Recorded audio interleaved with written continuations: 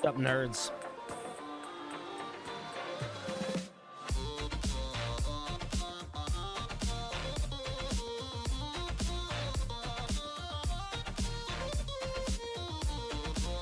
How's everybody doing?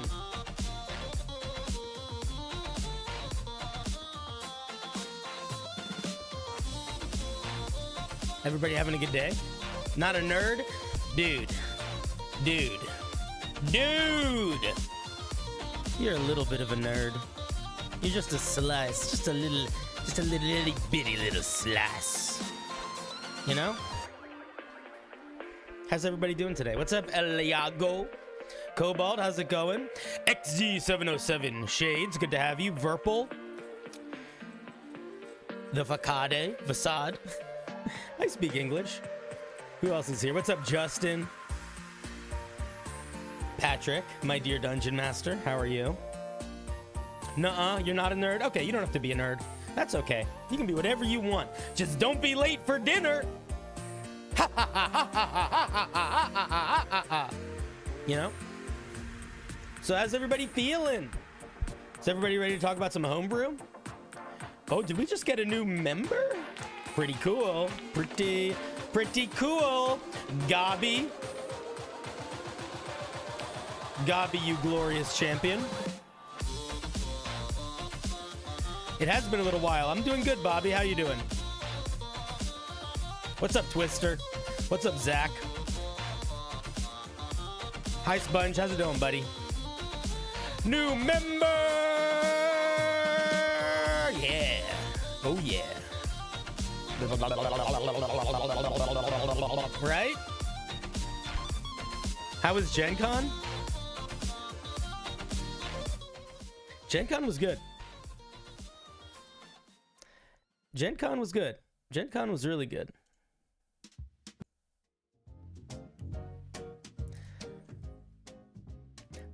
I didn't tell you guys about Gen Con. Here's what we're going to do.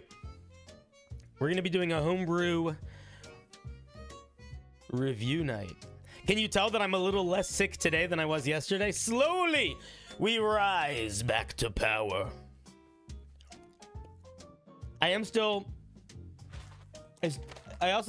have like a big bag of cough drops I'm going to be chomping on all night, but we're in a better spot. You submitted homebrew, but not the right way? Well, I guess we'll find out in a little bit, won't we? Gen Con was good. So Gen Con was my first time at a festival where I would go to events, like a party or a bar, and I didn't feel like I was like standing in the corner being super awkward. Hooray! Silent Strider, thank you for the sub. So when I went to PAX Unplugged, I had a fun time hanging out with my friends, like with my podcast crew. But overall, it was a lot of like very emotionally exhausting time. Like I go to a party and then I try to convince people that I'm worth talking to for 4 hours. And Gen Con was more like basically over this past year, I had made some friends with some people in the community. So Gen Con was a lot of like hanging out with people that I'm friends with that I haven't gotten to hang out with before. So for example, the person that I hung out with the most at Gen Con by far was Zach Speaks Giant. Also, the playmat, how's it going? Guys, I'll be shouting about this, but the playmat is going to be running a one-shot on September 21st on Jillian Foxglove's channel, and I'm going to be playing in it. And also, I think a couple other pretty cool people. But yeah, so I hung out with Zach Speaks Giant quite a lot at Gen Con, and it was the difference, I think, between it being fun and not. Well, not just hanging out with Zach, but having friends there, like Sachi and Adam, and I made friends with Taylor's Tavern. I don't know if she's another YouTuber, but we ended up hanging out most of the weekend throughout like parties and stuff like that. So it was a lot of like connecting with people that I don't really ever get to connect with. And then the other thing that was really cool about Gen Con, but also super weird, was that I went to a couple like big kid parties. Like I went to a couple like industry parties where they were like, oh, okay, fancy people, where I like dressed up, which was weird. But it was really fun too. And everybody. I didn't really meet any famous people. That's not true. I met Travis McElroy of the McElroy brothers very briefly. And then I ended up hanging out for a while with D&D Shorts, who's another YouTubey boy. So it was a good time. I was hanging out with other content creators. It also was a lot like my experience at like a music festival. So like the types of festivals that I would go to with my friends when I was a younger, more formidable flesh vessel would be ones where we would go camping and there would be music playing, but a lot of the festival wasn't even watching music. It was just hanging out in this massive campground with a bunch of other festival goers, and me and 20 to 30, sometimes more, but usually around 30 friends would build this giant like little compound, and we would just go crazy and have our little compound and run around and hang out with other little compounds. And it was in the middle of the summer, super hot. So all day was just like, oh my God, it's so hot. How do I survive until the night? And then the night would happen and everybody would like come to life, and you would go dancing and little parades and going on crazy Lizard King adventures. And Gen Con kind of felt like that, where it was, the days weren't overwhelmingly hot, but the days felt a little arduous in that it was a lot of walking around in like big areas with lots of people and like trying to figure out which place you're supposed to be. And then at night, it became like party mode, where it was like, okay, let's figure out where people are hanging out. Let's go be silly and let's stay out till 4 and 5 in the morning every single night. And in the same way that whenever I'm at a music festival, I completely lose my voice by the end of the weekend, I completely lost my voice by the end of Gen Con. So the last day of Gen Con, I sounded like this. This was just what my voice sounded like. And I couldn't really raise my voice higher than a whisper. Like, it was just gone. And that was the day that I met the most famous people that I met. 1 second.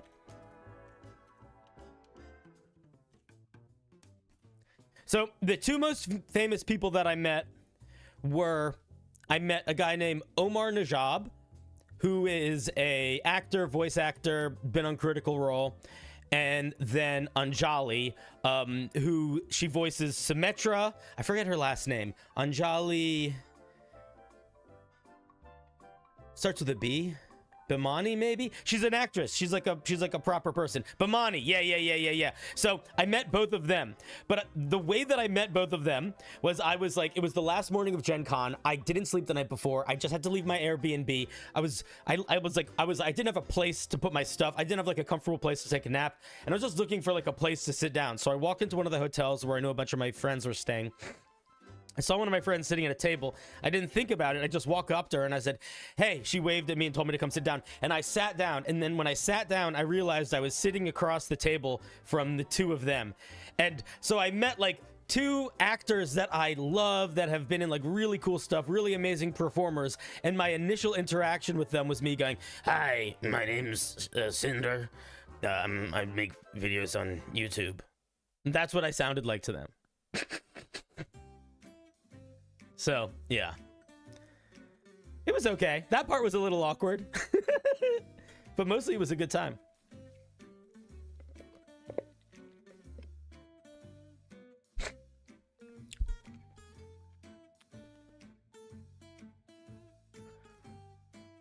You sent a funny link instead of a... What'd you send?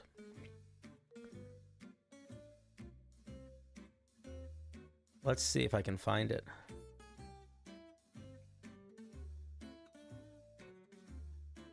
Okay. I'm not gonna just kick you out because that feels rude because you're new. But I'm gonna put you on timeout. You can come back tomorrow. No, you can come back in 30 minutes. And I'm taking you off the wheel. Poop. Okay. Now to ready your prayer. So yeah, Gen Con was a good time. Gen Con was a really good time.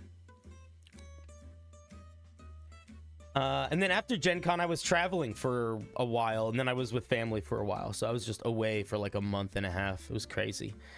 It was too much. It was too much. But we're back, boys and girls, creatures of the realm. And not only are we back, we are, we're doing some homebrew review. So there's the instructions right up here if you want to send something in. If you haven't sent something in yet. If you have already sent something in, great. And if you're that guy that I just timed out for 30 minutes, I apologize, you're not going to go up on the wheel.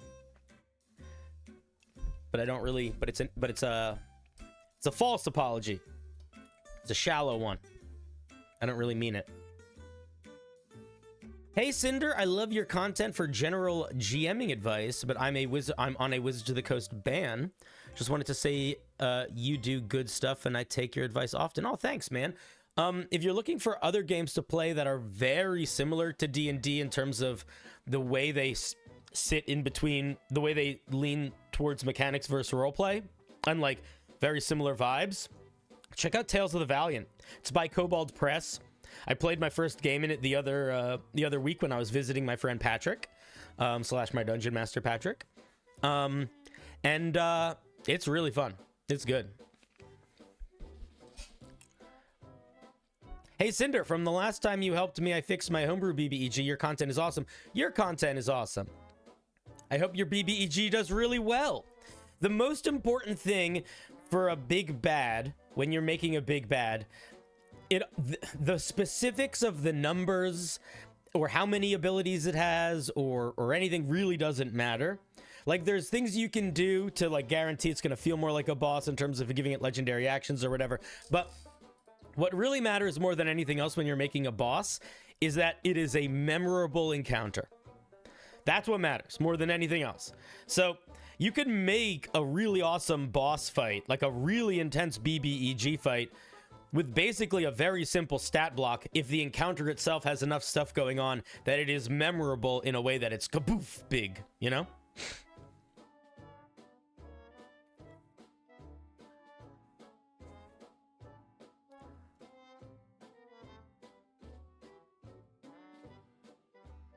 All right, let's see. What do we do here?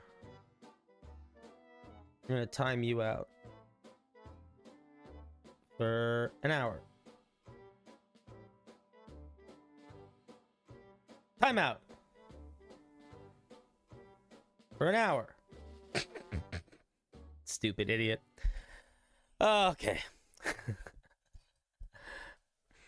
I didn't ban you, you dummy. Okay. I timed you out. Calm down. Lick your wounds and come back with a better joke, or come back with a better intention. But if you do a dumb joke that I don't like, then that's a, you know, I like a good joke, but I don't like a dumb one. I love a dumb joke, actually, if I'm being honest, but I like a good dumb joke. Good dumb jokes are probably the best jokes. What's up, Lorgu? I mean, Lorg. I remember. Lorg. Tradosio, hey, buddy. I've been so stressed opening a new location for my business. I've missed so much Cinder. You haven't missed that much Cinder. I've been away for a while. I know. See, I have a medium memory. Hey, Cinder. Oh, I read that comment already. You run a lot of Pathfinder. Pathfinder seems fun. I've only played a couple sessions in it, so I'm not super familiar with it yet. Puns are good. I am not good at making puns, but I do appreciate them. I don't ever laugh at puns, but I like a pun. They're a fun encounter. No, you don't get timed out for bad jokes. You do get timed out for filling out the form with a sending me a YouTube video, and then when I time you out on one platform for that, you hop into the other one and start spamming the chat. But not for bad jokes, no. Yeah, I don't know if you remember, but it was a fellow who used a baby cloaker mechanic. I leaned way more into the cloakers. Yeah. With their little swarm. Very cool. I'm glad it worked. I'm in a D&D club and it starts Monday. I don't know what class to play. We get our stats in D&D club so the DM knows we didn't cheat our rolls. I think that's good. I mean, in D&D, I usually don't roll for stats. I usually use the standard array or point buy, which are two other metrics systems you can use to build stats, because I think it's better when there's not so much randomness to where everyone's base power / weakness is. But if you're rolling for stats, that's totally fine too.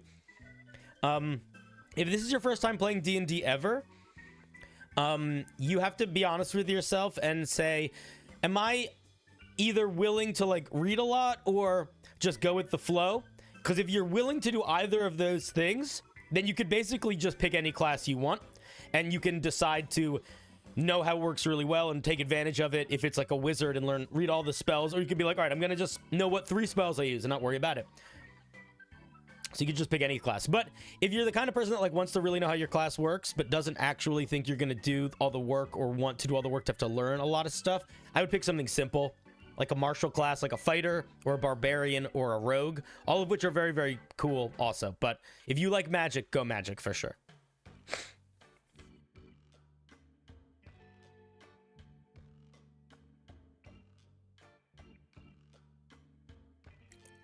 You love point buy, hate standard array? Standard array feels dull. I totally get hating standard array. You've been focusing on moving. Your moving's tricky. Your first was a wolf totem barbarian. You're thinking rogue or druid. Druids are really fun, but you just have to remember wild shape is not as powerful as you want it to be most of the time. And if you don't take advantage of your spells, you're gonna feel lackluster. So just you gotta be ready to read some spells and learn how they work. That's all. And same with wild shape.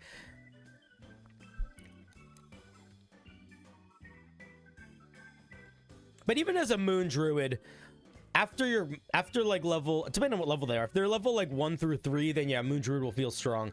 But after like level 4 or 5, after level 5, I think the wild shape starts to fall off for the moon druid.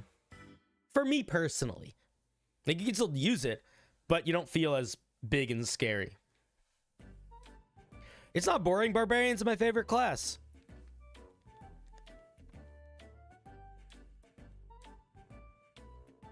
Bildo does an interesting thing when he's rolling stats. Bildo lets the whole group roll, and then they vote on which array to use. That's kind of interesting.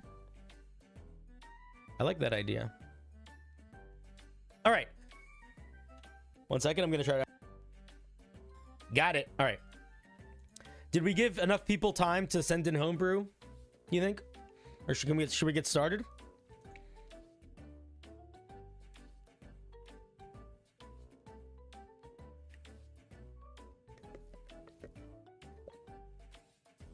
You're joining to start playing game Monday? And then you made the Get Big guy, the Dorgar Rune Knight? Fuck yeah.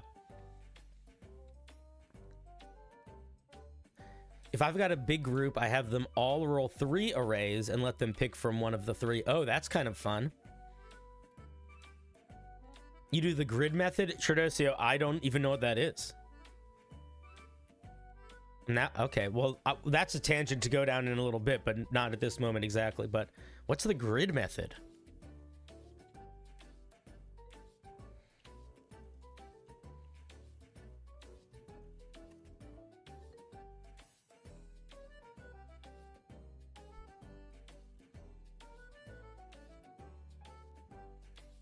Huh. All right. Here, you guys can read it if you want to. I think it's this.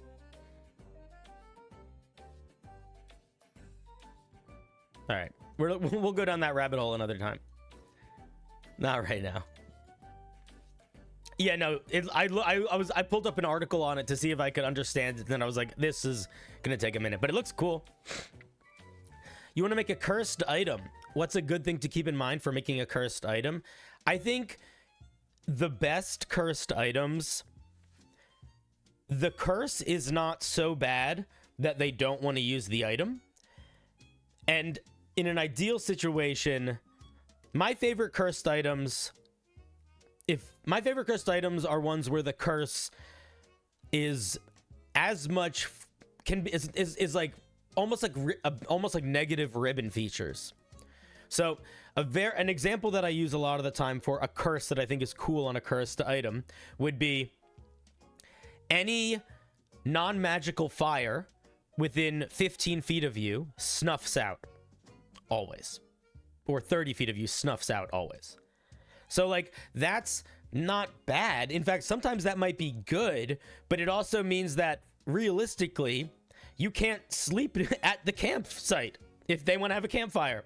If you go into a tavern, you're gonna turn off all the torches, and like people are gonna like kick you out of buildings and stuff.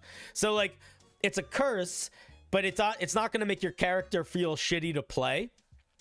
Yeah, that would be my main feedback. You don't want the curse to make the character feel shitty to play.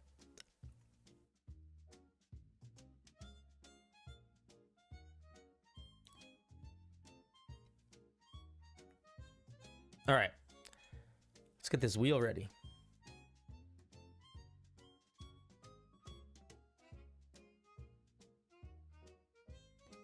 Why did the Google Forms menu change in a way that I don't like? All right, whatever.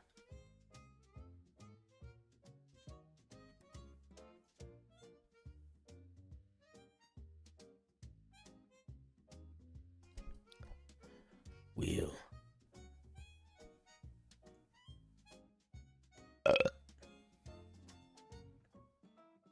All right, ready.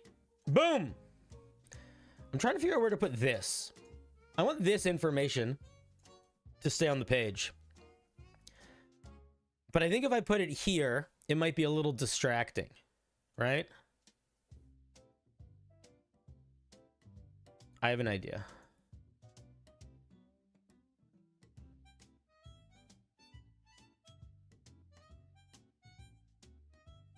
There. Does that make it easier to read? That way it won't get in the way too much.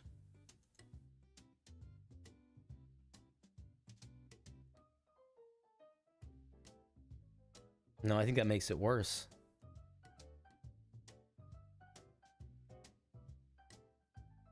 Is it going to be... I think here is probably okay. Right down here is good, probably, right? Much better. I can't make it change. I could probably make it change colors, but that would require me to take a little bit of time, and I don't want to actually spend any time on that. I just want to make sure that when randos pop in, they're like, how do I do this? They can just see it on the screen. Okay, cool. We'll leave it there. We'll leave it there. We'll leave it there. All right, let's see. Bottom of the list right now is Live Gamer. Is at the bottom of the list on the whole kit and caboodle. Let's just double check. Nope, we got a new one. Colton. Colton, aren't you glad I did a final check before the first spin? This is why we do final checks, friends.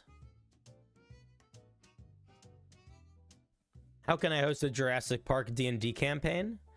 I think you just, what do you like about Jurassic Park? And try to build a game with that vibe. You know? Do you want to run a game that is about adventurers going to a safari island where all of these creatures from forgotten times and other dimensions are being held in a zoo, and then those creatures escape? So it's not exactly dinosaur Jurassic Park, but it's like the narrative arc of Jurassic Park, but from the context of D&D. Or do you want to run like proper Jurassic Park, where they are people from more of a less magical world, or maybe whatever magical world, and they're going to visit a place that is specifically full of dinosaurs? Because I think you could do either of those. But I think if you do the one where it's people are going to a place to specifically engage with the dinosaurs, and it's a little bit lower magic, you just have to be willing to have that like initial conversation with your players where it's like, this is a low magic campaign. You know, if you're doing one where it's like regular magic game, then suddenly you're told that there's a zoo that holds all of the ancient lost aberrations. You know, then it kind of fits the vibe of D&D, sort of on the nose, without you needing to like have a conversation about, is this what you want out of your game?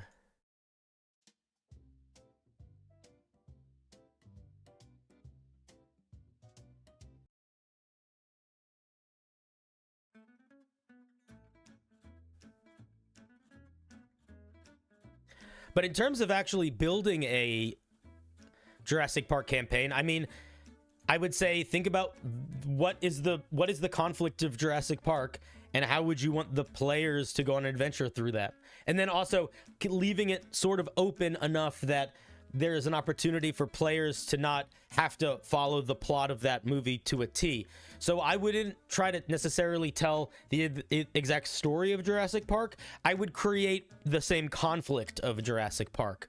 But without necessarily requiring the same plot beats. So what I mean by that is, instead of being like, okay, they get to the island, and then this happens, and then this happens, and then the dinosaurs here attack, and then this happens, and then they get the codes for this, and then they have to go here, and then they get to the like, instead of thinking about it like that, think about it like there is a strange park where there are dangerous creatures, and those creatures have gotten out.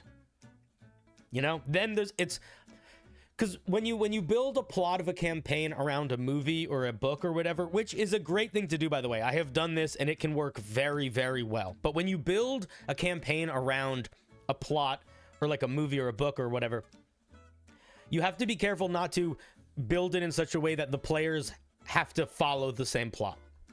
So I would lean into the conflict. This is also just how I plan D&D in general. I don't like planning plot. I like planning conflict because it intrinsically forces me to keep the players in a very strong position of agency, because I don't know how they're going to solve the problem. I just put all the pieces in play and don't make it in, you know, and am on this team of the players. So when they're like, okay, let's investigate the library, I'm not like, well, there wouldn't be anything in the library. Like, okay, cool, they're going to the library, there'll be something there, you know. A kids on bike system would be awesome for Jurassic Park. All right, let's give this wheel a little spin. A baga baga baga baga baga da boo. A bagadi bagadi bagadi bee. A bagadi boo. A bagadi bay. Is it Starfish? I don't know if we've looked at Homebrew from someone named Starfish before. This might be a new person.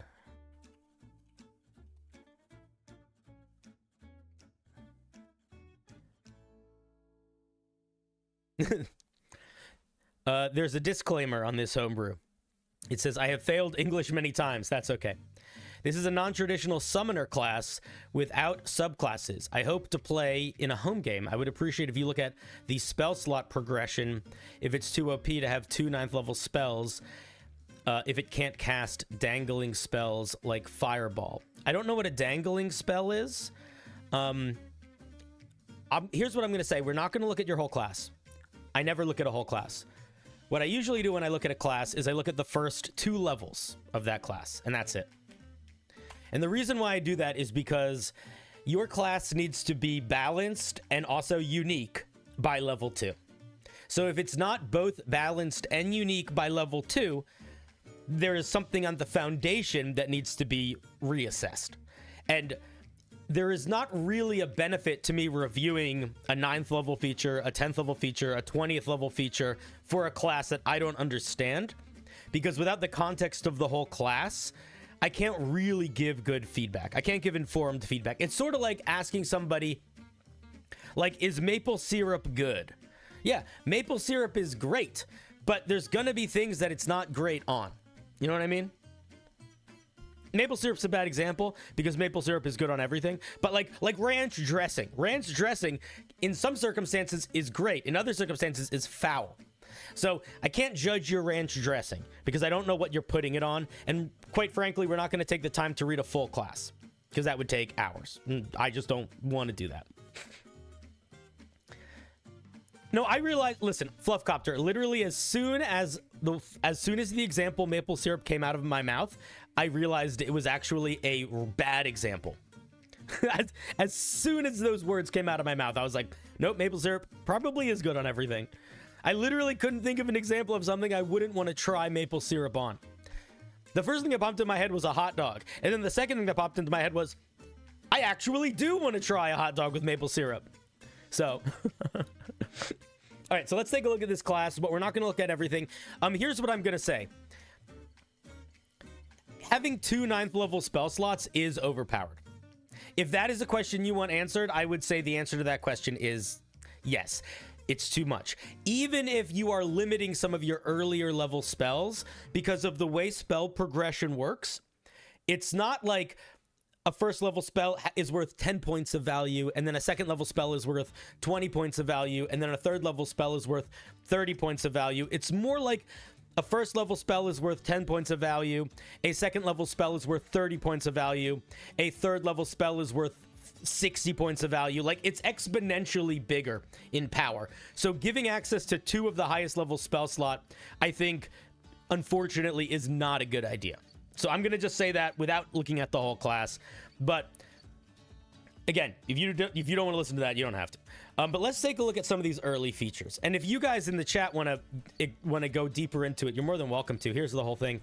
And if you, creator of this, who made this, Starfish, if you post this in my Discord, there's a section in my Discord specifically for writing and homebrew.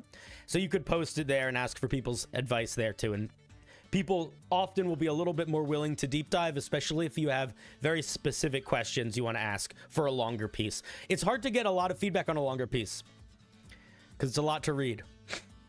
All right. So let's see what we got. We got a D6. Light armor, bows, and simple weapons. Intelligence and con. Pretty strong if we're an intelligence caster. We are. We're a ritual caster.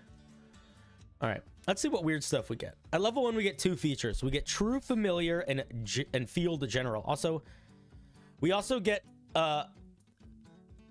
Wait a minute. Are we getting a 2nd level spell at level 1? Yeah, that's also too powerful. You can't get a 2nd level spell at level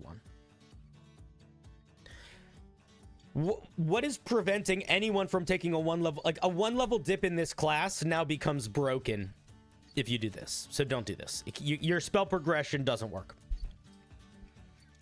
Especially considering your spells don't look like... really different. I mean, I guess we'll see. Maybe you'll say something in here that says they spells work really differently. Starting at level 1, as an action, the mage summons a creature from the universe of a CR 1/2 or lower within 50 feet of you. Can't be ooze, beast, undead, construct, playable race, or possible NPC. With hit points equal to their con +2, the creature is friendly to you and your allies and adopts your alignment icon. Okay, so I'm going to say something right now. If your goal is to write a fairly complicated class where you're summoning creatures and you are adjusting their hit points and there's very specific rules to which creatures you can and cannot summon and that sort of thing, you cannot write it like this. You said you failed English several times, so we're not going to spend too much time on that. I'm going to dive into the more of the mechanical feedback, but I am telling you immediately, you have to be honest with yourself and you have to decide, if I can't figure out how to format this on my own, I am going to actively ask for help from people to take the time to figure out how to format these words, how to phrase these sentences, or I'm going to look to the established material. I'm going to read the class features and the subclass features that allow you to summon creatures, or the spells that allow you to summon creatures, and try to pull the language from that I need to use here, because this is really unreadable, unfortunately, at the moment. And it's going to make it so people are just not going to ever engage with your homebrew. If you are also like, I can't do that. I have to write simply and not learn the formatting, and it's just not the vibe. I'm limited. I want to just write for fun. That's fine. But then your best friend in the world is simplicity. That doesn't even mean simplicity of concept, but I'm just going to give you an example. This is one sentence. Look how much information is being jammed into this one sentence, on top of the way that it's kind of poorly worded. Like, it's grammatically bad. But you're squeezing all of this into this block. Like, some of these could be bullet points. There's ways to format in a way that's going to fix that. And it's going to have a big impact. Okay, so what does this actually do? As an action, you can summon a creature of CR 1/2 or lower within 50 feet of you. You say it can't be ooze, beast, undead, construct, plant, playable race, or possible NPC. So playable races aren't creatures; they don't have CRs. And possible NPC, you don't need to. So you don't need to say this at all. Neither of these are ever going to be an option for summoning a creature ever. The other thing is, why are you listing all of the things we can't summon? It's so much easier to list all the things we can summon. Because if you list the things we can summon, we're just like, oh, I see that I can summon Fae and Elementals and whatever else, demons, devils, etc. But if I have to see the only thing I see is the things we can't summon, I have to like do research to understand the basic feature. I don't want to have to play a game to understand the mechanics. So instead of making me hunt for the information by saying these are the things you cannot pick, you want to give us the information by saying these are the things we can pick. And this is good feedback for any writing. This is not specific to this.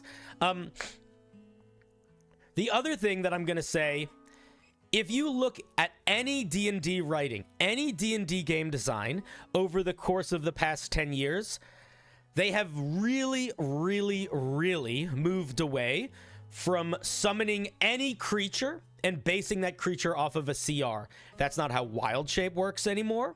That's not how any of the summoning spells or any of the summoning abilities work anymore.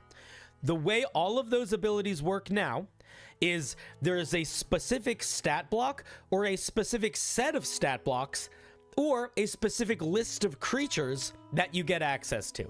And there's a reason for that. There's really two reasons for that. The first reason is this is very hard to keep track of, because it essentially is an ability where I need to hunt through a monster manual every time I want to use it to really get the full advantage of the feature, which is too much. And then the second reason is challenge rating is a really wonky system. It's a really wonky system. The difference between some challenge rating 1/2 creatures is night and day. And on top of that, there are always new books coming out with new monsters. And none of these monsters are balanced for players to have access to for that extreme a period of time. So this is not going to do you any favors. So what I would strongly encourage you to do is move away from this element of you summoning any creature of any CR and either building some stat blocks. And if you want this to be a summoning class, I would build a base stat block for every monster type available.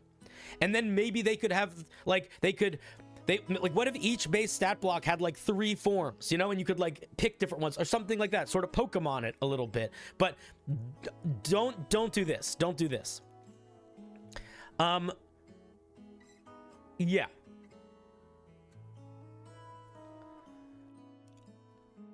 I'm going to read your other first level feature, but then we're probably going to be done looking at this homebrew. I'm not really going to review that much more. It feels so like I'll say a little bit more about this feature. It's infinite in use the way that it's written.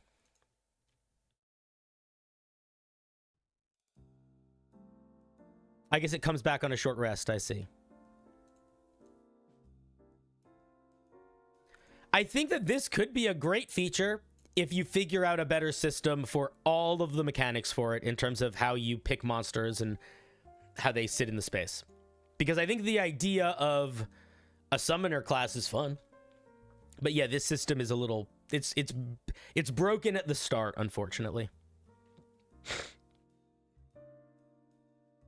The way that Wild Shape is going to work in 2024 book, I think, again, I don't have access to the books yet, so I've only seen things on YouTube videos, which is why we're not talking about any 2024 stuff yet. We're going to do some streams once I get access to the books, where we're going to very actively look at all the class and subclasses and sort of start trying to reverse engineer and extrapolate how we will write homebrew for the 2024 expansion. But I don't know enough about it yet, but I think the way the druid works now is you pick from a very specific list of beasts, and you have a limited variety. Let's take a look at field general. Also at level 1, you wield your familiars in battle like a tactician of an army. I think you should get rid of the word of an army here and just say like a tactician. Or you tactically can... I don't like the phrase wield, actually. I would change it to like you work with them. Try to think of a word that's less objectifying, I think. And a word that more is like they're your team. By giving up your action and bonus action, there should be a comma after this.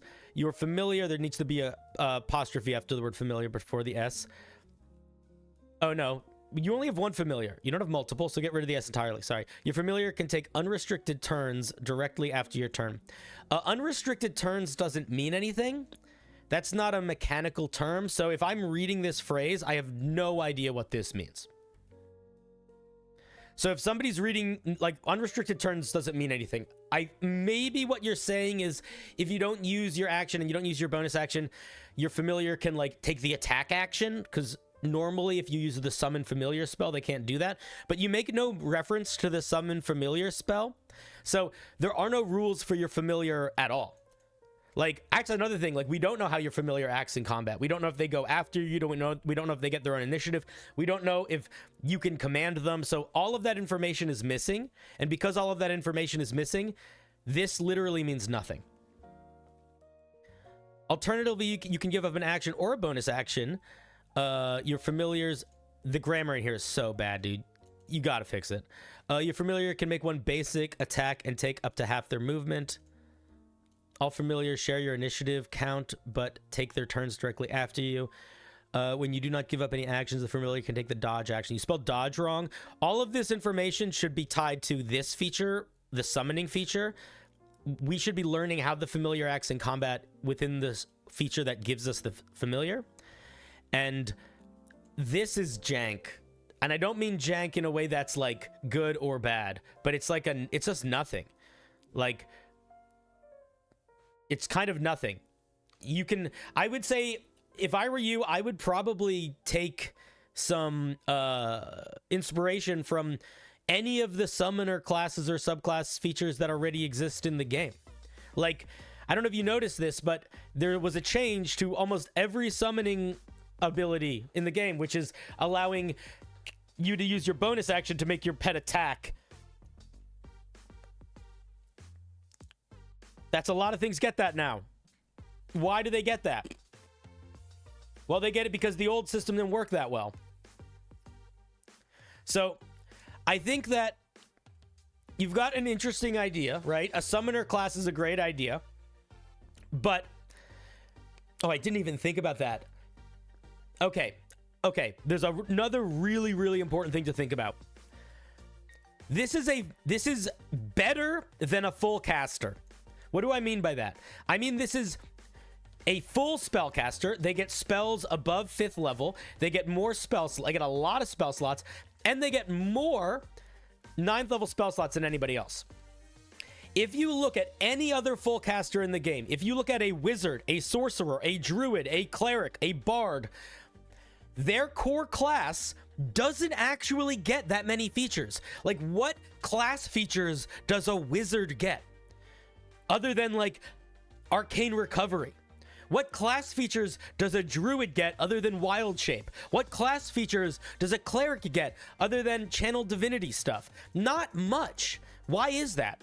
Well, the reason for that is to be a full spellcaster is incredibly powerful.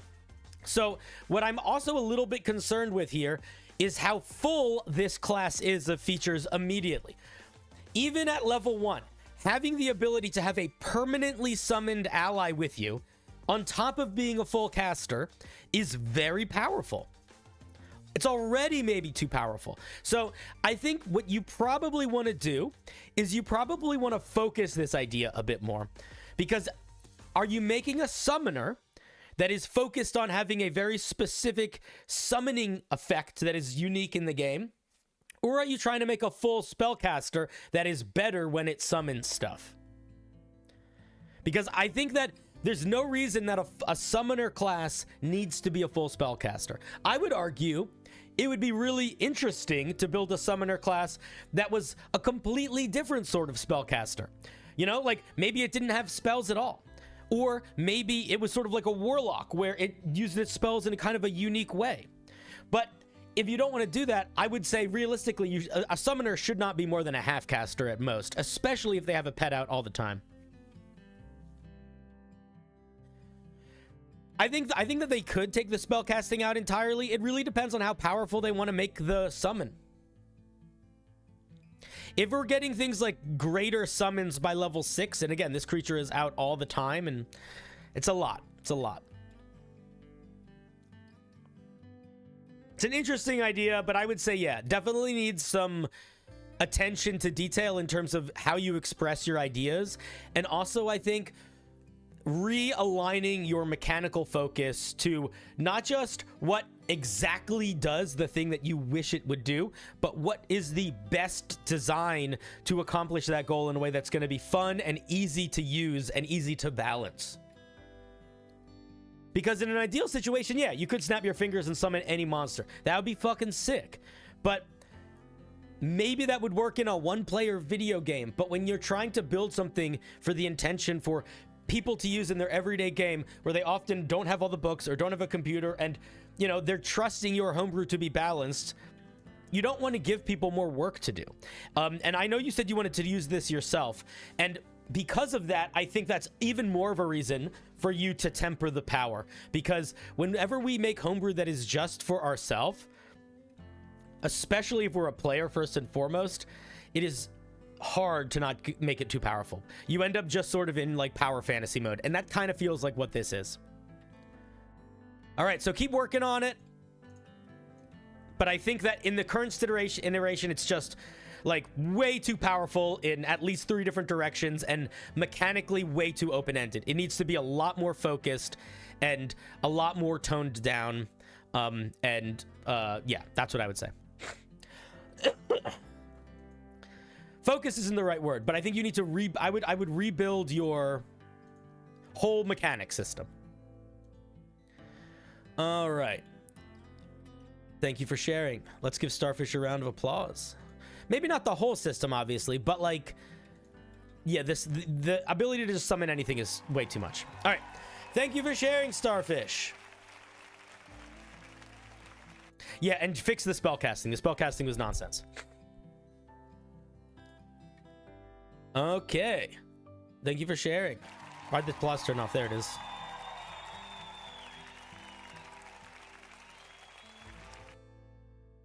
Kaboosh. Let's see if we got any new brew. Couple new pieces. Kaboosh.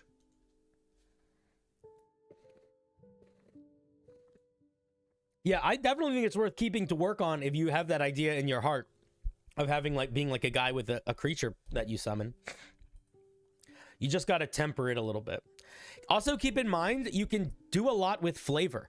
So, like, for example, instead of you being able to summon any monster, I would build 3 or 4 monster stat blocks that are like, there's the big bruiser monster stat block. There's the quick, nimble, stealthy monster stat block. There's the fly ranged monster stat block. And there's like the utility monster stat block. And you can flavor those to be anything. Like, you don't need to be able to make a rock golem and an ogre and a minotaur skeleton. You could just make the big monster stat block, and it could be flavored as any of those things.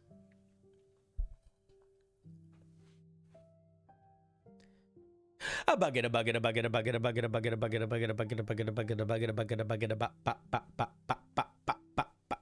bucket. Is it Dawn or is it Baba again? It's Dawn. What's up, Dawn? This is an ocean damage cantrip, unlike the others. I don't think there are any ocean damage cantrips. But I think you mean like the other cantrips in general. Let's see. Excuse me. Coral Spawn. It has a range of self with a 10-foot radius. You create a cloud of coral spores around you. Each creature in a 10-foot sphere has to make a con saving throw or take 1d4 poison damage. Interesting. Okay. I have some thoughts. I want to say I have 2 big thoughts. There's one big thing that's missing from here. First person to guess it wins. I'll count to 4. 1, 2, 3, 3.5, 4. Scaling, yes. So this needs to scale. So every damaging cantrip scales. So they at level 5, they do double dice. At level whatever, they do 3 times. And then at level whatever, they do 4 times the dice. So it needs that. The second thing that I would say if I were you is, let's think about the flavor of this spell for a second in terms of how we actually design the mechanics of it. You are summoning coral spores around you. I don't think that's an evocation spell. Do you know what I mean? I think that's a conjuration spell. I think you are summoning coral spores. So I would make this a conjuration spell, not an evocation spell. The other thing that I would say that I like about this a lot, and I just want to point out, is this is the biggest AoE cantrip in the game at the moment. A 10-foot radius sphere is big. You have things like Word of Radiance, which is just a 5-foot radius around you, or things like Acid Splash or whatever that bounce to one creature. This is a big radius. So I think the question that you need to ask yourself, and I don't know the answer here, but the question is, does the fact that it is 1d4 damage and poison damage, which is basically the worst damage type, does this balance it out? That's the question. Oh, why is the duration 1 minute? Yeah, the duration should be instantaneous. Yeah, why is the duration 1 minute? Dawn, are you here? Dawn, if you're in the chat, I don't know if this is a mistake or not, but this should be instantaneous. This should not be 1 minute. If your goal is that you make a cantrip that creates an aura around you that deals damage every turn, I would argue that is too powerful for a cantrip. I'm going to assume that this is a mistake and that instantaneous is the intended thing here. Hooray! But we'll see. Yo, Sally. Yo. Wish me luck. Just finished my 9-story palace for my players. Cool. They need to stop a marriage to save the sister of one of them. Okay. Last session I heard one of them say let's just cut off the dude's balls and I am scared. Well, first of all, Lork Frack, thank you for the 20. I appreciate that. That's very generous of you. I mean, you know what you could do? If you're really worried about him just cutting off his balls, you know what you could do? There's always a move that you could pull. You know what the move is? It's called the Secret Tin Man, or Terminator, a different one, where they go to cut off his balls, and then he's secretly a Warforged wearing a very thin layer of flesh, and there are no balls to cut. And then the question becomes, how does he plan on having heirs at all? And then you learn about his strange biomedical facility that he has below the castle, where he's trying to figure out how to combine Warforge and biology into this new sort of xenomorph kind of thing. And then, surprise, we're playing aliens. Just saying, if your players go low, you go lower. Or higher. Or deep into their chest. I don't know if that works for you or not, but that's immediately where my head went.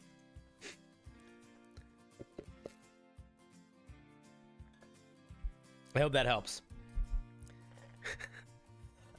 Or at least entertains. Okay. So yeah, I think it's an interesting idea. I don't know if the 10-foot radius is going to interact with any other spells or abilities in ways that would, like, feel busted, but assuming this is just an instantaneous spell, I think the 1d4 poison damage maybe balances out it being a bigger area of effect. If a player in my game wanted to use this cantrip, I would be super open to them using it. I think the only time I would be against it is if they started figuring out like weird cheese mechanics with it, and then we might have to talk about it. But if they were high enough level and the weird cheese mechanics weren't even affecting the game, I probably wouldn't care that much. 7th level evocation spell, regrow balls. Word. That works too. All right, those are my thoughts. Who shared this? Dawn, thank you for sharing. Let's give Dawn a round of applause.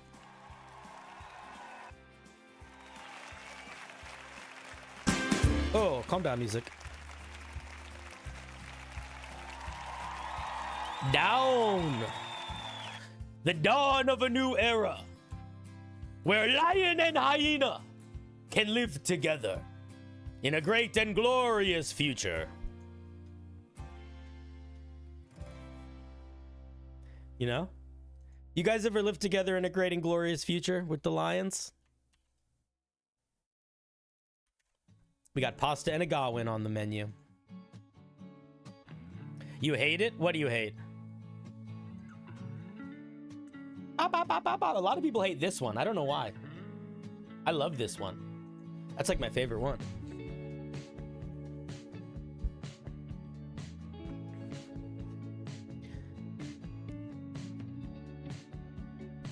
Regrow balls is a transmutation spell.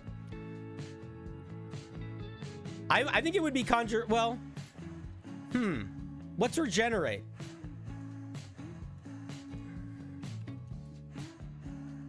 No, not regenerate. What's the spell that regenerates? It is regenerate.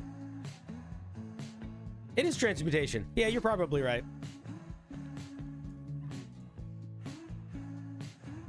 I buy that. I don't think it... I'll be honest, Shades. I don't think it was a trans joke. If it was a trans joke,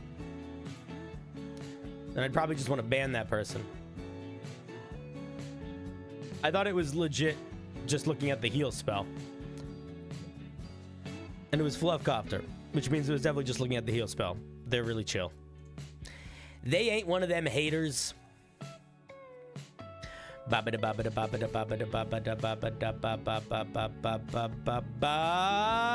Josiah Creel.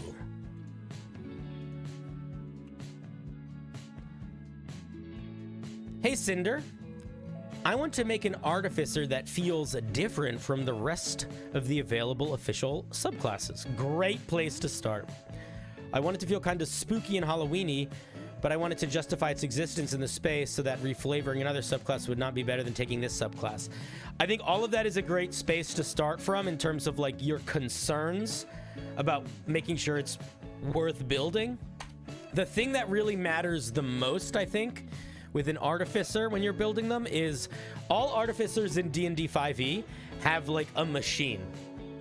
So I think the question is, how do you represent that idea? And does that idea feel unique and new?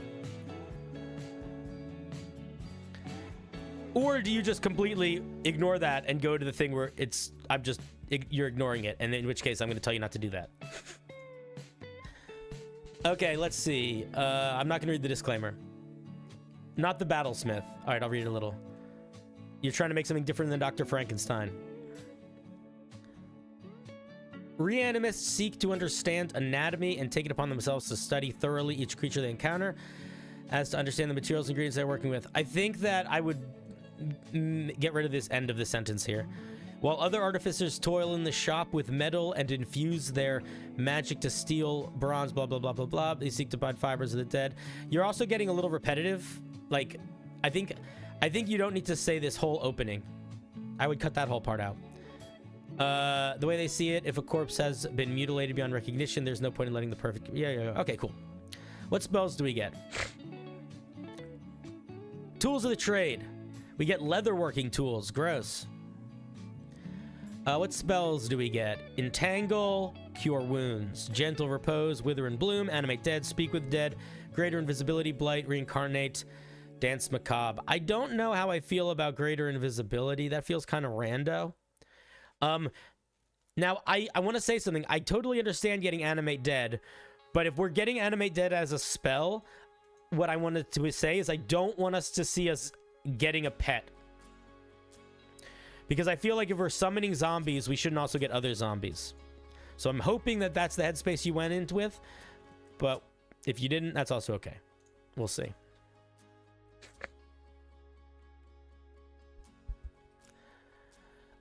When tinkering with the dead, did I share this with the chat, by the way? There you go. When tinkering with the dead, you have found a certain set of ways in which you can articulate the parts of them, parts to make them fit your needs. Who sent this? So Josiah, this is going to be, I'm not going to mention this too much unless I get frustrated by it again, in which case I apologize. But all of your sentences are overly long. I'm just going to read this. We're going to get into the mechanics again, but this matters as much as any mechanics. Probably more, because this matters way more than this piece of homebrew. This matters for all of your writing from now until the end of time.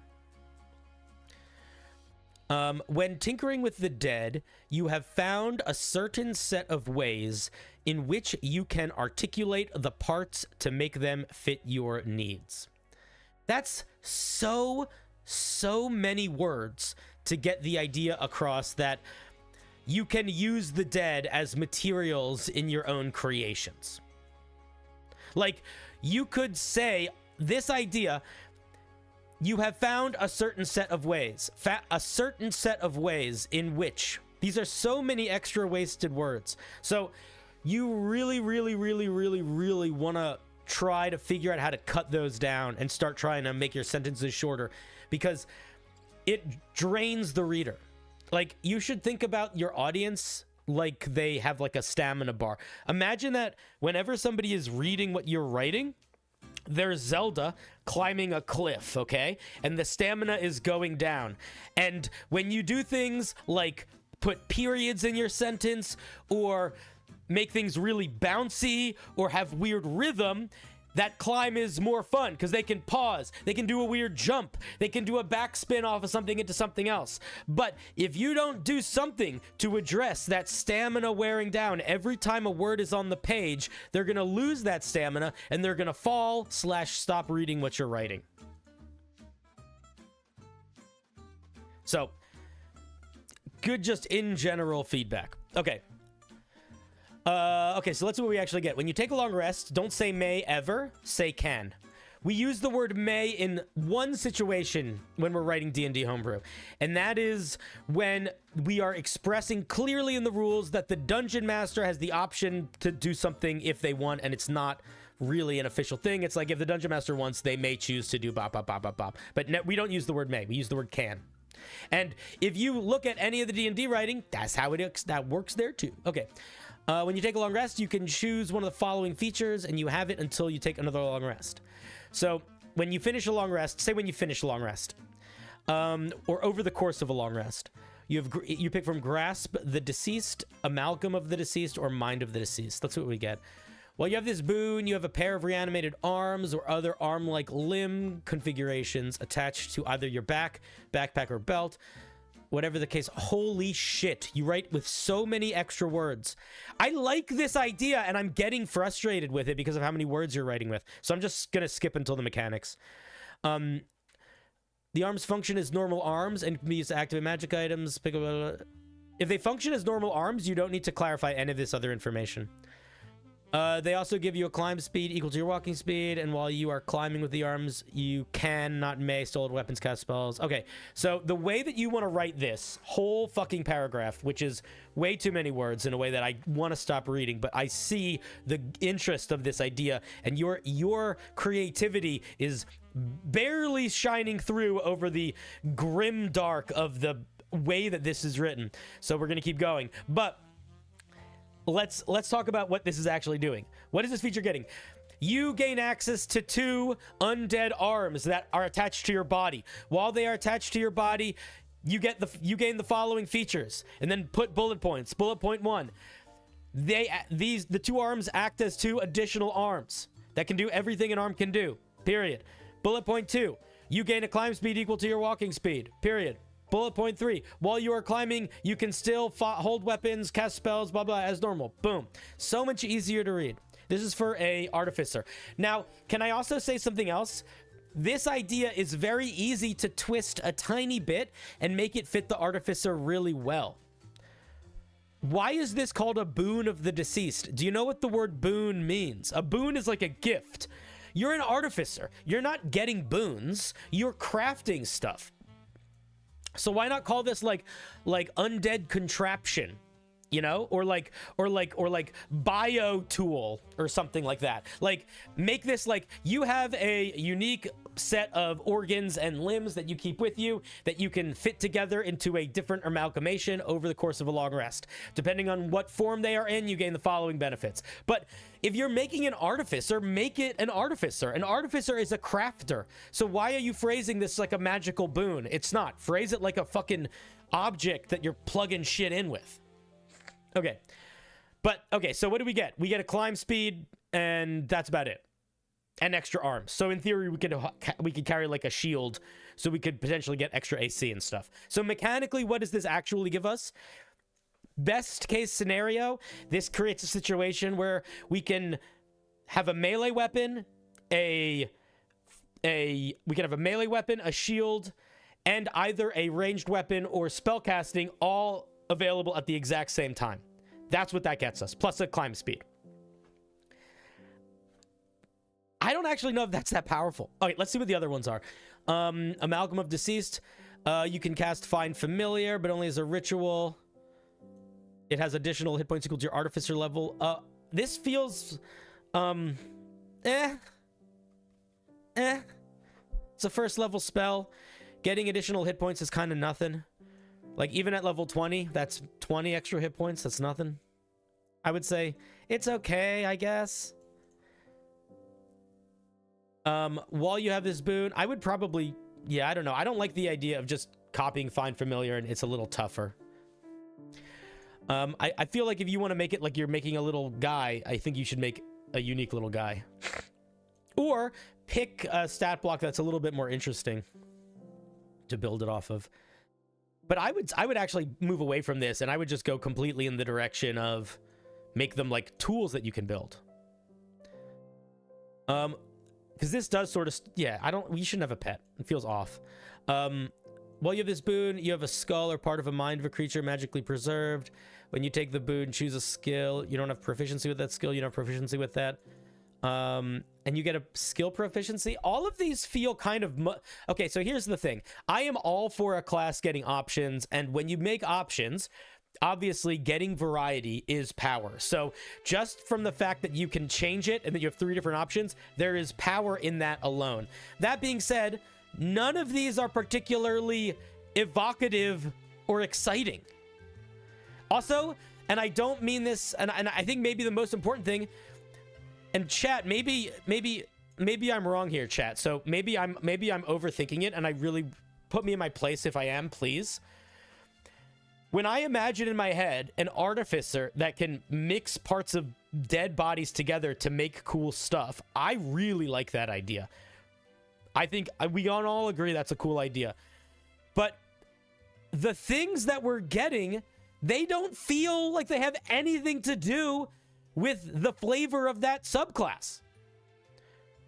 Like, we're getting an extra skill or a familiar... or the ability to carry a shield and a sword and climb. Like, how does that make us feel like we are building stuff out of the dead? I don't think it doesn't feel like it does to me.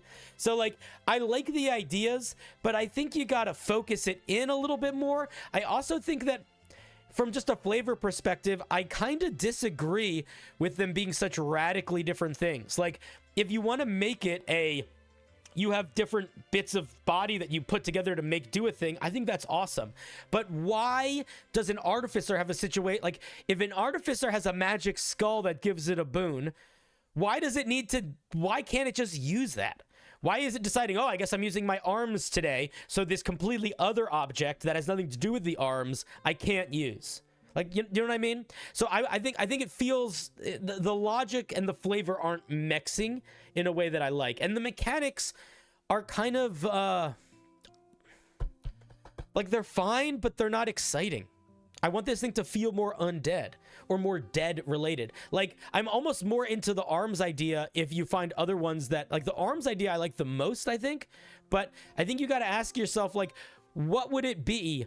to make this thing... Okay, so I'm going to give you an example of what I mean by that. I'll give you a tiny example. So let's say you have this machine, this bits of organ and stuff that you are mixing with biology machine to make work. So it's like a backpack or whatever, okay? One mode, you plug in 2 undead arms.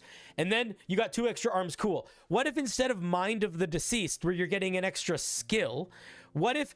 it's like a helmet that you can plug in, and then when that helmet is on, you are immune to the poisoned and the frightened condition or something, because you get some like undead ability over your head. Or like you plug it into your chest, and when it's plugged into your chest, like you take extra healing, or you have advantage on death saving throws. I don't know, but stuff that makes it feel like it's enhanced. I don't know, like stuff that leans into the dead side of it, I think would be better in terms of making it feel unique, because mechanically what we're getting here doesn't feel super unique outside of a wide variety of different types of options. Like, what's unique here is that all of these are really different from each other, but I don't think they're unique in a way that is selling the fiction of the undead, of the reanimist artificer.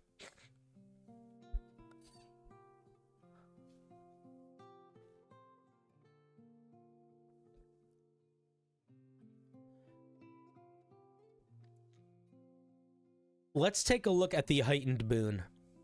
At 5th level, when you choose your boon, you gain the benefits. You get other benefits as well. Okay, so another thing to keep in mind: at 5th level, artificers don't get anything that powerful. Artificers at 5th level get one of two things: they get extra attack, or they get roughly 1d8 more damage around, give or take. That's it. So if this is more powerful than that, the answer is nope, doesn't work. And if you want to build this thing in a way that it is more combat focused, make it just straight up extra attack. And if you want to make it in a way that's more utility focused, maybe give it some other minor feature. But let's see what you gave it. You can now create 4 appendages. It allows you to climb with 2 hands free. You're leaning into this extra arms. Extra arms really don't equal extra power in D&D, aside from you can carry a shield, but like shields don't stack, so you couldn't have like 6 shields. And having more weapons doesn't lead to you having like more attacks or anything. And honestly, most dungeon masters don't really pay attention to people switching out weapons, and I think you're leaning into the more arms too much. You count as 1 size larger for carrying capacity, and it only costs you 5 feet of movement to get up from being prone. You can now choose any beast stat block as long as it's CR1 or lower or medium size. This is also completely broken. Yeah, you shouldn't just get a pet bear at level 1. You just have. I don't know. I think that's too much. Whenever you make a check, you could use this feature. You get a D6. You may choose to take a D6 plus your proficiency bonus. Don't write plus. Do the symbol for it to make the roll a 10. This is an interesting mechanic. Okay, I really like this. I like the idea of you can do damage to decide the roll can't be lower than a 10. I would say you probably shouldn't be able to do... I guess you could do it after the roll. I like this mechanic, but again, same feedback, man. I think that you got to pick a lane with this thing a bit more, because now we're level 5 and our damage output kind of sucks in all direct. Like, we're not good. That's the thing. Is like this class isn't... It's a little too... The mechanics go in too many different directions, and like... I guess this is the only real option that makes sense if you want to be able to keep up in the game kind of at all at this point. And this is way too early, I think, to get a feature like this. Even though it's good, it also doesn't really fit for an Artificer. Artificers already get a version of this called Flash of Genius, which essentially is a different way to boost a check. I don't think we need to be double dipping in that. It sort of feels redundant on an Artificer. And yeah, being able to like up carrying capacity and have more limbs, this doesn't really give you any extra power. And this is the only one that feels like it gives you extra power, and it gives you too much power, I think.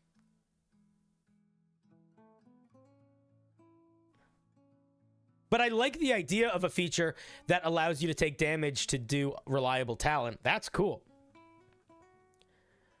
At 9th level, when you take a long rest, you can change your Artificer infusions or Buddha. You can infuse 2 additional items, as long as they meet the requirements. They must have been made by you out of the remains of another creature. And you take damage? Why are we taking damage? I feel like you're trying to force a wizard idea into an Artificer. Artificers are craftsmen. Why are they taking damage for this? It doesn't make sense to me.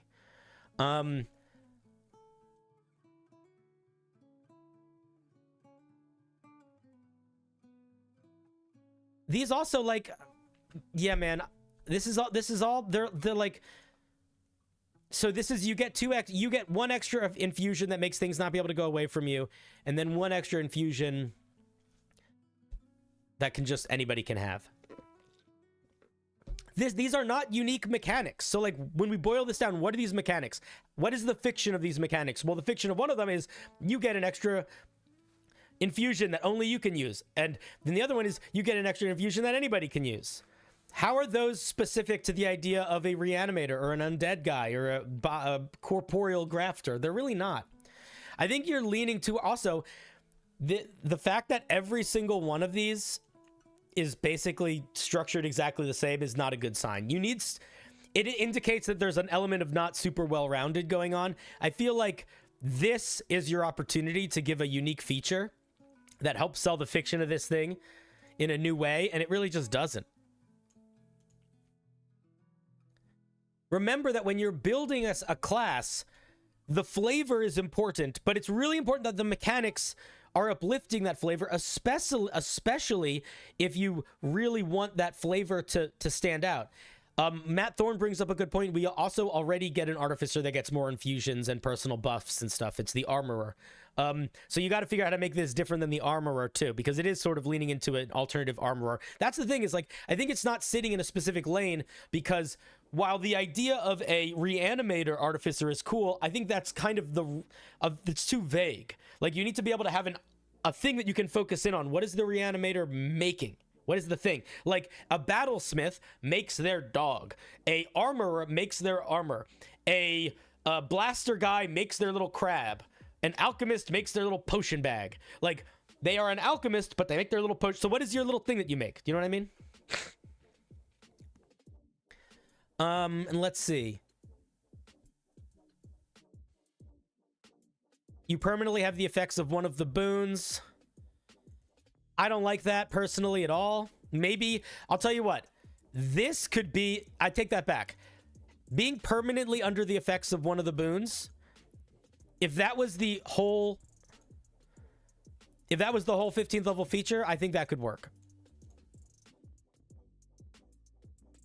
And now we're getting big weapons that crit on a 19 or 20 and deal more slashing damage than a fighter can do, and can't roll lower than a 10.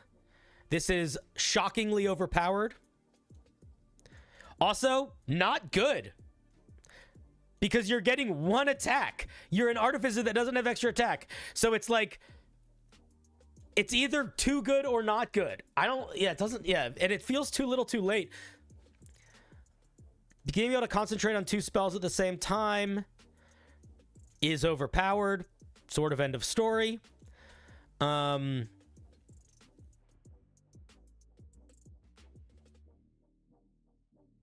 now you're just getting expertise and extra reliable talent. Yeah, dude, we got to get unique features, man. No, this guy can't attack with intelligence. So you're going to be making a strength-based attack. So you're never going to use this option. This is what's going to happen. You're only ever going to use this option. Maybe this one a little bit. But beyond that, I think the idea is cool. I think the execution needs a lot of work. Because it's a little too divergent in the different paths we go, both from a mechanical perspective. Like, it's covering too much ground mechanically, but also flavor perspective. It doesn't have a clear image in my head of like what its vibe is supposed to be. And the vibe that is the most clear doesn't feel like an Artificer. It feels it feels almost like a Warlock that has like different artifacts that they pull out and do a weird thing with that they found. But then on top of that, the features are either overpowered or sort of like, they don't feel unique to sell this fiction. They're just like a bunch of different stuff. So I think you need to focus in on the idea and try to really think about what mechanics you can give this thing that are gonna, not just flavor, but mechanics can you give this thing that are gonna feel like they're unified around a single idea, which right now this is not. But that whatever that idea is, figure that out. But then that the mechanics themselves are giving you genuinely unique features that sell the specific fiction of you being a Reanimator, and maybe being a little bit more clear about what that means. Yeah, all of the 15th level stuff is OP. Except for this one, but the only reason why this is not OP is because you don't get extra attack or any special ways to make this attack, so you're gonna suck with it. But yeah, this is it's like, it needs to pick more of a lane. It's an interesting idea, but you really gotta focus its direction in a bit. All right. That was Josiah. Let's give Josiah a round of applause.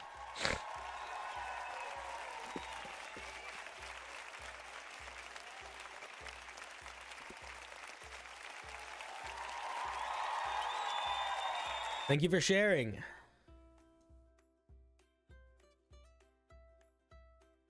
Kaboosh.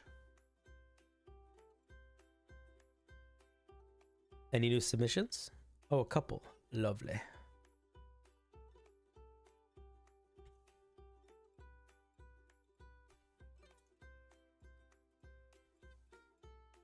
Hey Cinder, I've been working on a Tesla-inspired Artificer for a Wild West-themed campaign. I'm trying to make it distinct from the Battlesmith, so I'm avoiding being a pet class. My main idea is being able to make different electrical components that actually design things.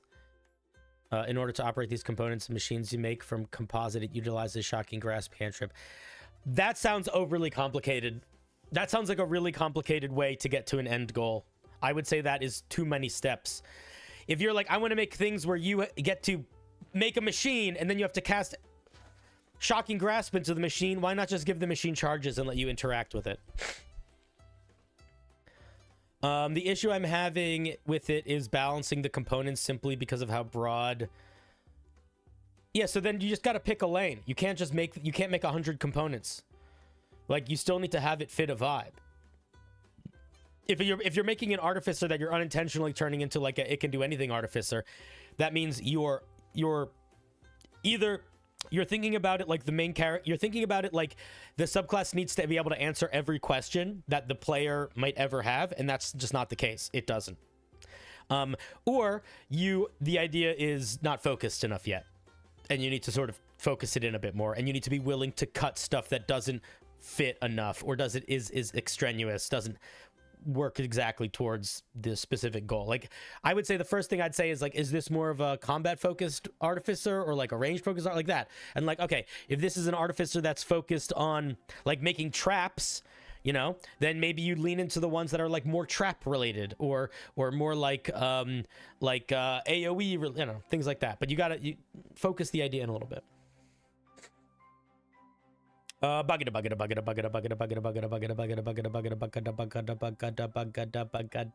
that system sounds overly complicated in a way that if I ever read it, that will be my feedback. Like, why take 3 steps to get to an end goal when you can take 2? Next is Sam/Facade. I wanted to add better support to unarmed combatants, especially those that want to use the natural weapons provided by many races and some classes. This is part of an in-progress set of quick attune items that aren't super powerful but are very versatile. I don't know what you mean by quick attune items, so we're just going to ignore that unless it is super pertinent. So this is called Fashioned Ferocity, a magic item.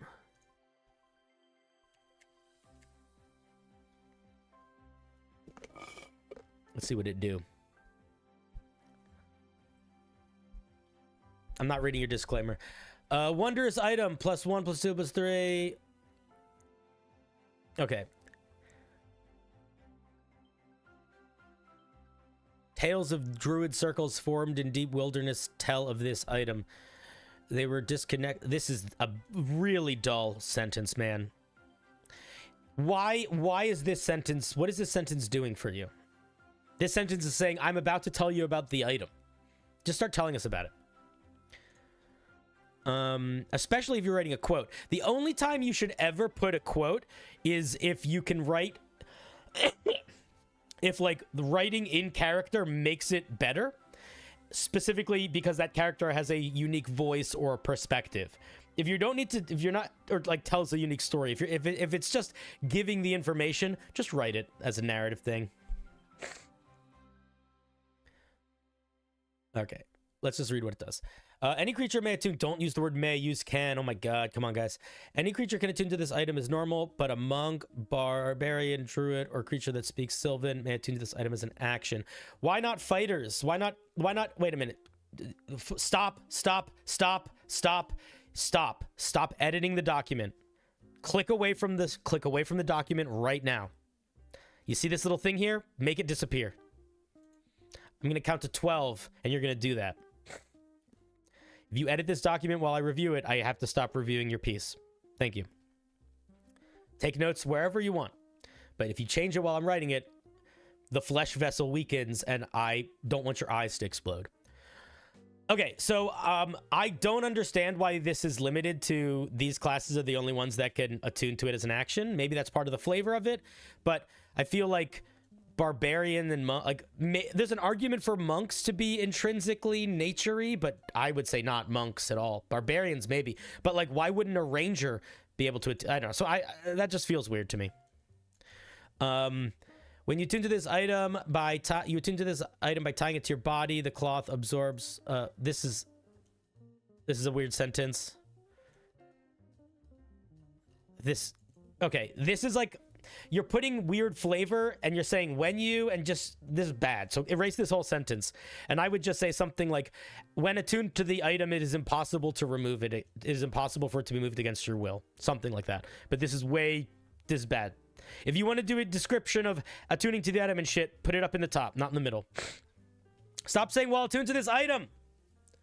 We know that you're attuned to it by this point. Holy moly.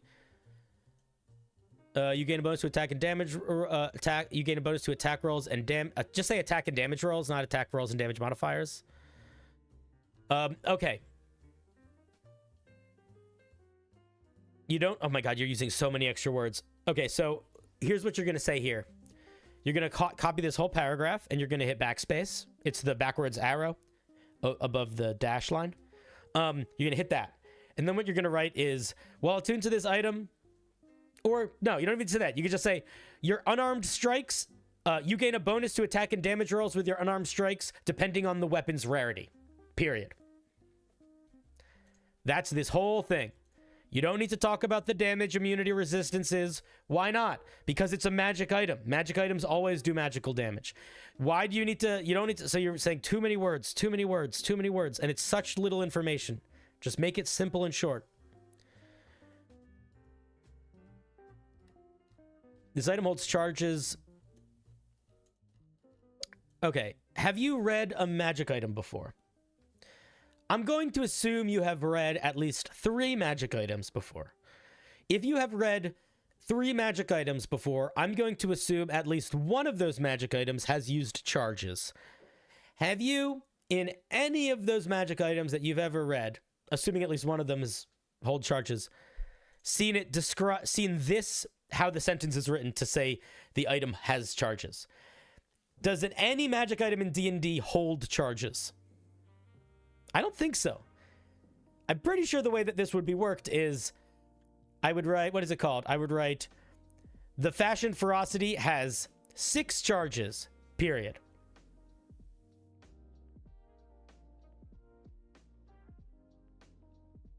It regains 1d6 charges at the end of a long rest. Something like that. But why does that matter? That matters because this is a fairly straightforward item. This is a simple item. That doesn't mean it's a bad item. That doesn't mean it's a good item. I would argue it actually makes it, I would argue there is more of an argument that makes it a good item. But it's a pain in the ass to read. And it's simple. This is not a complicated item. You have to make your writing address the work in a way that people flow through it. I shouldn't have to take 5 minutes to read this item. I should be able to read this in 4 seconds. So simplify this writing. And then the reason why I'm giving you gaff about this is every time you break from the way that people expect things to be written in D&D, it triggers something in their brain that is going to do one of 2 things. It is either going to annoy them, or it is going to make them think you don't know what you're talking about and they don't want to read your writing anymore. It's not going to necessarily do that a lot, but it's going to do it a little. And it's going to do it a little every single time. And that has nothing to do with you at all. That has to do with our lizard brain and how we do pattern recognition. And we are so used to all of the proper ways that D&D is written from reading the proper things that when something is not written that way, it feels improper. The other side of that coin is when you take the time to write it in the way that the established material is written, the lizard brain helps you because the lizard brain makes you think, oh, this feels more professional. This feels right. So the difference between taking the time to write it out in the way that the official stuff is written versus not is often the difference between somebody wanting your homebrew, using your homebrew, liking your homebrew. So let's think about what this does. It gets a number of charges depending on its rarity. So I would say this item, I would say this item, I would call it by name. I would say Ferocity has a number of charges equal to its rarity. And then you could put this little thingy in here. It regages all charges after a short or long rest. No. Items do not regain charges on short or long rests. Character abilities, player abilities regain charges on short and long rests. Items regain charges at specific set moments under specific conditions. That condition might be at dawn. That condition might be at dusk. That condition might be when submerged in seawater for an hour. But they don't recharge on rest. So pick a time of day. Realistically, I'd make it long. I'd make it like dusk or dawn. That's the easy option. We don't know what the charges do. So I wouldn't say in addition before you tell us what the charges do. Whenever you make an attack with a natural weapon, you can expend a charge. Yeah, so why are you saying in addition here? So just cut this out. Whenever you make an attack with a natural weapon, I would say whenever you hit with an attack with a natural weapon, you can expend a charge to change its damage type to Psychic, Necrotic, Force, Radiant, or Poison. Why is Poison on the list? You've given us the 4 most powerful damage options, and then the worst. So why is that on the list? Until the beginning of your next turn. I would probably make this, if it's a thing that happens until the beginning of your next turn, I would make this like a bonus action to activate. Or maybe at the start of your turn, you can choose to expend a charge. Something like that. Okay, so let's talk about what this thing actually does. It's basically, it's between a +1 and 3 bonus to your unarmed strikes and the ability to change them into elemental damage types. Or not elemental, but like Outer Realms damage types. I think that idea is great. It's simple, super straightforward. I think it would be a lot of fun for people to use. Love it. If your goal is to improve as a writer, there is no reason on earth that this should be 3 full paragraphs. This should be 3 sentences. This is way, way overly wordy for what this item does. And unfortunately, that's going to often be the difference between someone using it or not. And I'll tell you why, specifically for something like this. I don't mind reading through it and sort of breaking it down here. But if I was just looking at this item online, when I got to the end of it, I'd be kind of pissed off. I'd be like, wait a minute, that's all it does? It's a +1, plus I can change my damage type every now and then? Why the fuck did it take so long? I would be mad, because I'd be like, why did it take so long to read that? And, like, that's not a good way for someone to feel at the end of a piece. So, simplify your writing, man. It's gonna so dramatically improve things. Yeah, it's basically, this is a paragraph that's taking up 3 paragraphs of space. And these sentences are fucking long. All of these sentences are long. Look how long all of them are. It really makes it tedious to read. But it's a cool idea. I think it's a great, simple idea for a magic item. +1 weapon. I like the idea that you can activate it quickly. I think that's cool. I can plug them in. I probably would make it a bonus action to attune to them so you could use them on the turn that you activated them. Otherwise, I don't think they're as interesting. But that's just me. But yeah, those be my thoughts. All right, Facade. Thank you very much. Let's give them a round of applause. Thank you for sharing. Pretty fun, straightforward item. A little bit handicapped by its overly wordiness, but full of potential nonetheless. Full of potential. Thank you for sharing, buddy. We got 2 new ones. 2 freshies for the list.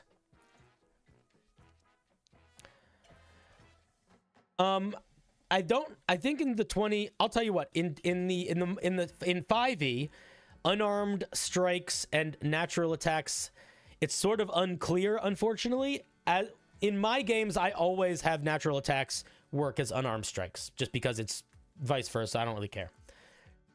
But that's because 5e is really bad with unarmed strikes versus natural attacks and versus weapon attacks in terms of features. So in my home games, I just yes and all of that. If you want to punch smite as a paladin, great. I'm into it. So officially, I don't get, who cares? But in terms of like, I think, because it doesn't break the game to allow unarmed strikes to work with that kind of stuff and things like that. What's up, Lauren? Con was good. I got to hang out with my homies.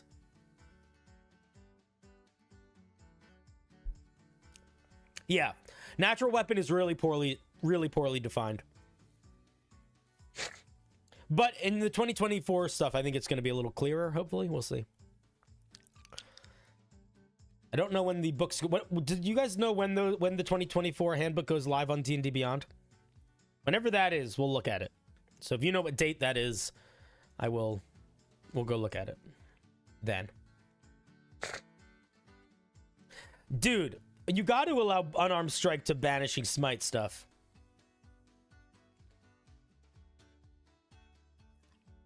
We got to get connected to their influencer people. I don't know how to do that, man.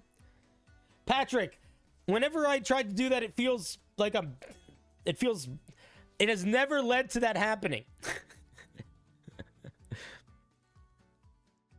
Maybe one day they'll be like, oh, he's cool.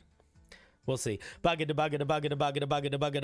I'm hoping is maybe if we are sort of the spearhead in talking about the 2024 handbook Homebrew, that'll make Wizards of the Coast be like, oh, we now like you or know you exist.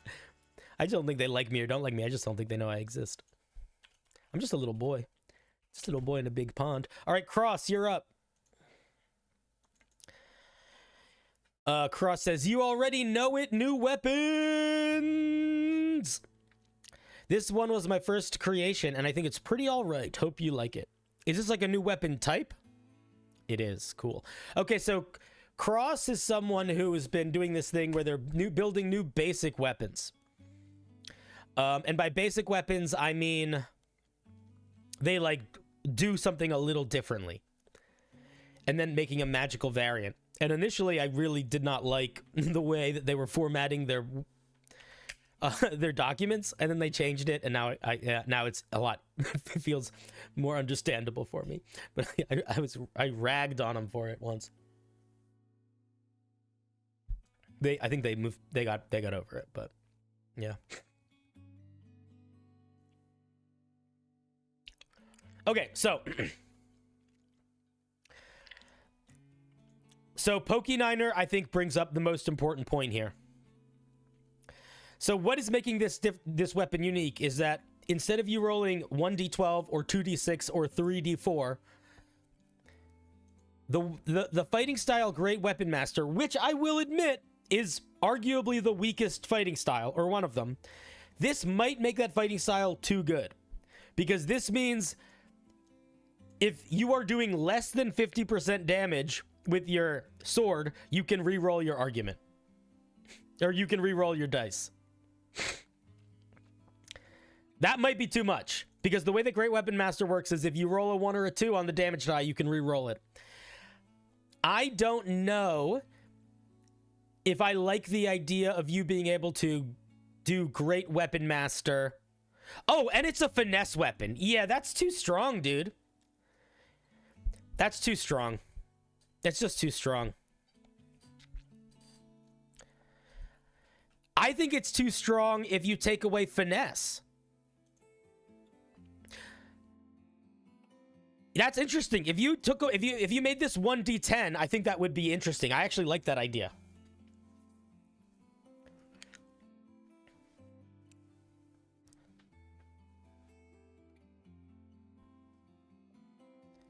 So yeah, I would say this, I think, is significantly stronger than any of your basic new weapons that you've showed me in a way that is worth addressing, because the power of this item is it's noticeably stronger than any of the other new basic items you've showed me, specifically with how Great Weapon Master works with here and it being a finesse weapon. I kind of like the idea of it being all of this is the same. You just make this a D10.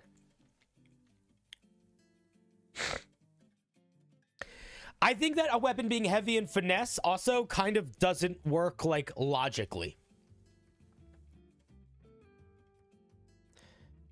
They kind of are, like, disparaging ideas. So I don't know. It feels it's like the fantasy is like I can't visual like you know what I mean? Like it doesn't make sense in my head. All right. So yeah, I don't know. This feels off. What does this one do? It has charges. It should have its own spell save DC. The DC shouldn't be based on your stuff. I've told you this 100 fucking times. I'm tired of telling you this. Why is that? Why should the DC of an item not be based on your character stats? Can anybody in the chat tell me? Or rather, why should it not be the case for stuff that you want to like put out publicly? Or what does it do?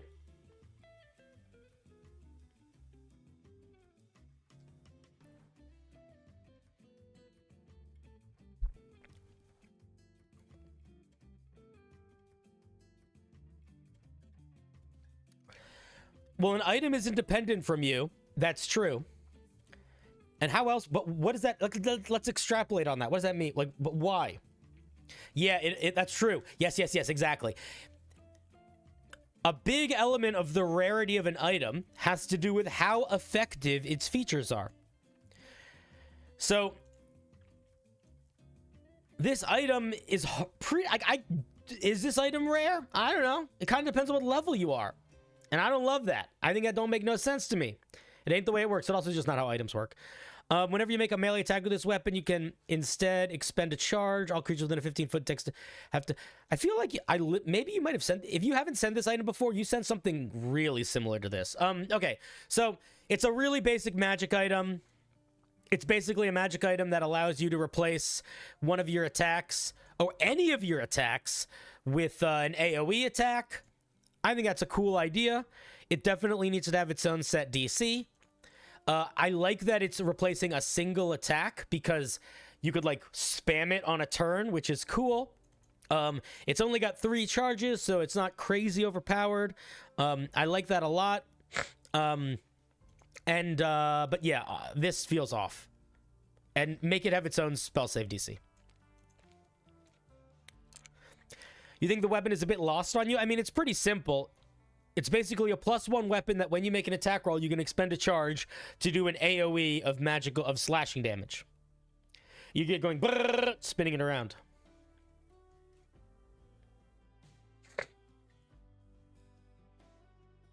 You mean the base weapon? Yeah, the base weapon feels off.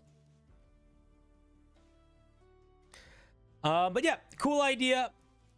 Play around with it a little bit. I think that its suggestion that this should be a D10 is kind of perfect. Yeah, those would be my thoughts.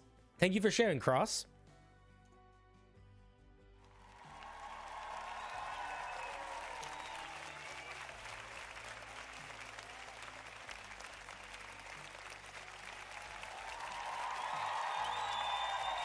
If it wasn't heavy, it would be stronger. Heavy is a downgrade. Heavy doesn't give you any benefits. So if you took away the heavy property, it would just be even more powerful.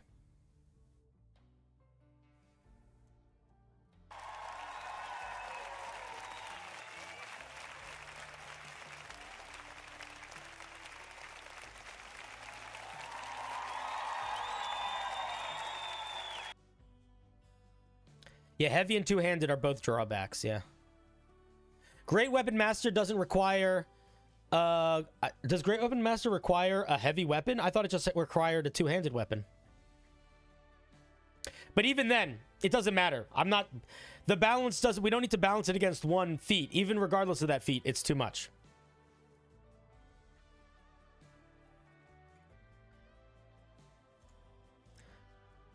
It's not too much for a magic item. I think it's too much for a basic item. Somebody didn't put their name in the document. They put the name of their thing that they submitted, but that's fine. I'll still be able to find it.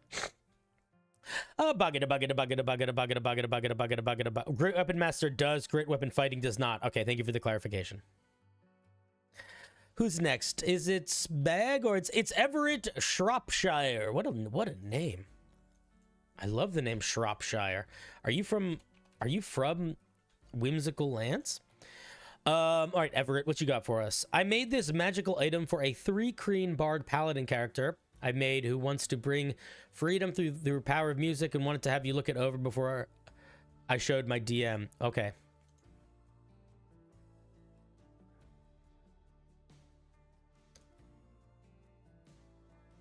Oh, guys.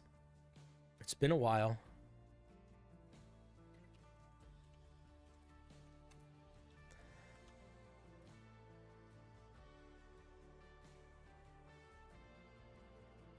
Everett, are you in chat right now?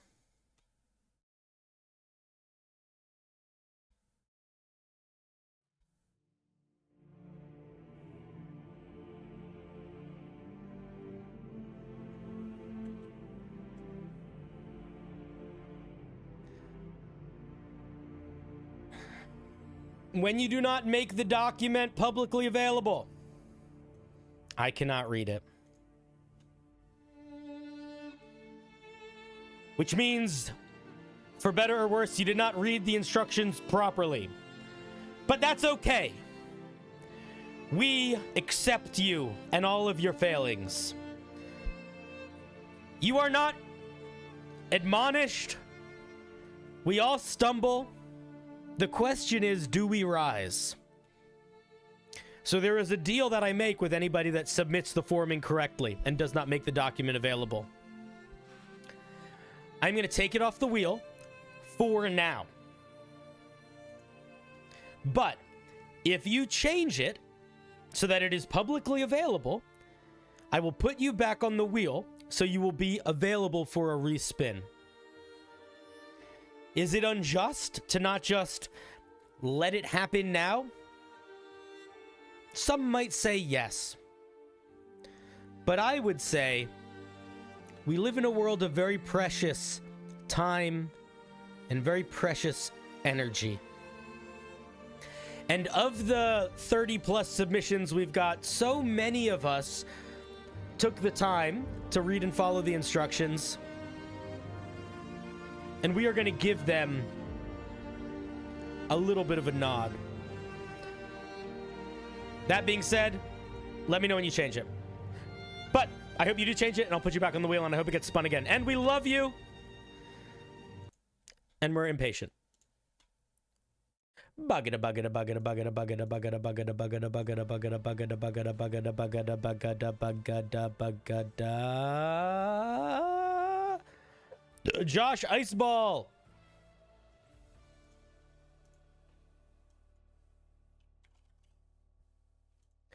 This is an evolving greatsword I made for my half-silver dragon paladin player.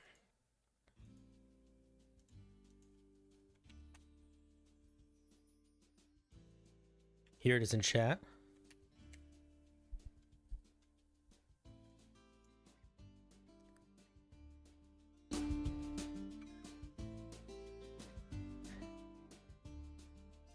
I hope you guys don't mind the vibe I've picked for the music tonight. I like it, feels a little bit more light. Zarzith Cax Ice Crash. Fun name. I like Icicle Crash as a weapon name a lot. This +1 magical grand sword gives you resistance to fire damage. Blizzard. Once per long rest, as an action, you can cause Icicle Crash to send out a blast of frosty energy in either a 5 by 30 foot line or a 15-foot cone, dealing 4d6 cold damage to all creatures in the area who fail a DC 14 con saving throw or have as much. So, based on the piece we literally just looked at, I think there's an argument. I think here's what I'm going to say. This is two things. One, this is fine. This is good. It's a little strong, not in a bad way, but it's strong in that it's a rare weapon that is a +1 weapon that does a special thing and gives us a special benefit, a special buff. So it's doing 3 things, but this is once a day. it's a whole action. The balance is fine, but I want to push you a little bit here, and I also want to retroactively push Cross a little bit too. It's totally fine balance wise. But do you notice anything about this item compared to the last sword we just looked at? It's kind of exactly the same, isn't it? Oh, it's expanding. Oh, okay. I didn't realize that. Okay, Josh! I can see now! But I do want to say something. Same feedback. And it's not good or bad, it's just something you should know. The magic item that's a +1 weapon that once a day can do a special little AoE damage is the most common shit in the whole fucking world. So, it's not a bad thing to do it, but it's something that you need to just know in your head is happening. So, there is very little outside of flavor that feels unique when you're doing something like that. The way that you should do that, if I were you, to make it feel a little bit more unique, is throw in some element of debuff. You know, maybe it slows them. Maybe if they fail, their movement speed is also reduced by 10 feet or something. Just a tiny little thing that helps elevate it outside of the basic AoE thing. You made everything public? All right, I'll put you back on the wheel. Where were you?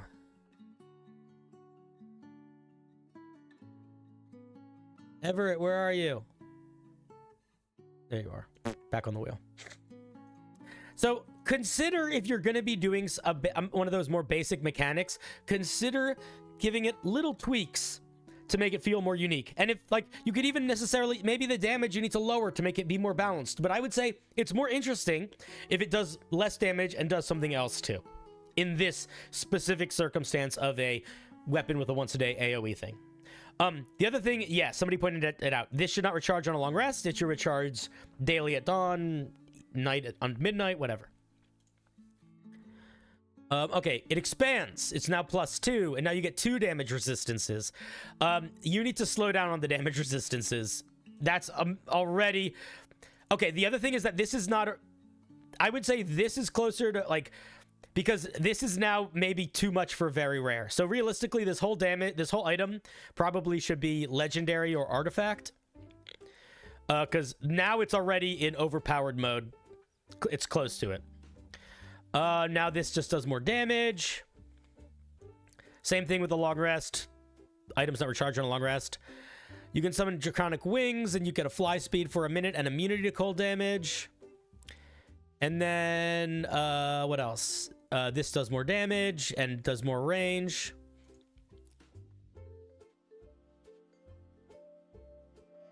You get the stats of a dragon. All right, we're not going to review this whole stat block. This is much closer to an artifact than anything else. I think the progression system on it is fine. Here's what I like about the progression system. I like that you have the base feature that gets a little better every time, and that you also get little secondary new features every time. The thing that I want to push back on is the damage resistances. I probably would not do resistance to fire and cold damage. I probably would just pick one and give it at first level and not have that change, or maybe save the second one for the capstone.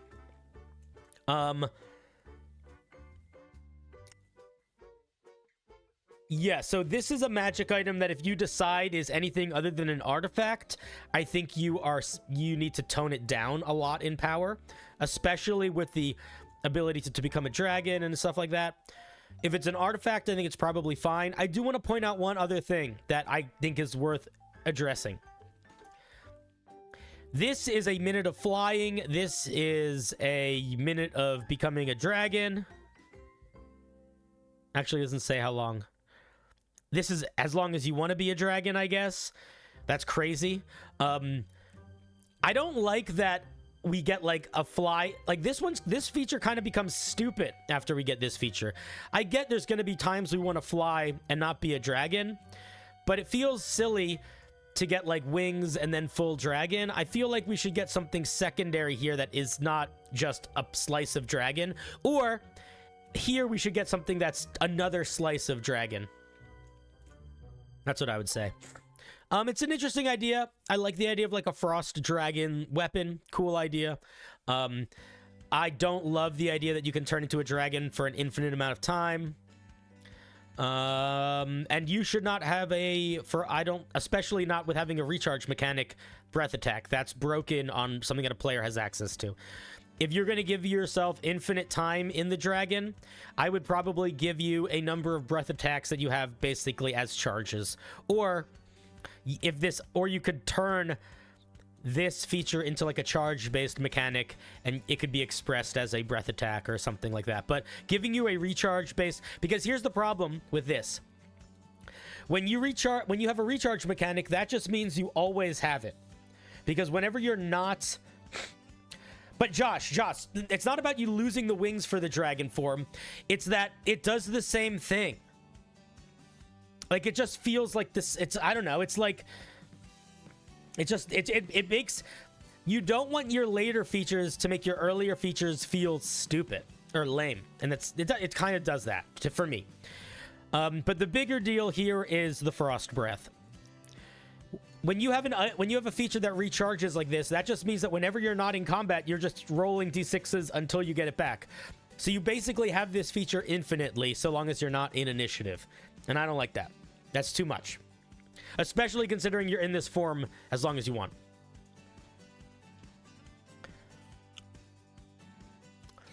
Also, I would not base the dragon off of the proficiency level of the character. Again, based on shit I said before, it's not a good way to balance stuff. If you're going to give us a dragon stat block, give us a whole fucking stat block for it. Don't do this. Not the move. The only time that doing something like this is the move is when you are summoning something or transforming into something in a way that it is tied into your core class or subclass. So, for example, like the Artificer's monster that it summons, or the Ranger's Drake Warden. This is how their features are expressed, because it grows with the class. This item should just do its own thing. It doesn't need to grow with the class. The growth of this item is literally it changing into these different forms. So yeah, that's what I would say. I would say drop the dragon wings or come up with something that makes them feel more interesting in the context of also now you also just can fly as a dragon.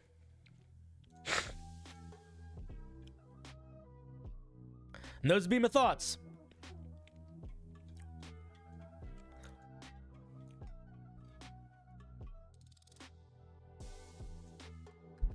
I think it's a cool idea for an item. I think there's definitely some room to make it a little bit more interesting in terms of the blizzard mechanics and the Wings of Frost mechanic. And I want to push back on the turning into a dragon thing, kind of in general. Okie doke. Thank you for sharing. Let's give... that wasn't Everett. Who was that? That was Josh. Let's give Josh a round of applause.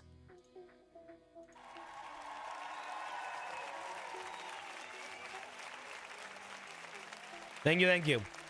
I could see a lot of players. I could see especially a player that's like wanting to be like an Ice Mountain barbarian or something like that, like loving that item.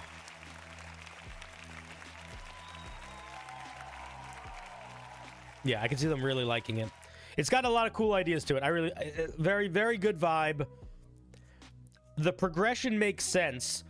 I just want the wings to still feel like they're doing something interesting, not like they're just a lesser thing compared to another feature. I don't want to have like one feature where I get flight and breath attack and special other attacks and all this other stuff, and then another feature that's I get flight. You know what I mean? But yeah, very cool item.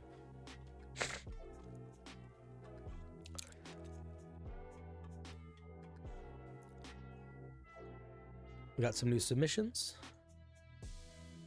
Kaboosh.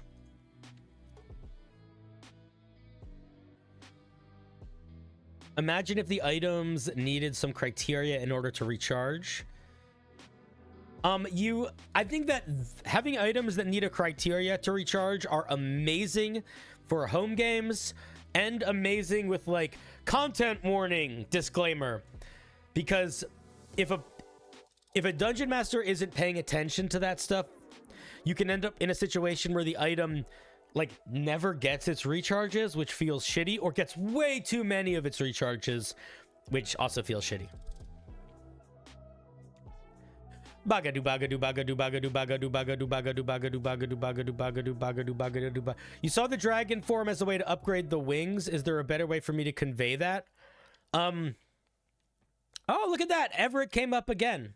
The universe decided it was worth it. That's crazy. What a coincidence. I think what I would say is then make them the same ability. If you want it to be an upgraded version of the wings, do that. So don't call it. So here's what I would do. Let's go back to yours for 2 seconds. So what if you don't get resistance to fire damage here? You just get these two, or you get something else. And then Wings of Frost, once per day, when you activate it, you get a fly speed equal to 30 feet and resistance to cold damage. Okay? And then, at this level, when you activate it, you get resistance to cold damage, resistance to fire damage, and a breath attack. Or, maybe you change it like this. Like, what if Wings of Frost has 2 charges? So you can use 1 charge to activate it like this. And at this level, you gain the ability to use 2 charges to activate it like this. So you're picking, am I using 1 charge to get minor flight and minor, like, defensive buffs? Or am I using all the charges in one go to become a dragon? Something like that. Do you know what I mean? Like, if the goal is to make it feel like an upgraded version of the fly, I think you got to tie it into the fly even mechanically somehow. I hope that helps. I agree that turning into a dragon's fucking cool, by the way. Okay, Everett. I hope you're still here.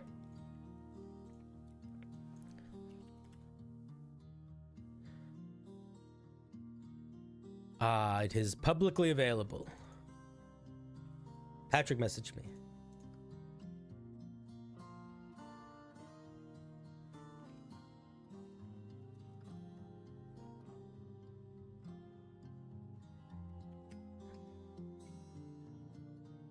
That's helpful? Cool. I hope that I'm at least a little helpful sometimes. I don't need to be helpful all the time. A little helpful sometimes does it, though. All right, this is the Keytar of Freedom. I love it immediately. Unique longsword must be attuned by bards. Bards are not proficient in longswords. So if you want this to be a longsword, one of the mechanics that this needs in it is that if you are a bard, you can be proficient in this item. Or you got to write that in some way on this page. Because the way it's written right now, you wouldn't be able to use your proficiency bonus for any attacks with this. The other thing that I would say is I would probably make it a rapier, not a longsword, or a short sword and not a longsword. And the reason for that is longswords, you have to use strength for your attack roll. Bards very rarely do that. Some bards are very dex based, right? You have things like the Whisper Bard or the Swords Bard, which are really good at melee, but they're almost always dexterity based.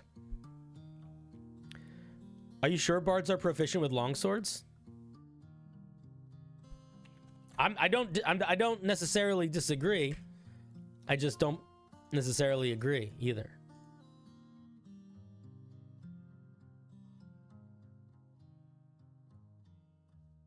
Huh, who would have guessed? Longswords. All right, well then, ignore that first point, and then listen to the second point 3 times. It makes it a much worse weapon for a bard most of the time by making it a longsword. Song of Courage. You play this song as a bonus action, causing a number of creatures of your choice based on your charisma modifier within 60 feet of... Your sentence structure is fucked. Let me read this thing. Oh my god, it's all one sentence. Well, I hate that. So, immediately change this so it's not all one sentence, or I'm just gonna explode. You play this song as a bonus. I'm gonna read it as it's written grammatically, and hopefully you understand why it's a little gobbledygook. You play this song as a bonus action, causing a number of creatures of your choice based on your charisma modifier within 60 feet of you feels courageous, granting them +2 melee attacks until the end of your next turn. You can only use this once and regain it after 24H. Whew! Too much. Okay, so let's talk about what this actually does. It's a bonus action. You can pick a number of creatures within 60 feet of you equal to your charisma modifier. Period. Those creatures gain a +2 bonus to melee attack rolls until the end of your next turn. Period. Once you use this feature, you can't use it again until the next day at dawn. Period. Why +2? I don't like it being +2. I think it should be a +1 D4. I think a D4 will be better. But other than that, once a day, giving everybody like a little bonus to their attack rolls, I think is cool. I think that's fun. Let's check out Song of Freedom. Also, you need to give this item a rarity. Probably very rare if it does 2 other things. So let's see what it does. As an action, you cause 1 creature of your choice that you can see within what range? Needs a range. Okay, my guess is English is not your first language because you're using phrases like causing 1 creature of your choice you can see a sense of freedom. You don't cause a sense of freedom. You might give a sense of freedom or grant a sense of freedom.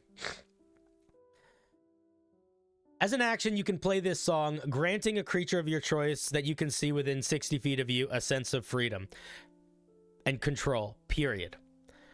The creature gains advantage on all attacks and saving throws. What? And every additional advantage given to said creature grants the creature an additional +2. Yeah, no, stop. Okay, so here's the thing. This feature... This is stacking modifiers. That is really not how D&D mechanics work. Way, way, way overpowered, like to a point where it's genuinely not even worth getting into it. It's like stacking modifiers like this is stupidly overpowered and also very easy to cheese. So you're going to cut this whole stacking modifier out entirely. The second thing that I want you to think about is you are already giving a feature that gives creatures bonuses to their attacks. Why do we need another feature that gives bonuses to attacks? Because advantage is just a bonus to attacks. So you're really making this a lot less interesting by just making the other feature just... It's sort of like literally the last thing we just looked at. It's like, why do we need multiple things that are doing the same thing? Don't do that. So what I would do if I were you is I probably would cut out everything to do with attack rolls and everything to do with the +2 things and just make it so this thing has 2 features. 1, you can use a bonus action to give a number of creatures equal to your charisma modifier advantage on attacks or plus a D4 to attacks till the end of your next turn. And then another thing that you can do, and I would probably make this a bonus action too. I don't think it needs to be an action. Pick a creature and they have advantage on advantage on saving throws. The advantage on saving throws is also maybe a little too strong. This feature can only be used once every 3 days. That's a little annoying. What I might do here, instead of making it this feature can only be used every 3 days, I might make it so whenever you finish, like I might make it where it's like each day at dawn, roll a D4.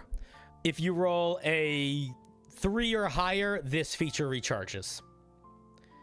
So instead of you having to like wait out campaign days, because sometimes in a D&D campaign, you have like 4 sessions over the period of like half a day. And those 4 sessions might take place in real life over the course of like 2 months. And then you're going 2 months without getting to use your items feature. So I would just make it after every like sunset or whatever, there's like a 50% chance this feature reloads. And cut out all the offensive stuff. And then I think you're in an interesting spot. This is definitely a very rare item. I also think that it probably doesn't need... I almost think it doesn't need the +1 to attack and damage rolls. I get it. It's fine. There's nothing wrong with it. but I don't know if it needs it. But yeah, I make it a rapier or a finesse weapon of some sort, and do all those other things that I said, and then I think you'll be in a good spot.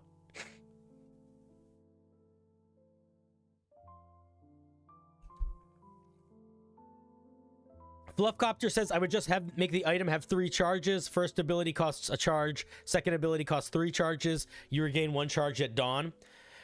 Fluffcopter, I think that's also a really good solution for this, for sure.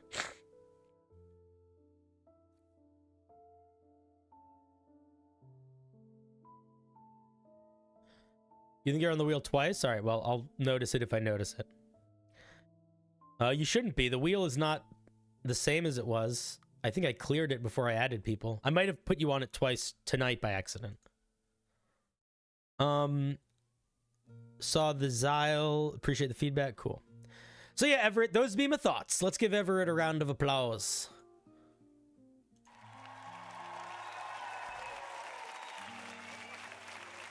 The only other thing that I actually want to say, I do want to say something else here. The idea of it being a keytar is really great. That's such a fun, goofy, flavorful idea for a magic weapon, for a bard. Like, really good. It kind of feels like you're missing an opportunity by not giving this thing any features that feel unique to fighting with a keytar. You know? Like, both of these features could be on literally any magic item that a bard would use, and it would feel like it made sense. It could be on any instrument, it could be on any magic, a sword. It'd feel like it made sense. This is a keytar. That is such a unique, specific thing. So I might think about that a little bit. I might think about how I might try to lean into mechanics that would make it feel like I was fighting with a keytar sword. Like, what if... I'll give you... I mean, this is a completely different, completely tangential direction, so don't do this if you don't want to. But, like, when I imagine a bard fighting with a keytar sword, I am imagining you're fighting with a weapon that is also an instrument. And by that same logic, I'm feeling like bards cast spells with their instruments. So, like, maybe there's something interesting you could play with there. Like, what if you could use a charge of this item to, when you hit a creature with a weapon attack from it, you could also cast a single target spell into them or something. I don't know. Something that feels like you're playing it as you're fighting with it. That's a very different direction, so definitely zero pressure, right? If it doesn't fit the vibe, don't go in that direction. But I do think leaning into the fact that it is both an instrument and a weapon at the same time might be worth doing. As well as, I don't have any specific ideas for it yet, but the fact that it's literally a keytar. Like, what kind of keyboard stuff would you put in there? You know what I mean? All right. Anyway, thank you for sharing. Round of applause.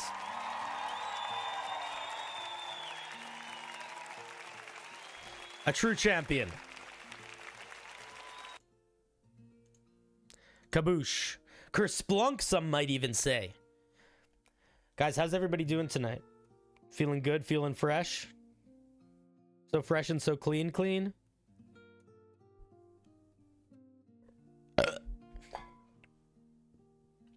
All right, let's see if we got any new submissions. 1 from Mr. Mo Charles. You're sleepy but excited? Sleepy but excited, I feel like would be a good name for like would be like a good name for an album. Bugged a bugged a bugged a bugged a bugged a bugged a bugged a bugged a bugged a bugged a bugged a bugged a bugged a bugged a bugged a bugged a bop bop bop bop bop bop bop bop bop. Thank you for the criticism. Take it in consideration. Roll reword. Yeah, obviously, Everett, you don't have to ever... Never do it. Never follow any of my feedback that you don't like or disagree with.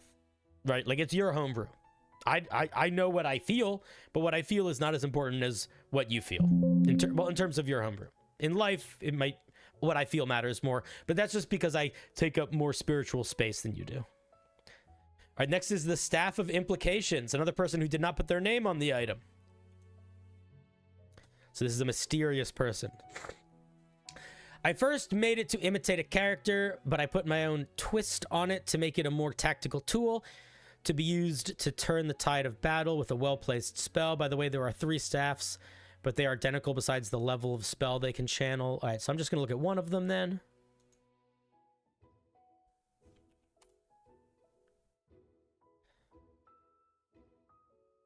You don't like the implications?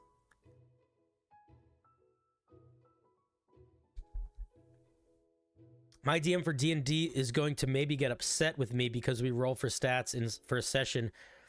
We only need our background and basic character detail. I have way too many unused ideas. As long as you don't overwhelm your dungeon master with those ideas, they shouldn't get upset with you. And you can also always ask them if you can talk about them. The best thing to do is to say, hey, dungeon master, I have some ideas. Can we talk about them? And if they say, nah, I'm kind of busy, then you say, all right. But also, they should be a little down. Like, you don't want to overwhelm your dungeon master. You don't want to be sending them like 5 texts a day, unless they're like also deeply crazy invested. But a dungeon master should be invested in you feeling good about your character. You guys just need to get on the be on the same page about it. Well, that's the thing, is you got to pick an idea. So I would get annoyed with the player if they were like, let me tell you 30 different character ideas. I'd be like, I want you to pick 3, and we can help figure out which one fits the campaign the most, and then you pick one. Let's look at the staff of minor. Should we look at the staff of minor or moderate or major? Let's look at the staff of minor. Staff of minor amplification, not implications. Sorry. This staff appears to be a shaft of carved wood. Does it appear to be a shaft of carved wood, or is it a shaft of carved wood? Because I don't think you need to... If you say the staff appears to be a shaft of carved wood, that's 2 extra words when you could just say the staff is a shaft of carved wood. You know what I mean? Save words, guy. With a clear sphere at the tip until touched by a creature with the ability to cast spells. This sentence grammar... End the sentence here. And then when you want to get to the new idea of it changing when a creature that can cast spells touches it, start that new idea as a new sentence. Because the twist that you're doing here, the idea shift in this sentence doesn't work. Upon touching the staff, it shifts to the creature's size, as well as reflects the source of the caster's magic in the spheres. The staff functions as an arcane focus and has 3 charges that recharge daily at dawn. This needs to require attunement. When a creature wielding the staff casts a cantrip that requires an attack roll, saving throw, the caster can choose to expend a charge to amplify the potency before the casting. The spell hits, the spell deals twice as much damage. Once the charge is expended, it can't be used again for 1d4 days. Okay, so this allows you to expand cantrips. What does this allow you to expand?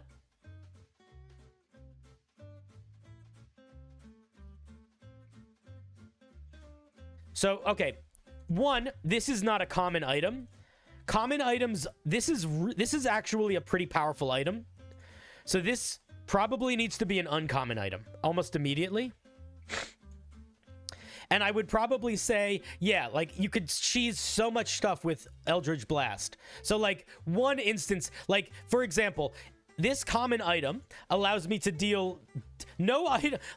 Yeah, an item can't be allowed to if you deal double damage. So, scale all of these up. Uncommon, rare, very... Uncommon... Oh, maybe you just fucked that up. I don't know. But that's sort of besides the point. There's a bigger issue here.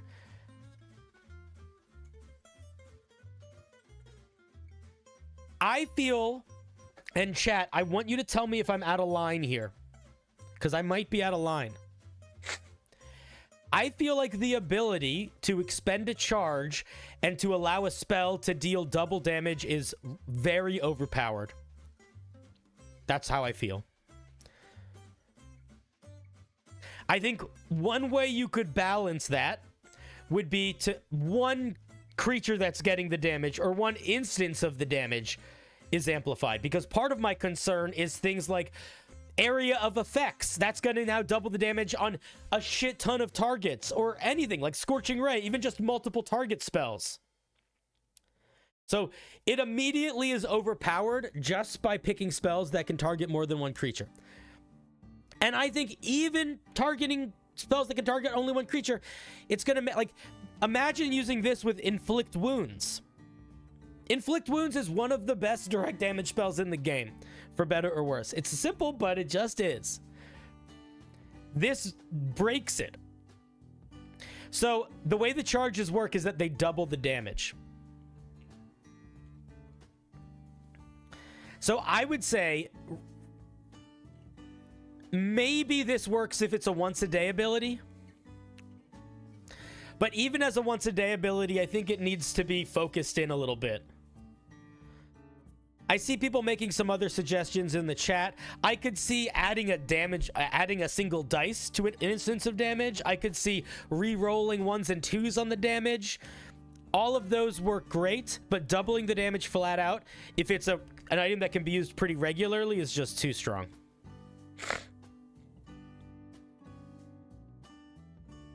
So those are my thoughts. It's an interesting idea. I think it's too much, unfortunately. I think there's a lot of different ways you can mellow it out, though, and still keep the core idea of it, which is your empowering spells. But that doesn't matter if you're choosing to do it before a spell hits. Most spells,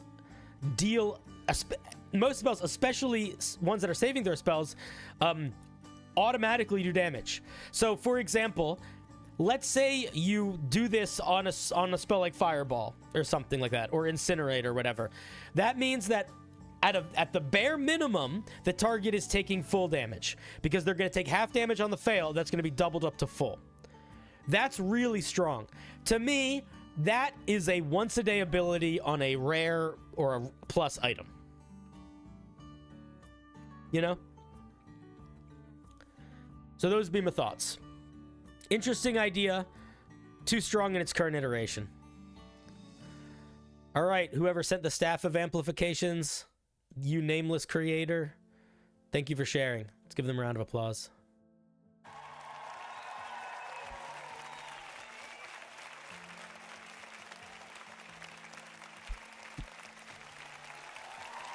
Oh, thank y'all. Thank y'all.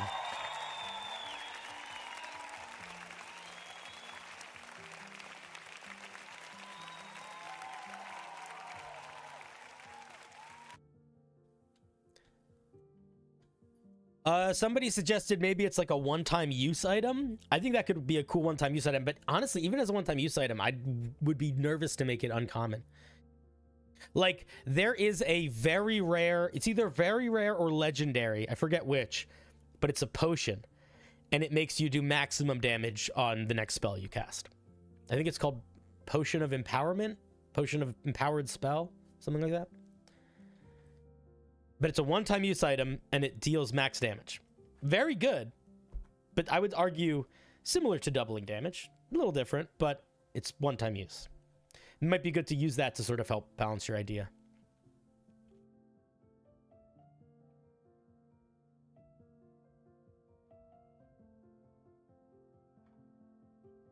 All right, new person for the wheel. Flesh for the pyre. Potion of maximum power. Thank you, King Kradasha. You crush my heart, but you uplift my soul.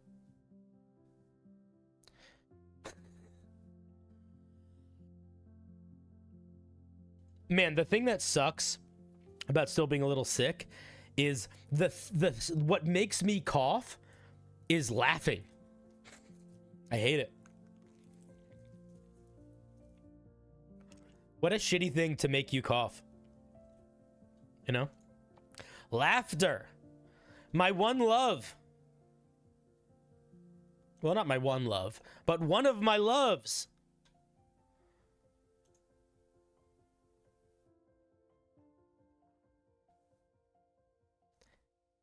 Bagada bagada bagada bagada bagada bagada bagada bagada bagada bagada bagada bagada bagada bagada bagada bagada bop bop bop bop bop bop bop boo boo boo boo. Josh.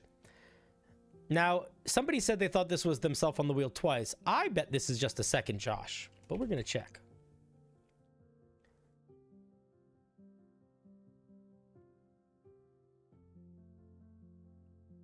I think this is a different Josh. Wait, is it just you? It actually might be the same Josh. It is, because you have the same email address. Weird. All right, bye, Josh. If it was a different Josh, I apologize.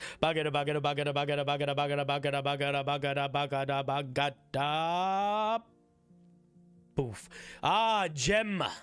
Gem jar. What you got for us today, Gemma? This is a necromancy cantrip that functions both in and out of combat, but isn't just firebolt, but necrotic damage. All right. Into it. Let's see what we're looking at. Oh, my headphones are about to die.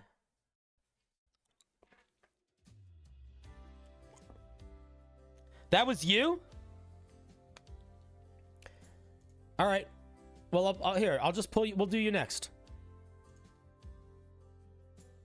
I got you, buddy. You'll be next. You'll be next. You'll be next. I got you. I got you. I got you. Okay. This is the Lurid Marionette, a necromancy cantrip. Range 60 feet, duration 1 minute. If it lasts a minute, it probably needs to require concentration. You point at a corpse of a humanoid within range that has been dead for no longer than 1 hour, crudely reanimating it. As part of an action used to cast the spell, and as an action on subsequent turns while the spell is active, you can cause one of the following effects. The corpse moves 15 feet in any direction. It repeats the last sentence spoken before death, so long as it retains the party parts needed for speech. It twists itself into a pose of your choice. It strikes at a creature using your spell attack. This, I feel, unfortunately, is right now too powerful for a cantrip. That's how I feel about it. I feel like this works if you have it do no damage and you make it so after a minute you cannot be using it on the corpse again, and also you cannot actually make it say the last sentence it said before death. You can just make it speak. So if you take away the damage, you make it be able to speak and move and twist into poses, then I think that works. Probably still requires concentration. I think as soon as you add damage to that, it's doing too much. The other side of that, I think, yeah, so that's what I would say. I think this doesn't, I think there's too many, like, because this is a lot of, like, I think you're underestimating how much utility power is in these features, specifically for for a corpse of a humanoid. Like, a shit ton. So much.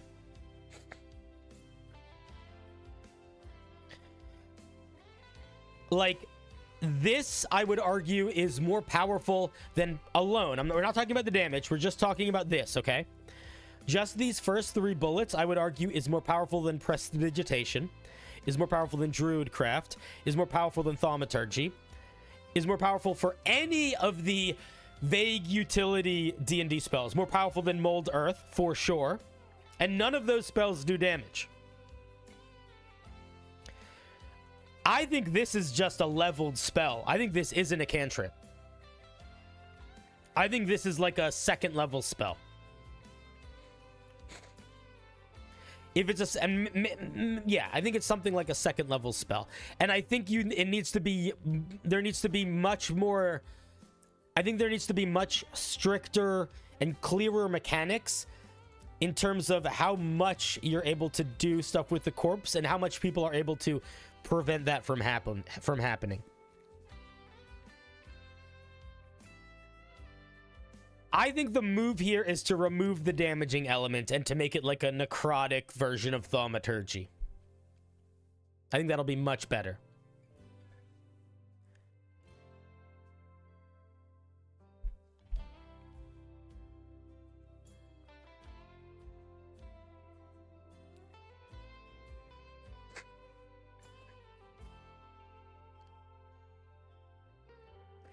Fluffcopter said it maybe if this spell was an action. I mean, it is an action each time to. I guess it's not.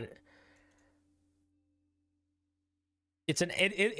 You basically are casting it each time you do any of these features. But again, it doesn't matter. These features are all like being able to move a corpse from 60 feet away is stupidly powerful. That is a better distraction than any other cantrip that gives you a distraction. Outside of maybe... No, this is better than Minor Illusion because it's literally not an illusion. So even just this is the best distraction cantrip in the game.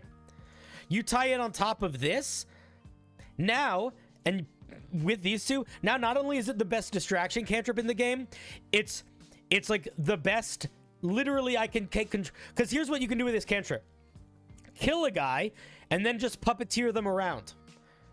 It's better than mind control if you don't have morals. Straight up better than mind control. So, the more I think about it, the more I think this is a little too powerful. I like all the ideas, but you got to figure out how to temper it down. I'll tell you what. The first thing that came into my head... If I have a psionic, if I have a psychic rogue, they kill somebody with their psychic daggers that just looks like a body. There's no wound on the corpse, or you just literally kill anybody without it being super dramatic. And now you just have infinite zombie. It's just animate dead infinitely. It's infinite animate dead, but better because you can make it talk. You see what I mean? I love the idea. Don't get me wrong. I love the idea, and I love the direction of it, but I just think it's worth thinking about the implications of being able to control a corpse from a gameplay, from like a roleplay perspective and a gameplay perspective. Like, it's just really strong.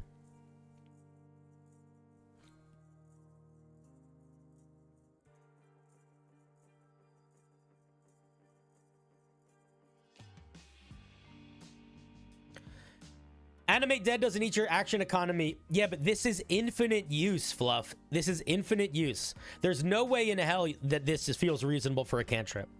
I like this idea, but to argue that this is a cantrip is underestimating the base level creativity of the players.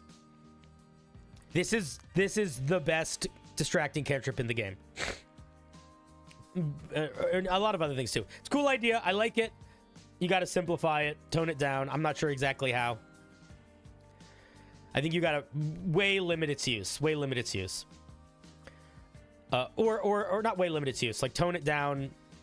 You know, move a corpse 5 feet in any direction. You can make the corpse say a word.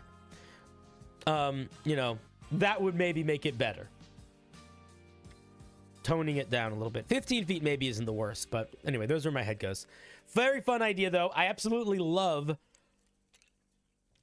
the idea of, like, a necromancy themed, like, prestidigitation. I think is really cool. You could make it a first level spell too, but I like it. I think it's more fun to try to make it work as a cantrip, but even as a first level spell, it kind of just becomes a lesser version of Animate Dead in a way that feels weird. I don't know. It would be more reasonable if it could move or speak or pose and all of the above faltering slowly. I mean, that's sort of how it works, right? Because you're only picking one each turn. I guess you could have it so when you cast it on the target, you pick one of the 3 things to be able to do, and then on subsequent turns, you can keep doing that thing. That could maybe make it work more. But I do like the idea of being able to twist it around. I don't know. It's a really fun idea for a spell. I think it's worth trying to figure out how to make it work as a cantrip. But right now it's just a little too strong. All right, thank you very much for sharing.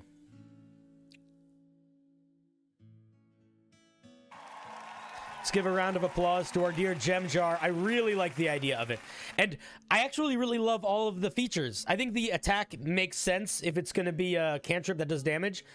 I just think that it's hard to make it feel balanced in the cantrip space. But I do really, really like it. All right, thank you for sharing. And now we're going to go back to our boy Josh. Because we skipped him. Because his email was almost exactly the same as another Josh, which is weird.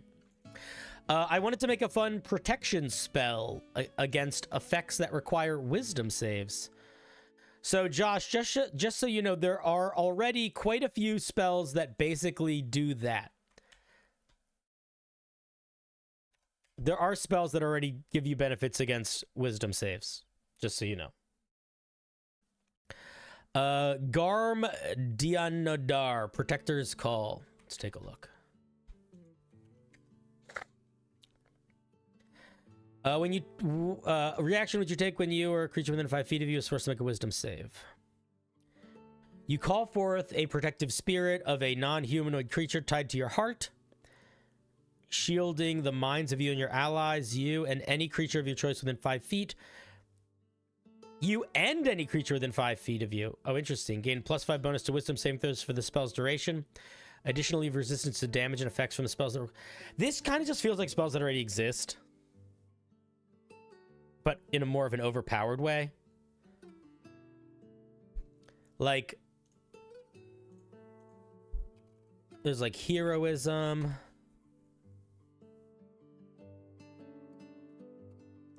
Heroism isn't that, but there's like Mind Fortress. Spelled it wrong. But there's, okay, I don't want to hunt for them, but there are spells that do things very similar to this. I don't remember what they're called right now. Maybe Mind Fortress is one of them. Don't remember. We're gonna look. Mind. Oh my god, I shouldn't look this way. Mind Blank? Maybe it's Mind Blank.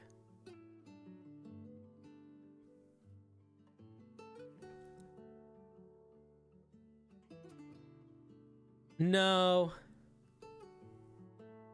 It's not Mind Blank. I don't remember what it's called. Intellect Fortress.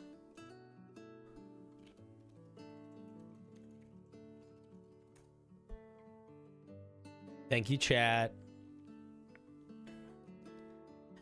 Dankeschön. Okay, so let's talk about why this is a little too powerful. I would argue a +5 to your wisdom saving throws is stronger than advantage on wisdom saving throws. Also, the fact that you're able to use this as a reaction makes it more powerful. Normally, if you're going to do a spell that gives a buff over a long period of time, it should be an action. It's how almost all of those work. And then also, not only are you getting resistance to basically all damage from those spells too, it's just a lot. Yeah, it's mathematically stronger. Intellect Fortress. Show me. Intellect Fortress is a 3rd level spell. It's an action to cast. It lasts an hour. It gives resistance to psychic damage and gives advantage on intelligence, wisdom, and charisma saving throws. So it's one creature, but for an hour, very limited damage resistance, but 3 different types of saving throws. I still think that any number of creatures, as opposed to one creature, and it being a +5 to one type of saving throw and resistance to any damage, I still think that this feels too strong compared to Intellect Fortress. And also, like, yeah, it almost like doesn't feel different enough from it.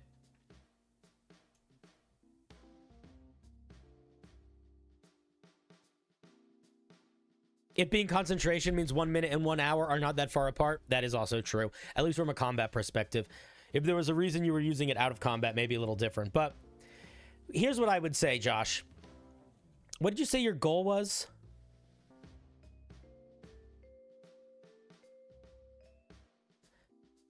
Protection spell that require against... So your goal is... Here's the problem. Your goal is really open-ended in a way that it's already covered by spells. So if your goal is to make a protection spell that protects against wisdom saves, here's what I would ask you. I would say, why? Because if we know that mechanically kind of already exists in a handful of ways, what else, like what is the flavor of this spell? What is the story behind it? Like, what is happening from more of a flavory perspective to help, not necessarily like to help give you some ideas of how you could make this more unique. Like what other ways you could try to make this a unique spell? Or maybe you're like, I guess I don't really have any deeper thoughts than that. Then I would say it's sort of a spell that like you don't need. Like if you wanted to keep it, I think you would. I'd basically would just make it everybody gets advantage on wisdom saving throws, and probably not much more than that. But again, it feels like, why do we need this?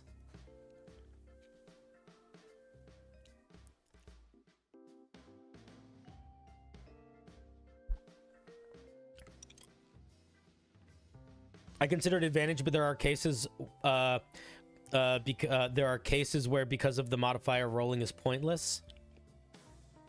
Yeah, but that's the issue. It's like just, but you're thinking of like, if you are building your spell based on like extenuating circumstances, you're going to end up with something that feels a little oblong and too powerful and too specific. You want to remember that whatever homebrew you create, if someone decides to use it in their game, whether it's a class or a spell or a magic item or anything, whoever is using it is going to end up using it in a much wider variety of circumstances than you as the creator have ever thought about. So there are times where it's good to be super niche and that sort of thing, but you are worrying about, by building the mechanic in such a dramatically different way. I think it's good to build mechanics in dramatically different ways if the intention is to uplift the uniqueness and the evocativeness and the story of that thing. Like, if you told me the +5 bonus was for a reason that wasn't like to deal with an extenuating circumstance, then maybe I'm like, okay, then let's think about what that reason was and make the rest of it more balanced around that, because that sounds important. But if the reason for it being +5 as opposed to advantage is just to deal with a rando circumstance, does it need to do that? Like, the things that push the biggest creative choices you make should not be those circumstances. It should be the things that excite you to sell the fiction of your homebrew, to get your players excited to use this bespoke, unique spell. You know what I mean? If you did want to keep this, here's what I would say. I would say, if you wanted to keep the +5 bonus, there's no reason this spell should be a reaction. It should be an action, first of all. The only way that I think this would make sense as a reaction, no, you'd have to change it so much. I think that this is an action, not a reaction. And I think you got to figure out a couple other things to play with. Like maybe instead of it being you don't take damage, what if it's like, yeah, I guess that's my thing. It's like, I disagree with the damage being an element. It just feels off. It feels like too many ideas, and like, because wisdom saving throws is all like beguiling of the mind and mind control and psychic stuff. So why, like if you're gonna make it like, here's like, I would say maybe there's an argument for it to be a reaction, for it to be when you have, as a reaction, when you or a creature within 5 feet of you has to make a dexterity saving throw, you can use this spell. All creatures within 5 feet of you get to add +5 to their dexterity saving throw, because dexterity saving throws are like the main type of saving throw you make for random damage thing. And then it would make sense to do some damage reduction, because it's like fitting that. But this feels like it's like half mind and then a little bit, I don't know, it just feels off. And then again, I'd make it that single instance, not an ongoing thing. Like, everybody gets hit, like, oh, a trap goes off or a fireball goes off. You trigger this spell, everybody gets a bonus to their single save, and then some damage reduction if they take damage, or something like that. That would be cool and reasonable. Sort of like a mini AoE dexterity damage avoiding shield spell. That could work. But yeah, I think you gotta pick a little bit more of a focused direction. Cool idea. All right, let's give Josh a round of applause.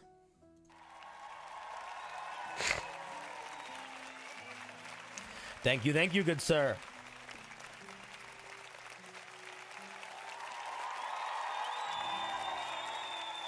We appreciate. Click. I hate click so loud. All right, let's see if we got any new submissions. Somebody asked if they could submit more than one item. I would say no. I would say generally, please just submit one thing. If the thing you submit is like, yeah, but it's an item that lets you summon like 6 different types of monsters, then I would say, well, I'll maybe read one of them.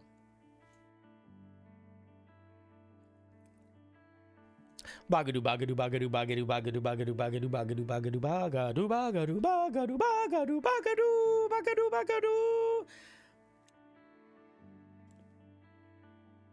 Balab 1 2 3.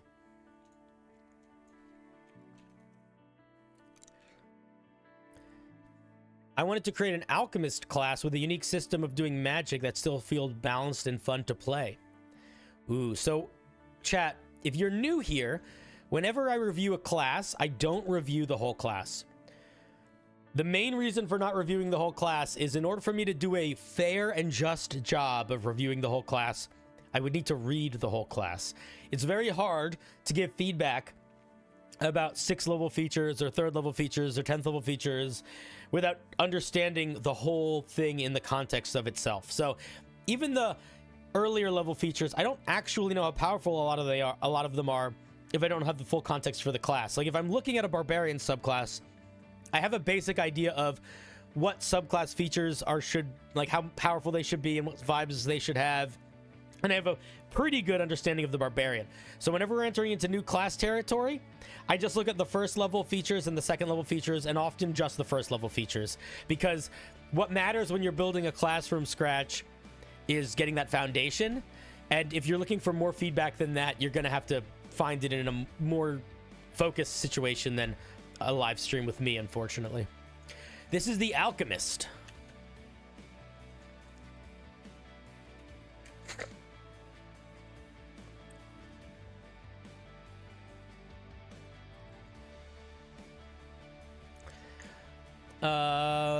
Okay, so it's cantrips, but then it has alchemy points and then potions.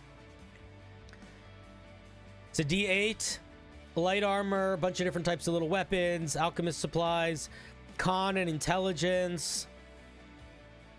At 1st level, one second. I don't like this. At 1st level, your alchemic studies allow you to brew a variety of potions, which are consumable magic items. When you finish a long rest, you can brew any amount of potions from the alchemist potion list by expending alchemy points. The alchemist table shows how many alchemy potions you have to brew your potions from size 1 to 5, as well as the maximum potion size you can brew at a given alchemist level. You can spend additional alchemy points to brew smaller potions. Each potion requires a material component specified at the top. This material is consumed. An alchemist can use a component pouch. Potions have a specified effect when ingested or thrown. A potion only has such an effect when included in its own description. Creature has to drink a potion. If it's thrown, it has this range. It's based on your potions should be based on your intelligence, not your constitution. All of these should be based on your intelligence. All of these.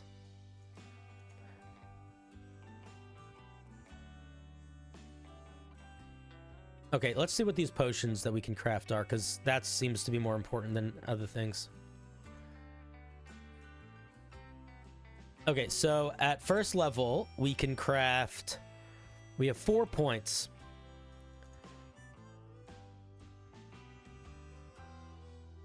Okay, so I'm going to point something out immediately. A lot of these are too wordy. This is going to be complicated in a way that's annoying to read. So this is 16 pages long. That's much too long. And then beyond that, if you want to give a shit ton of options, look to other things that get shit tons of options for examples of how complicated they need to be and how they're written out. I guess if you're comparing it to spells, that's one thing.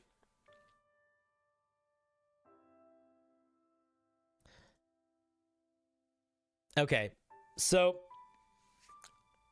another thing that I think is worth pointing out here, and I don't think it's a small deal, in fact, I would argue it's a pretty big deal, is your potions are often going to be more powerful than spells. So you probably are going to need to balance your potions down. Does anybody think they know why a potion is going to be more powerful than a spell? There's a couple reasons that I have at the top of my head, but I'm curious to see if you have thoughts on that, chat.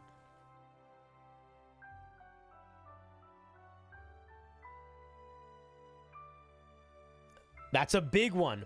None of the effects are going to require concentration. That's another big one. They're usable by anyone. Then the other thing that I was going to say, and it's kind of tied to they're usable by anyone, you don't need to decide when to use them. So here's what I mean.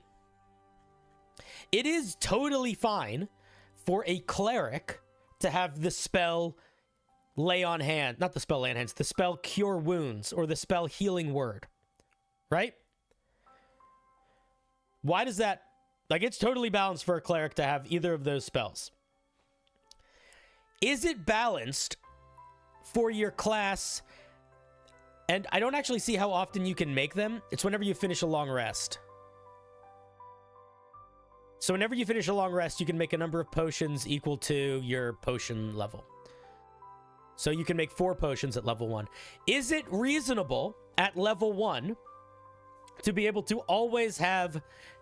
This is just level 1. I'm not talking about beyond level 1, because at higher levels, this isn't necessarily that strong. But at level 1, is it reasonable to be able to have 4 health potions every time you finish a long rest? I don't know. Not sure.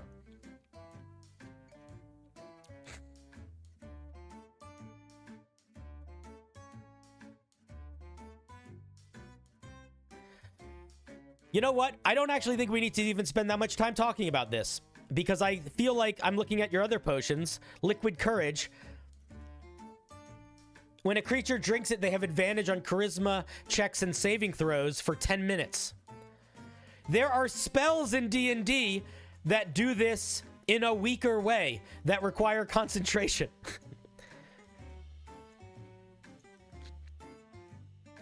This just feels too strong.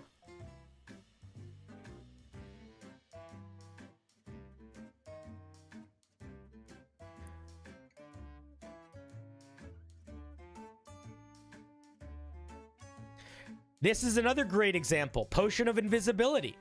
At level 1, you can make 4 potions of invisibility. And they're better than the invisibility spell. Or maybe as good at it? No, better, because it's not magical. Can't be countered, can't be dispelled. So yeah, who sent this in? So Balab, lovely idea to build an alchemist, and I think it is a really, really noble idea to try to build a brand new magic system.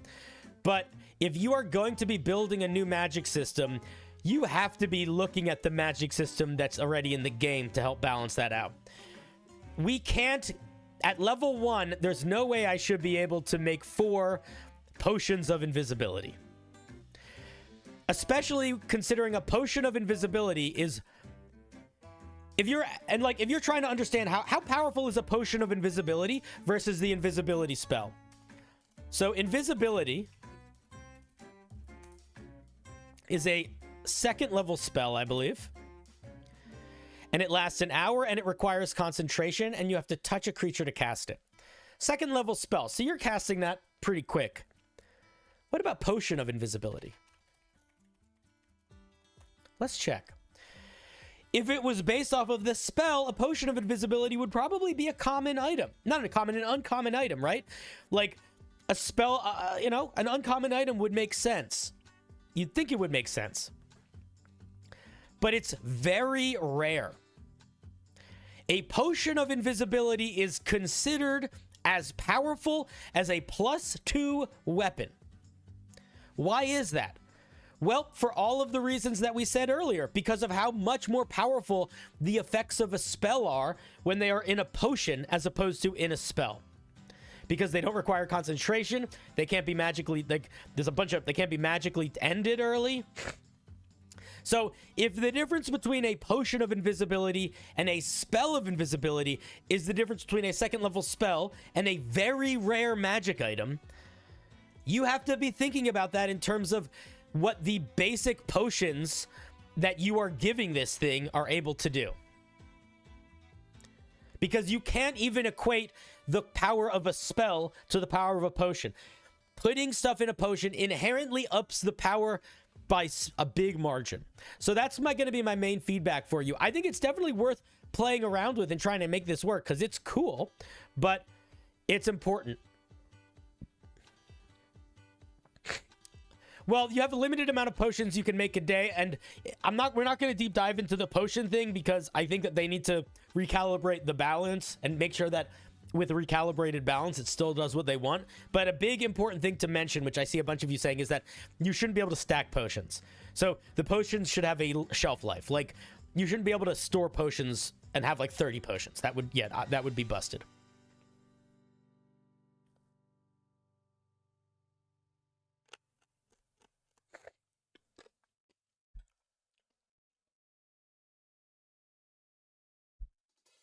I think being able to make a potion of invisibility at level 12 would not be unreasonable. I think it depends on how powerful the rest of the class was. That's the thing. Like, there are plenty of class abilities that if I told them to you outside of the context of the class, you'd be like, that's too strong. Let me give you an example. What if there was an ability where you could do a bonus action, and that bonus action made you take half damage to the most basic damage types for a minute and gave you advantage on all of your strength checks and your strength-based attack rolls? That's overpowered. That's also just barbarian rage. It's not overpowered in a barbarian, but that's the basic power of a barbarian. Yeah, it's not even as powerful as the basic power because the basic power of the barbarian also gives you extra damage. I forgot about that. But so yeah, it's like, that's why it's hard to judge the balance of features outside of the context of the whole a lot of the time. But yeah, I think even without the context of the whole of this, if level 1 is broken, then the thing is broken. So you got to go back into it and figure out how to balance this thing a little bit more appropriately.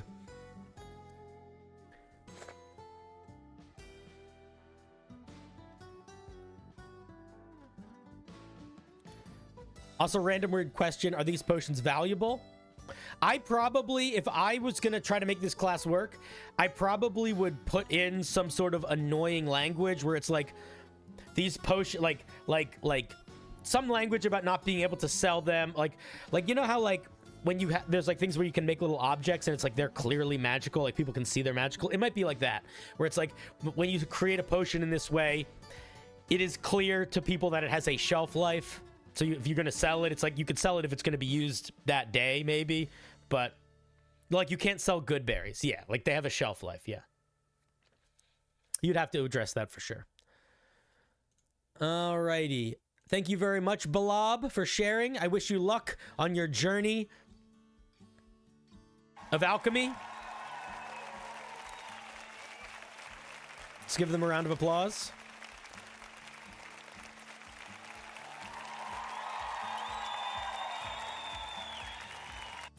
Yeah, that language would be perfect, the suitable command. Potions created using this feature appear too crude to be sold. Perfect. Totally could work. Yeah, you don't need to put a lot of work in there to break the you can just sell it thing. Not have to worry about it. It's just a matter of getting a tiny bit of flavor in there. Alrighty. Do we get anybody new? How's everybody doing? Are you guys... Who's new? Is this anybody's first time watching my channel? And if it's your first time, is it a fun time so far? Are you enjoying it?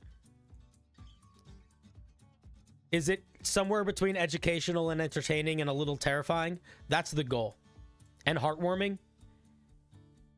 Sometimes it's more terrifying, sometimes it's more heartwarming.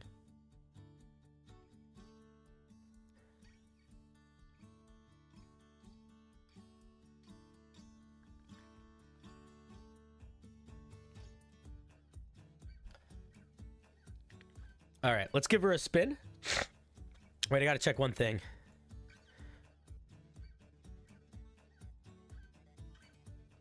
Very quickly.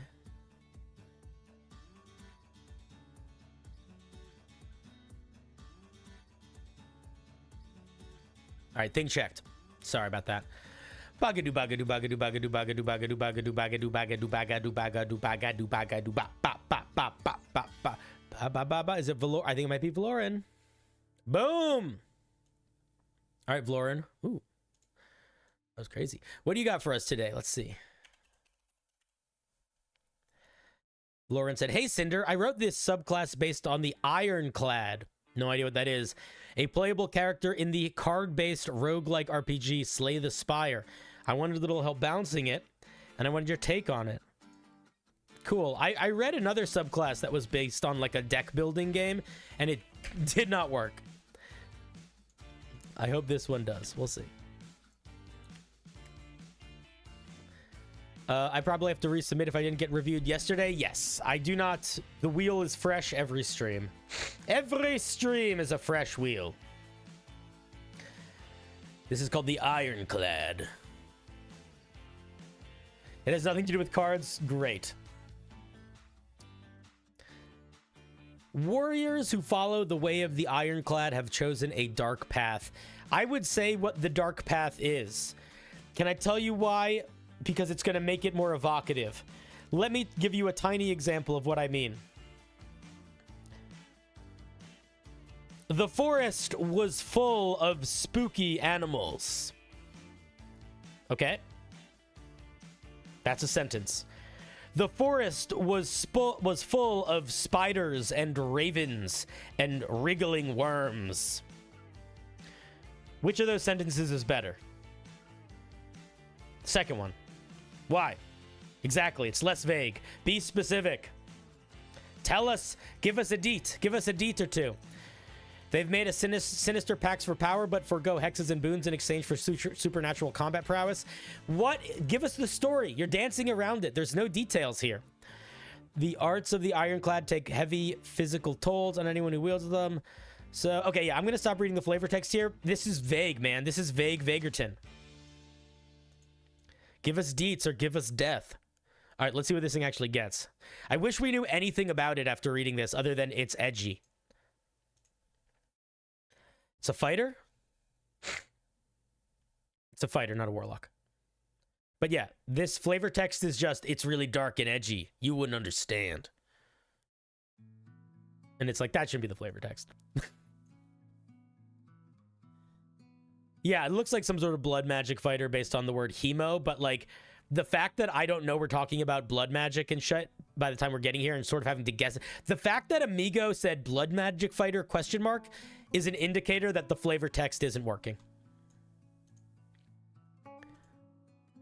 They should be saying blood magic fighter exclamation point.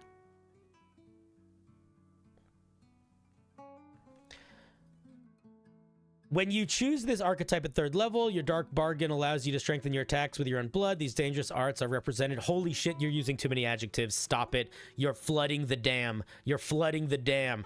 The dam needs a little bit of water to power the hydro plant, right? We need the water. Without the water, the hydro plant ends. We don't get electricity in the Southwest. But you are flooding the dam.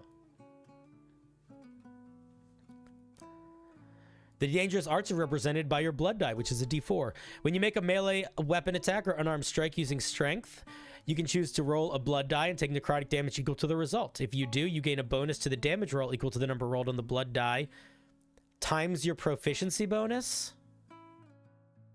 Valoran, are you here in chat? Did you mean to write the word times your proficiency bonus? Did you mean for this to be a multiplication?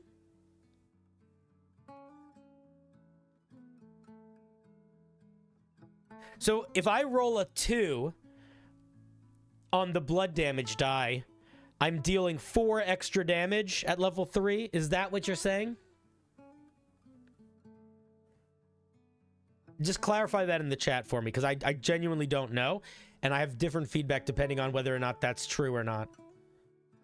So clarify if you meant that you are multiplying the number rolled on the die by your proficiency bonus. Yeah, so that's just way too much, dude. That's way too much. Multiplication is a little messy regardless of what mechanics you're using it for, just because you want to assume that the players don't have calculators or computers and people are dumb. So any sort of extra complicated math, and in D&D terms, extra complicated means it's not addition or subtraction, basically, or dividing by 2, is too much. People are fucking idiots. So just keep that in mind. And then beyond that,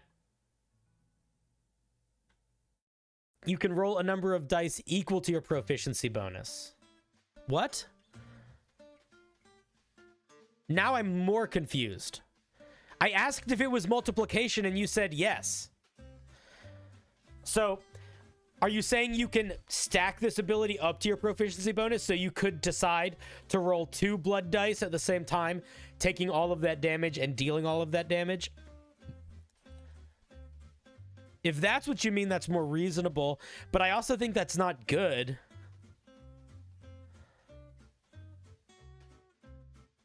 Yeah, Vlorin, I feel like you've got everybody confused into this sentence, my guy. Okay, so let's clarify how this feature works for chat, because I think I just figured it out.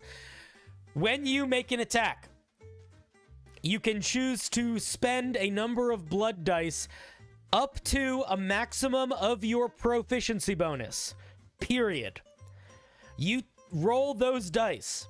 You take necrotic damage equal to the dice roll and add the total to the damage you dealt. Period. Something like that.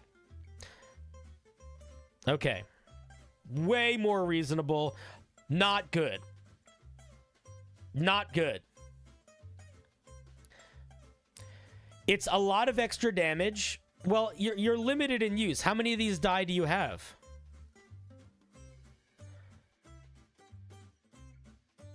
We don't know.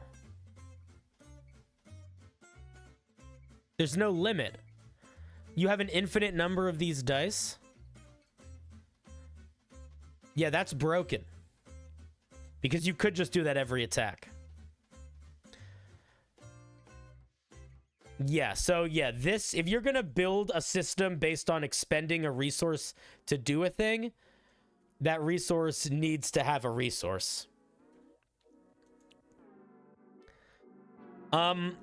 Being able to deal as much damage as you're taking kind of sucks also. Like, I don't like that. So this feature needs a lot of tweaking. Let's move on.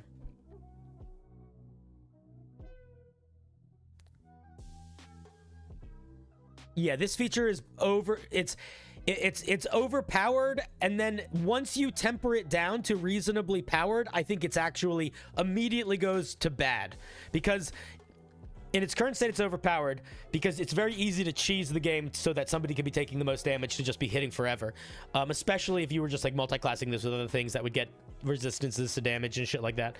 But in fact, I would also argue you need language in here that there's no way to negate this damage. This damage bypasses all things. But beyond, because otherwise then it's totally cheesable.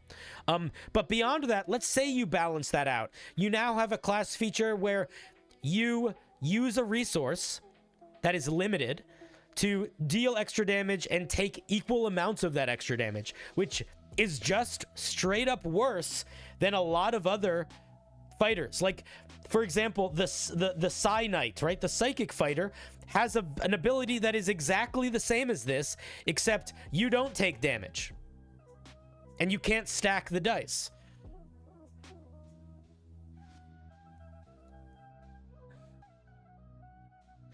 So I think that this needs to A, be more unique, and B, be better. And probably in figuring out how to make it unique is going to be answering the question of how to make it better once you balance it down. And if you're going to be doing something with scaling dice, look to the Psi Knight to guide you. What else do we get at 3rd level? Your blood boils. The beginning of each of your turns, if your current hit point is below your hit point maximum and you have no temporary hit points, you gain temporary hit points equal to your fighter level. This is too strong. This is just too strong. Straight up. This is the equivalent of, I think there are more than one subclass that get literally this exact same feature as like a 10th level feature. Pretty sure this is one of the higher up features for the champion fighter. So ridiculously overpowered. Tone this shit way down. You can't have infinite healing. You just can't. You get second wind. You don't really need more healing. I would completely remove this and come up with something else you can do with the blood dice. I would just completely remove this feature entirely.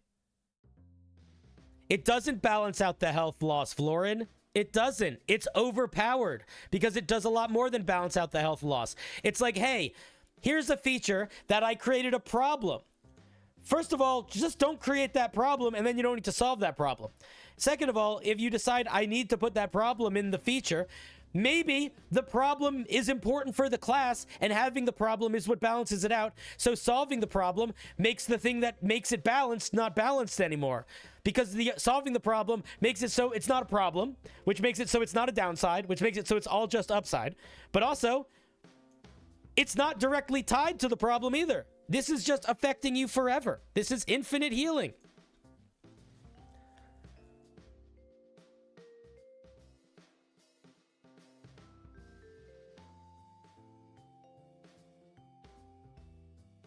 Making a problem to balance, then removing the problem. Yeah, exactly. Yeah.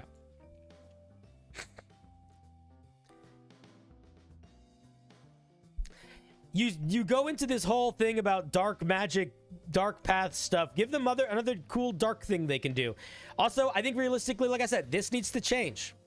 Especially because you're creating like charges. You're doing this whole mechanic of blood dye. And what are you using it for at 3rd level? Nothing. You're using it for something that doesn't need it. Like, this mechanic is basic. It doesn't need it. So if you're going to use this mechanic, use it. Figure out some other thing you can do with it here.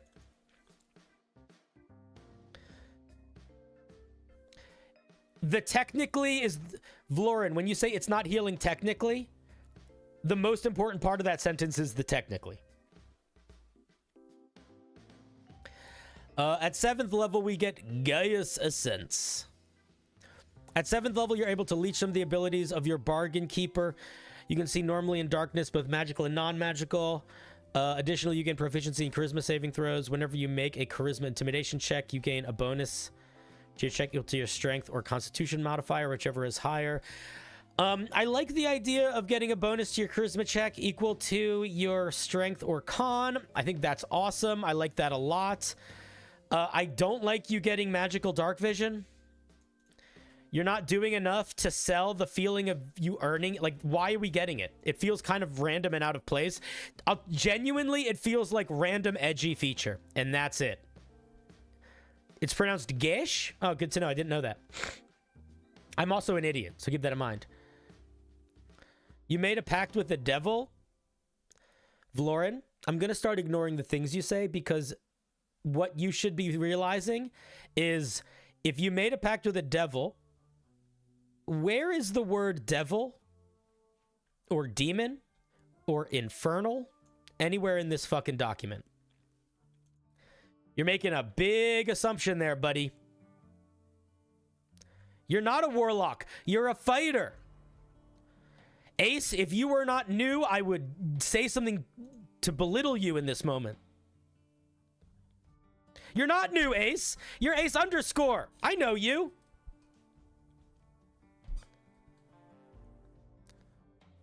All of you are making assumptions. Stop making assumptions.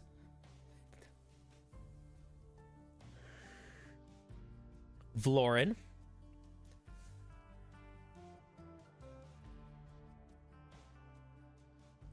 Can I ask you a question and then we're going to move on from this topic?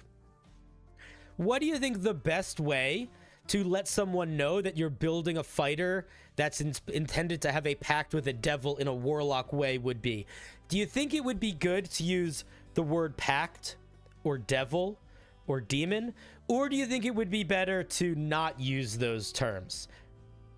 Do you think it would be better to say the thing that you're intending it to be? Or do you think it would be better to say that or to not? That's it. Right?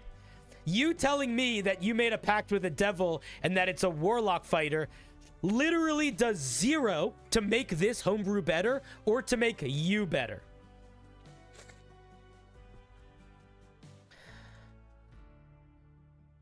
But here's the problem. What the fuck is a sinister pact? That implies nothing about warlock, nothing about devils, nothing about demons. We're getting pedantic. I'll tell you what, Florin, we can either move on from it or I can be done looking at your homebrew, because now you're doing the thing where you're being defensive in a point where you're missing the fucking point of the feedback. The feedback is this is fucking unclear, and it's unclear in a way because it's vague as shit. It could mean literally anything. None of these features feel like they have fucking anything to do with a devil, a demon, a warlock, a pact, anything. Literally none of them do. People thought this was blood magic. Is blood magic a warlock pact? No, it's fucking not. It's unclear. Now, can we shut the fuck up about it? Can you accept that it's unclear? Can you accept that if you want to make something based off of a devil warlock pact, maybe you should include some of that in here and we can move on? Or do you want to keep arguing about it? Which one? I'm happy to keep arguing about it, but I'm pretty sure you got no legs to stand on. All right. All of that to say, the ability to see in magical and non-magical darkness feels like it makes no fucking sense. If you think it's supposed to make sense, the feedback that you should take is, I didn't do nearly enough in the third level features or the description to earn this seeing in magical and non-magical darkness feeling like it made sense. If it doesn't make sense, that means there is not enough foreshadowing. There is not enough earlier stuff to feel like this makes sense in this feature at all. So, again, this doesn't feel like it makes sense. Let's move on to 10th level. At 10th level, you learn to unleash the immense pressure within, allowing the Inferno to replace your soul, to leak out and scorch your enemies. As a bonus action, you can choose to roll 2 blood dice, taking necrotic damage equal to the result. When you do, you force each creature within 10 feet of you to make a con saving throw, or take twice that as fire damage. This is also kind of... Okay, so what is this doing? It is AoE fire damage. I don't think that is enough. It doesn't feel like unique enough. It feels a little bland. It's just AoE damage. And it also, I really disagree with this mechanic of you taking the same damage that you're dishing out. I don't think that balances out nicely. Maybe it does for this feature because this one's an AoE, but again, I don't like that. I think it's not the move.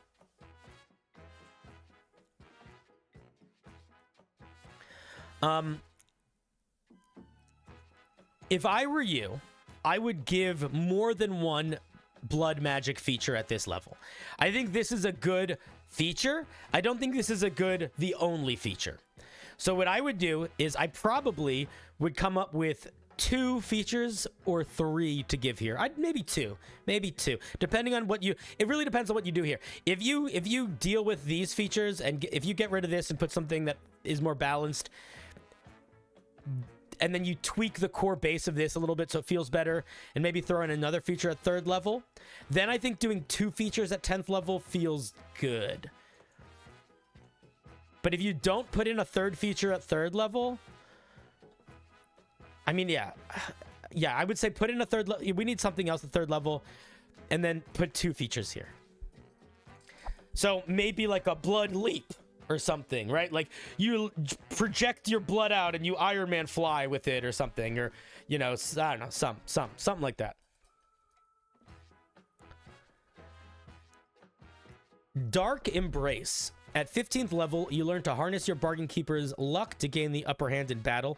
Anytime you make a weapon attack or saving throw with disadvantage, you can choose to roll blood die, take necrotic damage to the result. You have advantage on the attack.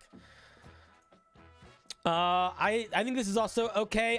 Here's what I think. I think all of your blood magic features, I think you got to figure them. I think you got to rebuild your blood magic the blood die mechanics. So the idea of being able to take some damage to lose disadvantage, I think is cool. I don't know how I feel about it turning it into advantage from disadvantage. I think that I'll feel differently about that depending on how you figure out the new blood dice mechanic. But the core concept, I think is that a good. But I think the core concept of that is good. And I think if it was a little less powerful, that could be the other 10th level feature. At 8th level, we get Devil Form. 18th level. As a bonus action, don't give us an avatar state, man. That's paladin bullshit. That's not fighter stuff. Give us a fighter 18th level feature. Don't give us a paladin capstone. You get stronger, you get flight, you have advantage on stuff, immune to fire, you get bigger dice. Yeah, I would completely rebuild the capstone. Don't give us an avatar state. Don't give us a paladin capstone on a fighter. Yeah, I think the idea, I think you got to pick a lane, man. Are you doing blood magic or are you trying to make like a warlock fighter? And if you're trying to make a warlock fighter, does it make more sense to call it a warlock fighter and not do anything warlocky other than Devil Sight, other than a random invocation?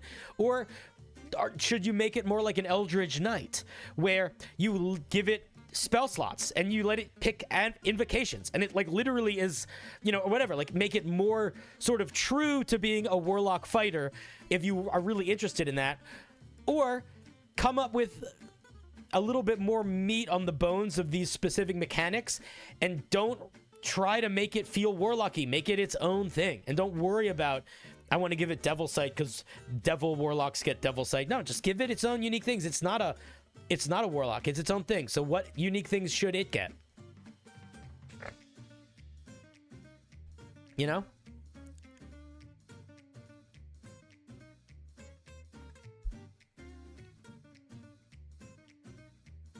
I'm not saying there's anything wrong with a super transformation, but this is formatted and looks exact. There's a difference between super transformations and very specific super transformation that all paladins get at capstones, which this is.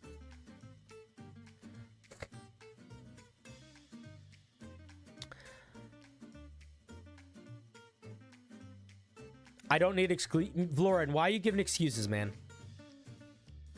I don't care what you were just trying to do. I mean, I care what you're trying to do, but you don't...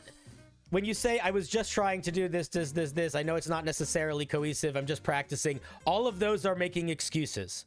You might not feel like you're making an excuse, but if you say, I was just trying to do this thing, and I'm just practicing, and I know it's not that cohesive, those are defensive statements because you are making excuses.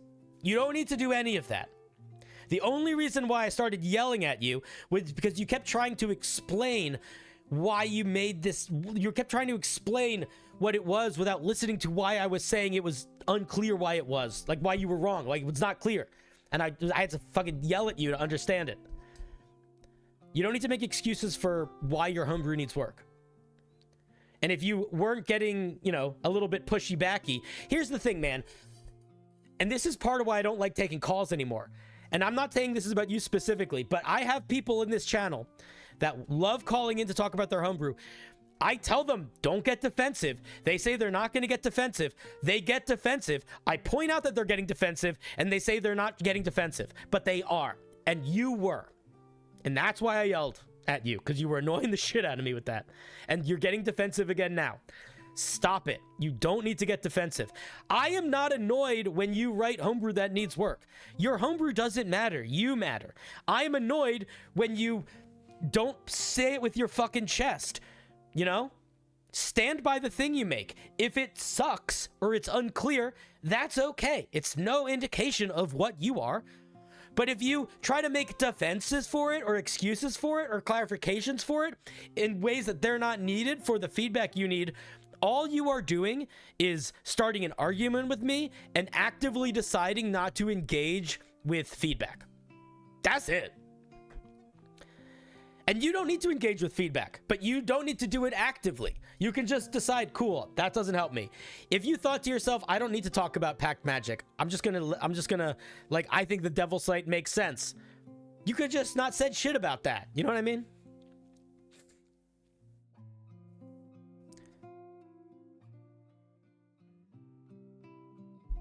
So I understand that oftentimes we feel like we aren't being defensive, but in my experience, most of the time you are. Not you specifically, but unless I'm asking for clarification on something, I don't want it. And the reason why I don't want it is because your work needs to stand up for itself. The most important feedback of this whole piece was the fact that I was confused why we were getting Devil Sight. Straight up. Because that ties into everything else that this piece needs work with. Why was that the most important piece of feedback?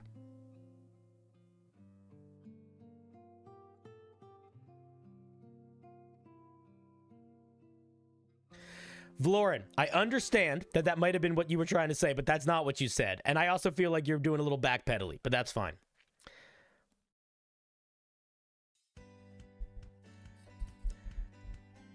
I don't need you to explain the thing to make me less confused. I need you to understand that the thing made me confused and realize that that explanation needs to be in your homebrew.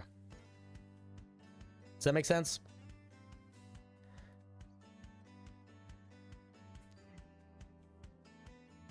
I hope it does. Alrighty. Let us give Vlorin a round of applause. I appreciate that you weren't trying to argue, but I also just need to acknowledge that that means nothing to me anymore. Not because of you specifically, but everybody says that. And they're always arguing. They just don't realize they are. That's not true. Sometimes they're clarifying, but usually not in a way that is helping them in any way. Thank you very much for sharing.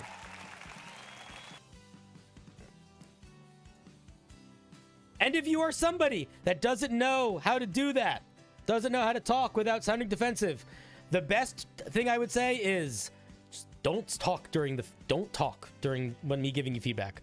Unless I say, hey, specifically answer this question right now, just listen and watch. All right, let's see.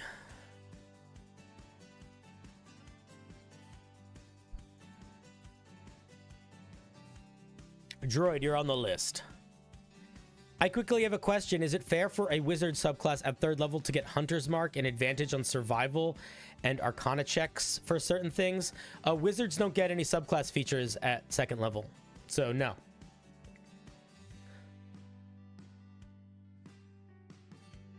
Oh, suit of armor. It's totally fine to share your intentions, but there is a big difference between sharing intentions and making excuses or trying to make explanations. Big difference.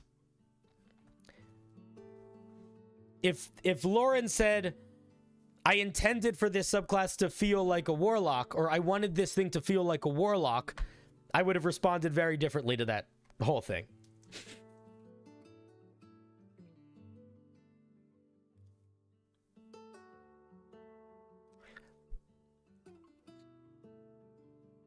Guys, don't also...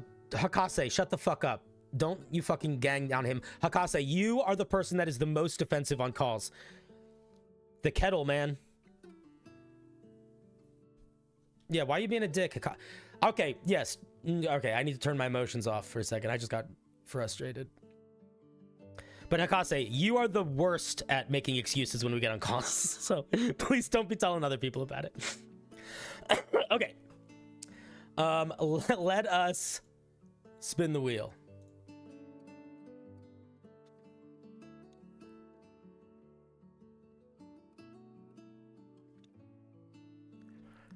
Hakase, you're not being helpful. You're being a dick.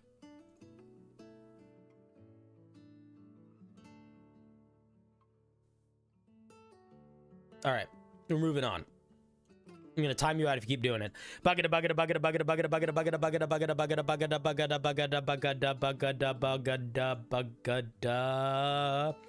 Boof. Dice Admiral is next. That's fair, man. Just sounded kind of rude. That's okay. I understand that it sounded kind of rude, but I also think the truth of the matter is a lot of feedback sounds kind of rude when you're not used to it yet. I use this sort of, you know, I run this show like I ran my creative writing classes. I give very harsh feedback, and I have no excuses for people giving explanations. Your piece needs to stand up for itself. When I used to run creative writing classes in colleges, the way that it would work is I didn't let people talk. If you started trying to talk, I cut you off. I said, no, we're not talking to you about your piece. We're reading your piece. You are not going to be in the room when somebody reads your book. Do you want to sell a short story? Do you want to write a novel? Do you want somebody to read your blog? You're not going to be sitting in the room with them to explain the intention of your piece. They are just going to get your piece, and then they're going to feel stuff. So the most valuable way to help you is to not give a shit about your intention as we're reviewing it, to review it in the way that it feels. And then you, as the creator, can decide, this is not matching my intention. They don't know my intention. They're misunderstanding it. They're getting confused. And that's some of the most valuable feedback you're going to get.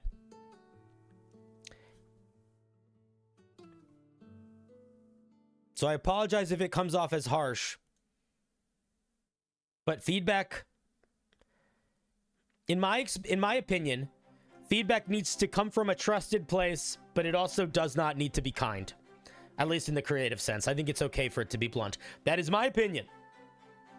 I think you always want to be kind to the person, but when they're pushing a line, I'm gonna tell them to stop it. I don't want you guys to be mean to each other, but I want you to grow as writers, and you gotta rest on your writing has to rest on its own laurels. It can't rest on your ability to communicate outside of it. I don't ever want to make anybody feel bad, but I also have no problem with yelling at people when I feel like they're pushing me.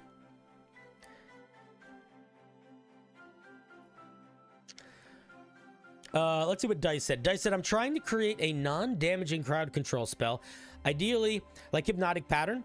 It should feel like it should have already existed. It's fiddly, and I need some help with the wording and the feel. I could also use some advice on how to handle the slopes and uneven terrain. I'm very curious what this is going to be.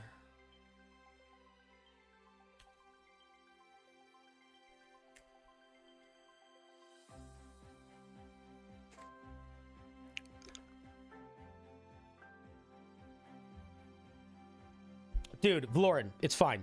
You don't need to feel bad. You did nothing wrong. You acted in a completely normal way for any normal conversation. I just have a very specific way that I run my feedback sessions. All right, this is called Shift Earth.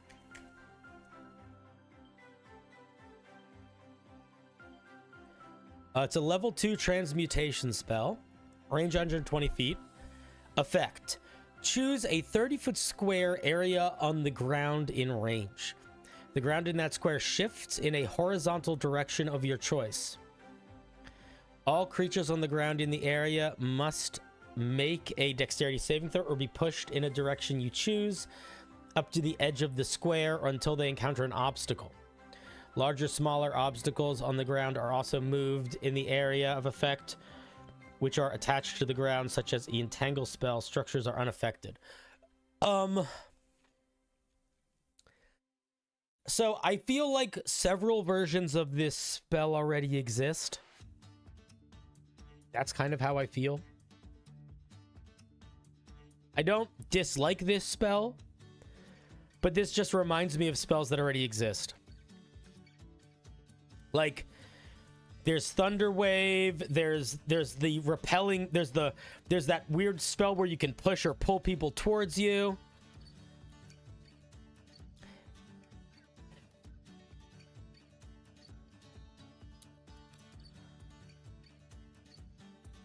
I don't I'll tell you my gut reaction, my gut feedback to this spell is this is a really overcomplicated concept for what it's literally doing. Like I feel like you are overcomplicating it mechanically to make it mechanically match the concept.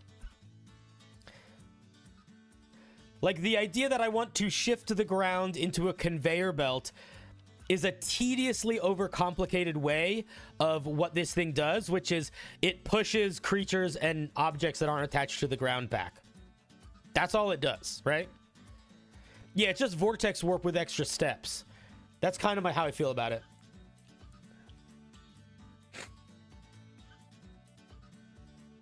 But it's not that situational. Like, it's not doing anything that unique. That's what I'm wanting. Like, it's a very unique... The description is unique, but not in a way that makes it more interesting how it works. It's unique in a way that makes it hard to figure out what's happening. Like, it makes you have to figure more shit out.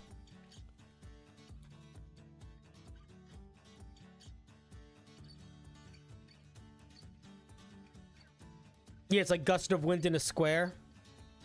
Yeah, it's not even really situational. It's just versatile. I mean, that's my thought process. Is like, I think this sentence. I think this is over. I think you're. I feel like all of this. It's a square, and everything in the square is moving to the edges. Like, I feel like this is overly complicated, man. I feel like it's overly complicated. That's how I feel. Overly complicated.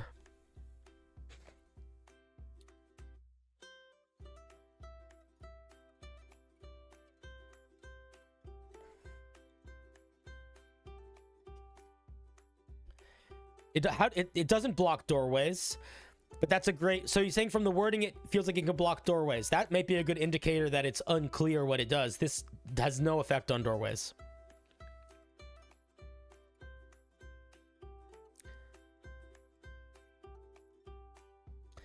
Yeah, no, it's good that it's versatile. We shouldn't be arguing about its versatility. I think the issue is that it doesn't do anything that unique. It pushes stuff. There's a lot of other spells that push stuff. The unique thing is that there's two unique things. One, it's not doing damage, and most pushing stuff does damage. Which is fine. That's a cool unique thing.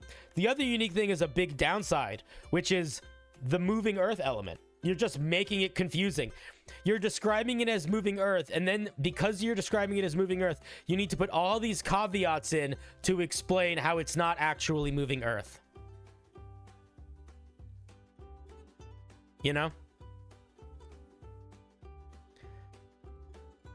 That's the issue.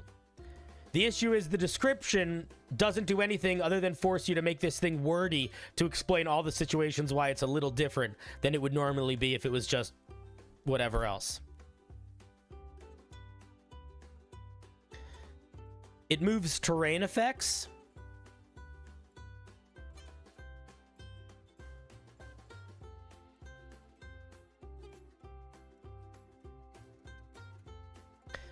Oh, I see. This is... Dice Admiral, I appreciate the concept, but this is badly worded, dude. This is really badly worded. Like, fuck me. This is arguably the most important part of the spell, and it's put as a side note at the end. And it's hit... Like, this is... Yeah, I also think it completely changes the vibe of the spell. I don't know, man. I'm going to be honest. I think this spell needs to be completely rewritten. Straight up. I would rewrite it from scratch. I think the ideas are interesting. I think that it feels like it's doing... This is how it feels reading the spell. Oh, it's doing something. Oh, it's doing something else. Oh, the thing it's doing is... kind of interesting and complicated. No, the thing it's doing is very simple. Oh, wait, the thing it's doing is very simple in ways, but it doesn't affect all these other things. Oh, but it's actually doing this also completely, totally other different thing. Like, that's my journey reading this homebrew. That journey sucks. You need to I'm not saying that you need to get rid of what it does, but I would completely build this spell. I would completely rewrite this spell from the ground up, because we can't be going on that journey to get to the understanding of what this spell does.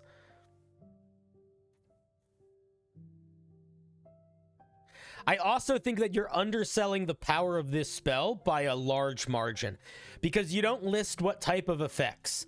So literally any effect on the ground, magical or otherwise, can be moved. That is... There literally is nothing else that does that in D&D. This is not a second level spell if it does that. I would argue this is closer to a 4th level spell if it does that. If it can move where an area of effect spell is, or it can move like danger in the terrain, that's a 4th level spell minimum. And you are really shooting yourself in the foot with the wording, like badly. It could move anything on the ground. Well, that's another thing that might be worth talking about. How do you define an effect on the ground? You give a very specific example of entangle, but I don't think that's enough examples to clarify how this feature works. I feel like this would affect anything touching the ground. So, would it affect the darkness spell? I don't know. Would it move a glyph of warding? That's a great question. Would it move a trap? So, I think that it needs a lot of clarification. It needs a lot of clarification and needs to be completely rewritten in a way that doesn't take us on a fucking maze of confusion to get to a very simple idea, and then hidden within that simple idea a really, really powerful idea that like you don't even notice. So really fun idea. I don't know if it should, I think you got to rethink it from the ground up. I don't know if it should be called Shift Earth. I don't know if it should be moving the ground. If it's moving the ground, I would argue it shouldn't affect spells. I disagree with that. So you got to clarify language here. I think there's a lot needs to be clarified. I think it's a cool idea, but it basically needs to be scrapped and rebuilt. That's what I'd say.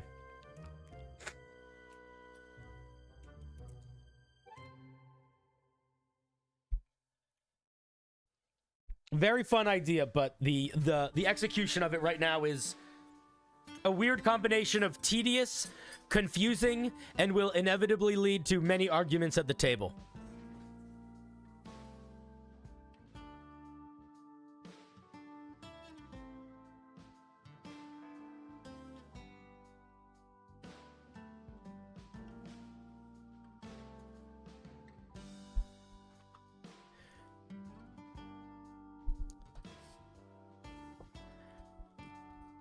Oh, find familiar.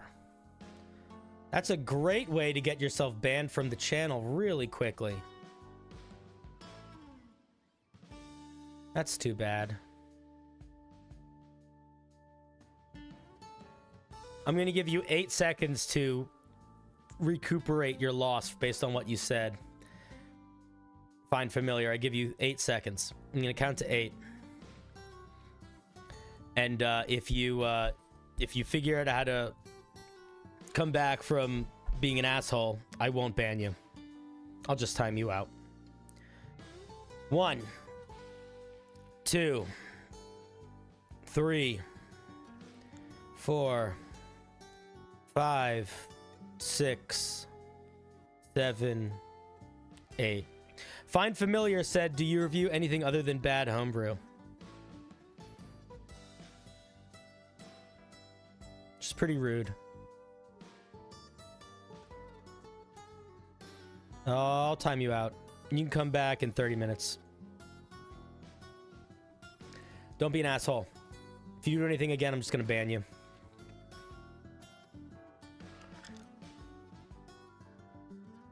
I'm sure you are... No, we're not gonna be mean. We're not gonna be mean. We're just gonna move on from it. All right. Yeah, Dice. Very interesting idea, but it is chained down right now, both by confusion and unclarity. All right, let us give Dice a round of applause. Thank you for sharing.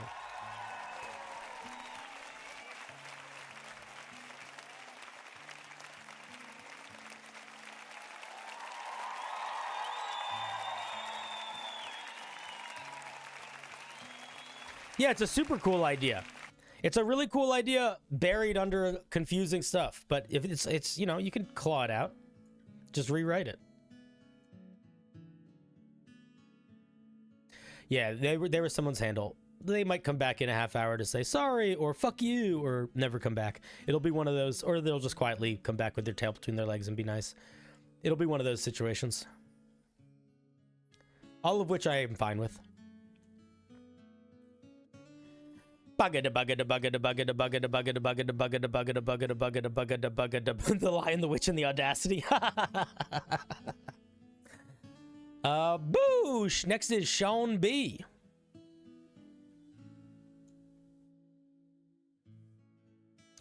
What'd you say, Fluff? I think the writing needs to skim on the moving creatures and objects and expand on what counts as ground-based effects. For sure, for sure. All right, Sean, let's see what you got for us today. Sean is creating a subclass for one of my players obsessed with the famous 3 sword-wielding anime character with green hair. Is that a thing from One Piece? I was going with Paladin subclass because the channel Divinity worked well as a template and replaced spellcasting with techniques modeled after Battlemaster maneuvers. You can't... Okay, I'm going to give you feedback, but you can't remove spellcasting from Paladin, or they can't use, like, their core features. Well, it doesn't really matter. You didn't make your piece publicly available. Okay. So, who is that? Sean? Where are you at, Sean?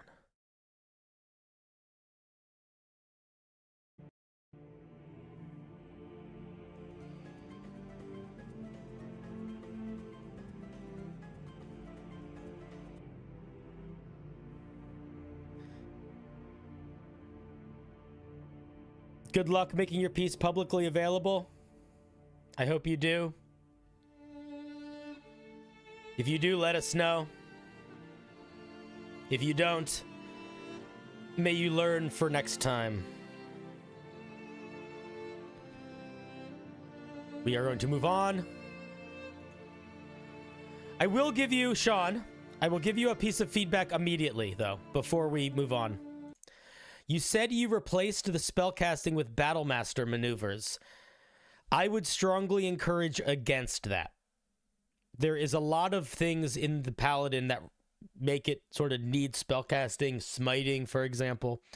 And unless you feel like you can confidently rebalance the totality of Paladin spellcasting against a completely new system, I would encourage you to either not make this a Paladin and make it a fighter, or allow it to still have spellcasting.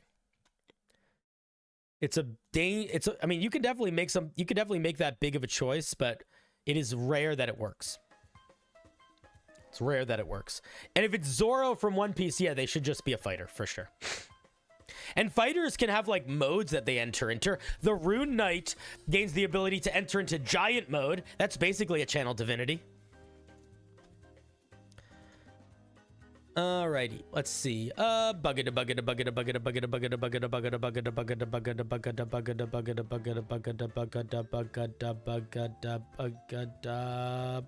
Boosh. We gotta go turbo.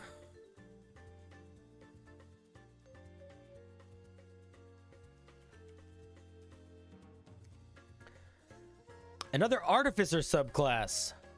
Oh boy. I love reading Artificer subclasses. Let me guess, it's gonna not have a special main focused item. Anytime an Artificer doesn't have a main special focused item, the feedback always ends up being the same. It feels unfocused. My guess is, well, let's see. Cinder, this is an Artificer subclass. I wanted to have a strong focus on maneuverability and battlefield control, but I'm a little concerned about how well balanced it is.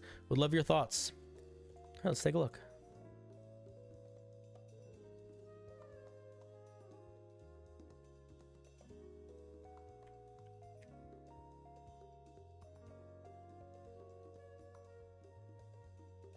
It's called the Warper. Cool name. Do you make like a teleportation box? Let's see. The Artificer that is an Artificer that doesn't specialize in warping uses their understanding of the multiverse and reality to bend its rules to their own benefit. They have honed their craft of manipulating fabric of reality to allow them superior mobility. You're repeating yourself now. The Warper Artificer is able to create cracks in reality. Okay, so you're a little bit repetitive. All of these basically, this says the Warper can do warping to fight good. This says the warping does warping to fight good, and this says the warper does warping to fight good. So you're a little repetitive. What tools do they get? Smith tools. They also get spells. Chaos Bolt, Entangle, Spike Growth, Vortex Warp, Hypnotic Pattern, Slow, Fabricate, Polymorph, Hold Monster, Telekinesis. Wow. I don't understand why we're getting that spell list literally at all. What? How does that spell list fit what you just wrote here?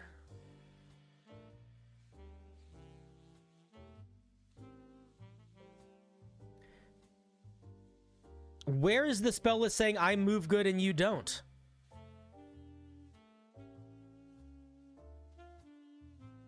I see Entangle, I see Vortex Warp, I see Slow, and I see Hold Monster. I'm going to be honest. Hypnotic Pattern too. None of those, I feel like, fit the flavor that you've presented here, literally at all. Chaos Bolt feels random. Fabricate feels random. Telekinesis feels random. I'll put it another way. Whenever I look at a spell list for a subclass, I should be able to kind of infer that subclass's vibe. When I look at this subclass's vibe, I don't know what it is. That's the issue.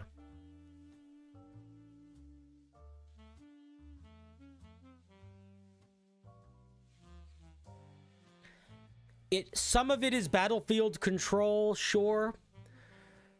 But a lot of it is stepping on its own toes, and then a lot of it just feels fucking random.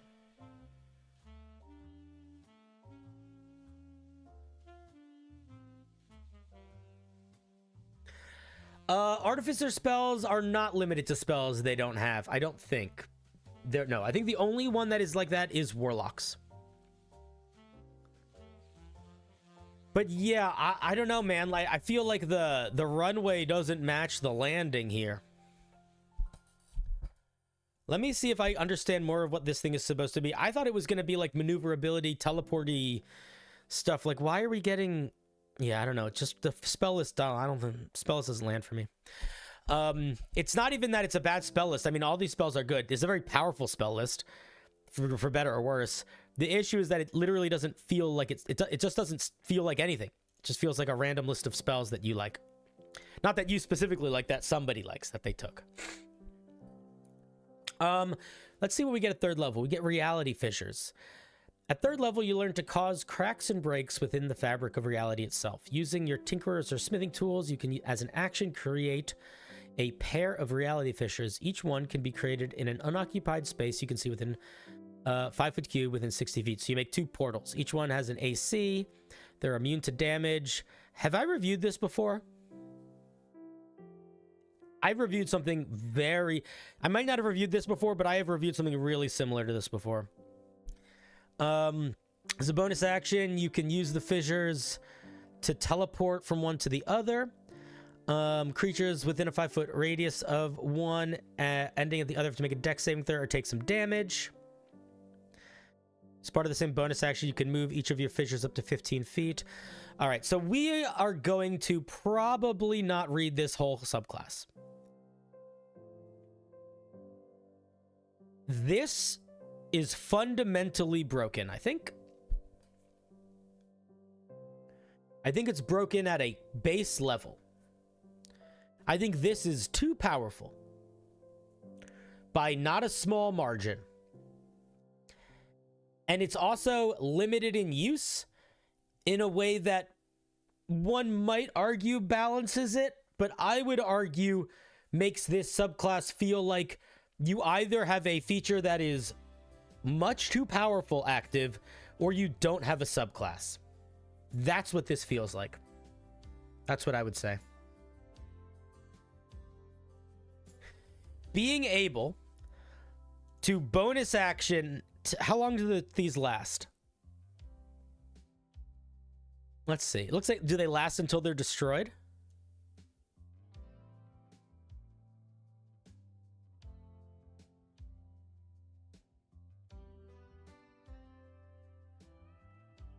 Okay, so here's the issue. If these don't have a time limit and you can use a bonus action to move them, you can just carry them with you forever. So it is basically infinite use. That's the first thing. So you don't really, this isn't a limit. This is a fake limit. Second of all, being able to bonus action teleport 60 feet and to be able to move where that teleport is, just that is too strong. To give you an example, the Shadow Monk has a level 6 ability where it can use a bonus action to teleport from one area of dim light or darkness to another. And that is infinite use. This is so much stronger than that. Compare this to Far Step. Yeah, or Far Step, which is just a second level spell, third level spell. Also, hi, Databank. Yes, thank you for coming in here with knowledge.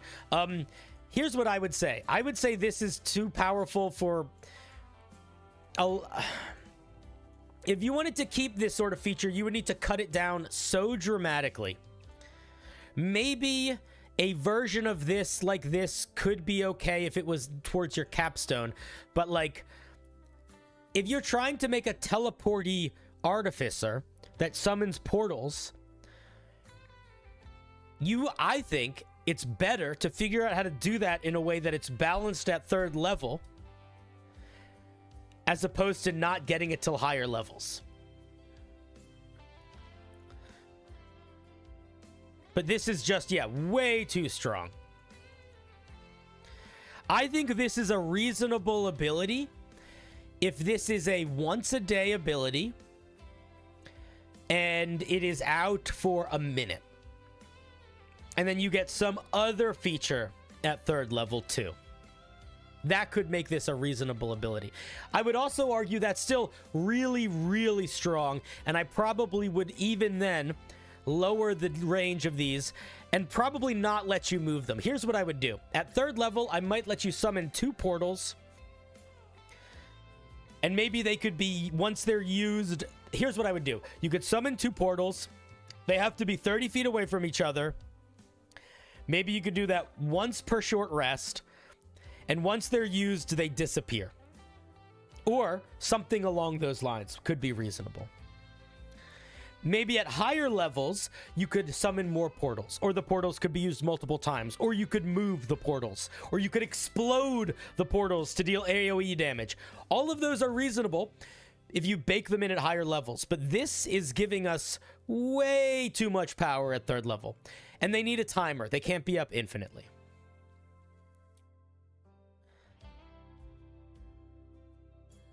I'm going to speed run the rest of this because it's so overpowered that I think it is not going to be super beneficial to give you feedback on the rest of it. When you cast a spell from the Artificer spell list, you can add 1 additional die damage to the roll. Fine. Don't ignore the why would you ignore the lowest damage rolled? I think you could just add an extra damage die. I think that's okay. Maybe you only add an extra damage die to 1 creature. Or why don't you just say, how about this? A much more simple way to do this. When you cast a spell from an Artificer spell list that deals damage, re-roll the lowest damage roll. Re-roll the lowest die rolled. It's the exact same mechanic. Easier to understand. You can remove your own name from the wheel cast. Just click the submission form link again and hit edit form and just remake everything blank. And then you're good to go. If they're up until they're gone, they probably need to have very easy crushability. But even then, I think it's too much for it to be infinite in use. It's fine. This is fine for a 5th level spell, 5th level feature. It's doing a little bit of extra damage, it's whatever. But it tells us that this is more magic-y spellcastery. It's fine. 9th level, you learn how to channel the metaphysical matter of the cosmos through reality. So bonus action, you can activate a continuous beam of energy between your portals. Okay, I might not have read this before, but literally this feature was in another one that I read before too. The ability to make a beam between the two. So if I haven't read this one before, you have the same brain as someone else.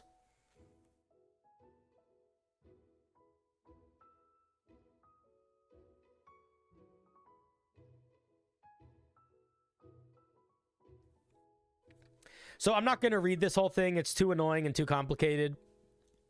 Here's what I would do. I just skimmed it. This is taking up way too many words, and it's also too powerful, in my opinion. Here's what I would do. I would say, probably wouldn't make it a bonus action. Probably would make it an action. And I would say, as an action, you can like create a beam that reaches from one of your portals to the other, so long as there is no physical barrier between them. Any creature in that area needs to make a saving throw. They take some amount of damage, and they're shunted from one side to the other, okay? And then after that, I would say moving through the thing has some effect. I wouldn't just make it a wall. I would make it like when a creature moves through it, they are slowed until the end of their turn. Ranged attacks are made at disadvantage through it. Something like that. But again, this has taken so many words to say that.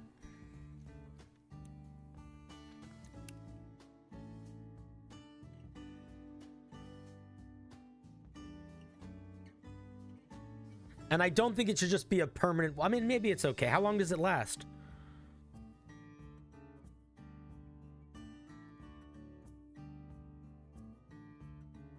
The damage... What is your reality erosion? Oh, that's that. I don't mind it. This can't be 2d10 plus your intelligence modifier if it's infinite in use. This works... I mean, yeah, this is too much if it's infinite in use. So again, third level feature is just broken. So the improvement on it is also broken. I like the idea of being able to make a little barrier. I think it needs to be pretty... If you want the barrier to legitimately not let people cross it, it needs to be very short term. Very brief. And probably it should destroy the portals or something like that.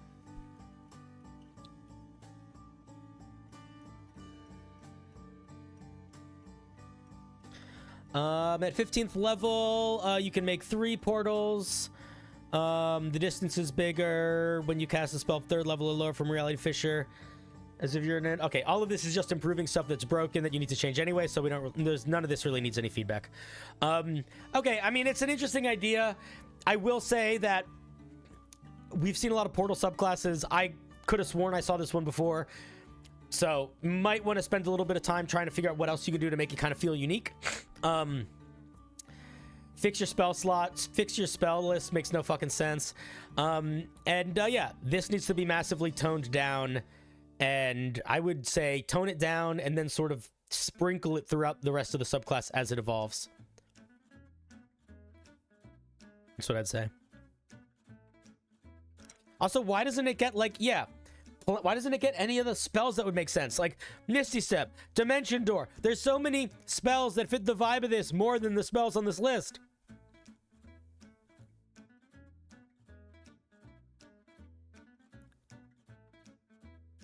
It should probably have to be a willing creature that goes through the portal, I would say. I probably wouldn't. Maybe that could be the capstone. Maybe the capstone is you could try to force a creature into a portal. That could be cool as a capstone.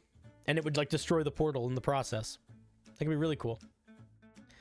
Yeah. All right, those are my thoughts. It's an interesting idea. Requires a good chunk of tweaking. But, interesting idea.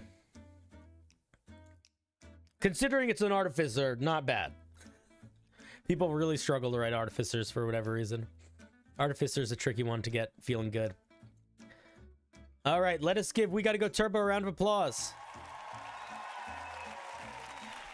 Vortex, yeah, I mean, you can definitely keep some of those spells, but it's like the spell list makes me feel like the subclass is about you tearing holes in reality to pull stuff out. But then the actual features you get is you're just making teleporting portals. So are you tearing reality to pull stuff out, or are you tearing reality to make portals? I think you gotta pick a lane. All right, thank you for sharing. Thank you, thank you, thank you.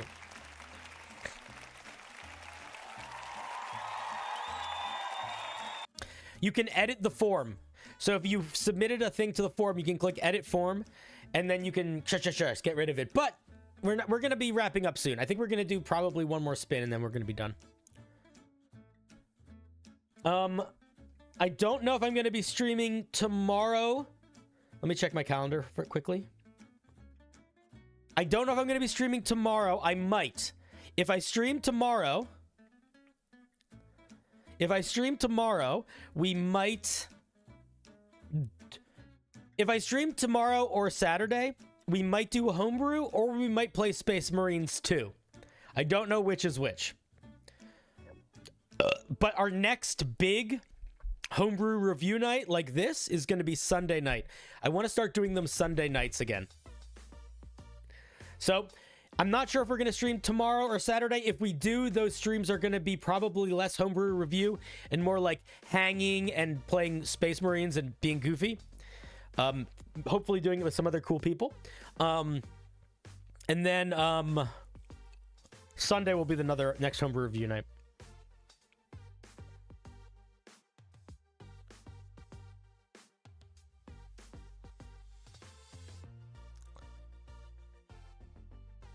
I'm not sure, Shades. I think I kind of just want to go back to the wheel. I like the wheel. I think I just need to temper it. The problem with the wheel is I like overdose on it. If I do the wheel 3 nights a week and I do it for around 4 hours, I think I will not burn out too much. And then occasionally stop and also not rush. We'll do more themed homebrew days, sure. We're gonna be doing casual stuff in general, but I don't know what the plan is for next week. I'm moving away from this. The schedule is super regimented, and every week is this thing on this day and this thing on this day, and we're doing 3 of these and 2 of these. And I think I'm gonna be doing more like every Sunday night will be a homebrew wheel review, and then the rest of the week we're gonna kind of see, and I'm gonna stream most days. What do you mean the Discord theme? I don't know what that is. Regardless of whatever you're talking about, let's spin the wheel one more time. Let's see if anybody else is here that's new.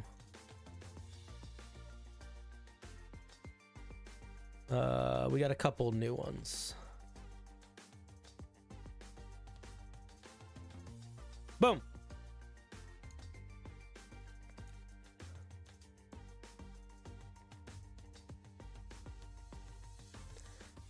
Bagada bagada bagada bagada bagada bagada bagada bagada bagada bagada bagada bagada bagada bagada bagada bagada. Oh, Spencer.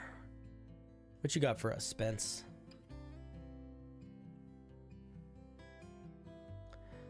Spencer says balance and trying to make a powerful enough 3rd level illusion spell. Wording and language of those spells, etc. All right, let's take a look.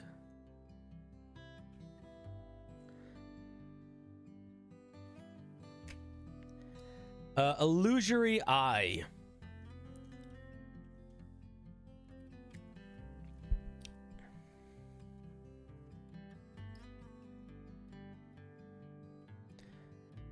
Hey, don't hope that people filled it out wrong and then be upset when they filled it out right. That's a great way to just make me time you out every single stream. Don't be annoying. Illusory Eye. I feel like that's the name of something that already exists in D&D. Yeah, Arcane Eye. Well, it's a very similar name. This is a 3rd level spell, lasts an hour. An illusory black sphere appears on a solid surface within range while you're within 120 feet of the illusory sphere. As a bonus action, I would put the bonus action phrase first. As a bonus action, while you're within, I would put this should go before this. Put action first. You can see and hear through the illusory sphere as if you were in the space. Doing so treats you as blind. Yeah, this is just Arcane Eye. This is just Arcane Eye. Who sent this? Spencer, do you not know the spell Arcane Eye?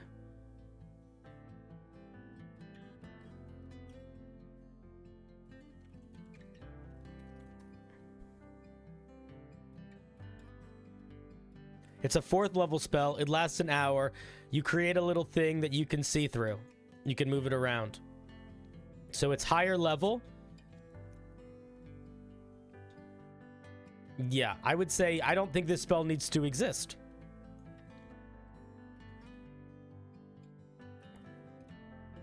So this is a thing that happens sometimes when we write homebrew. which is we create something that is very simple, similar to something that already exists. Sometimes that's intentionally, sometimes that's not intentionally. Inevitably, there's going to be a bunch of little differences. So there are a bunch of little differences here, right? The range is 60 feet on this. The range here is 30 feet. This is a stationary illusion. You cannot move it. This one, you can move 30 feet. This one, you can see. This one is invisible. So there's a bunch of little differences.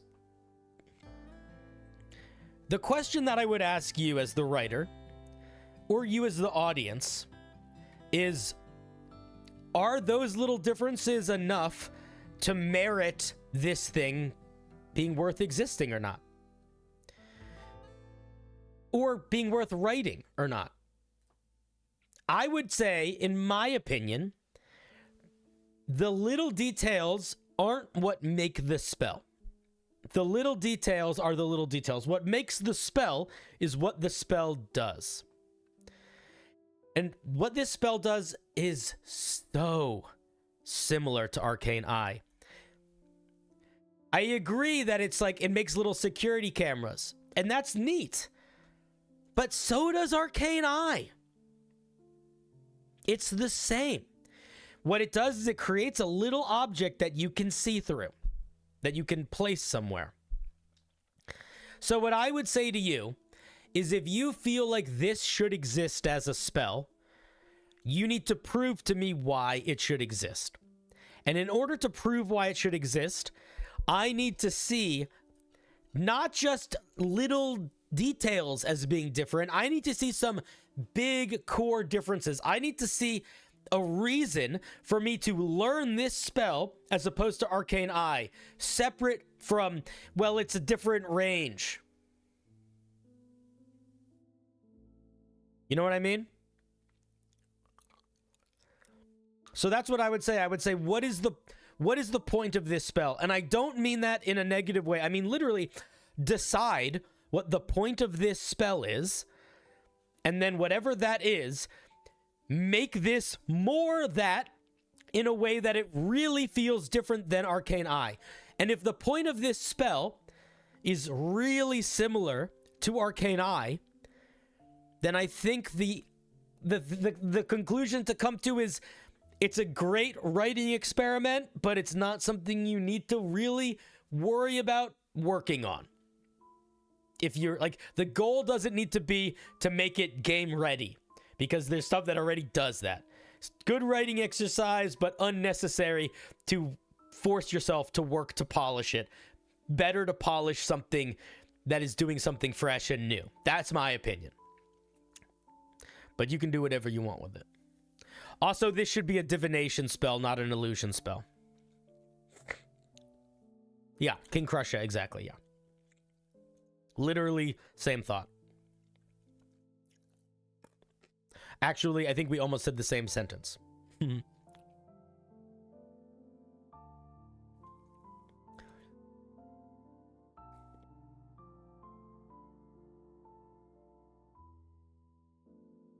Alrighty.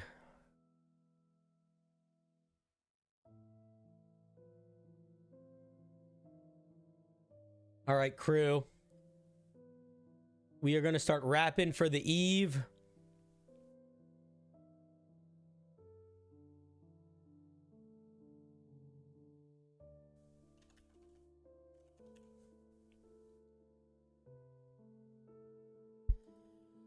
Woo! Fun night. Good homebrew. Thanks for everybody. Thanks for the new subs, new members. Thank you, Lorkfrack, for the donation. And we shall see you guys. Oh shit, I forgot to do something. What did he forget? What could it be?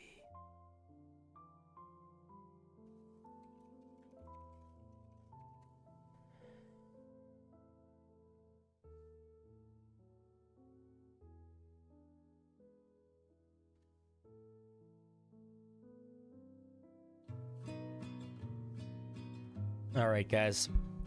You're great. Have a good night. Be good to each other. And I shall be back. If not... Oops, wait. Wait. There we go. Here's where we're supposed to be. I'll be back. If not tomorrow or Saturday, Sunday. Have a good night. You're all great. Thank you, everyone that submitted Homebrew. I appreciate you. You're champions. Be good to each other. I don't know who I'd be.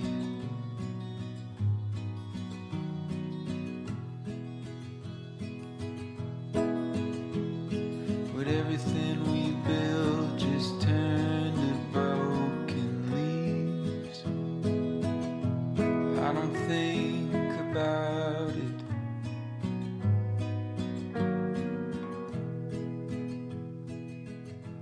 Do you think of me?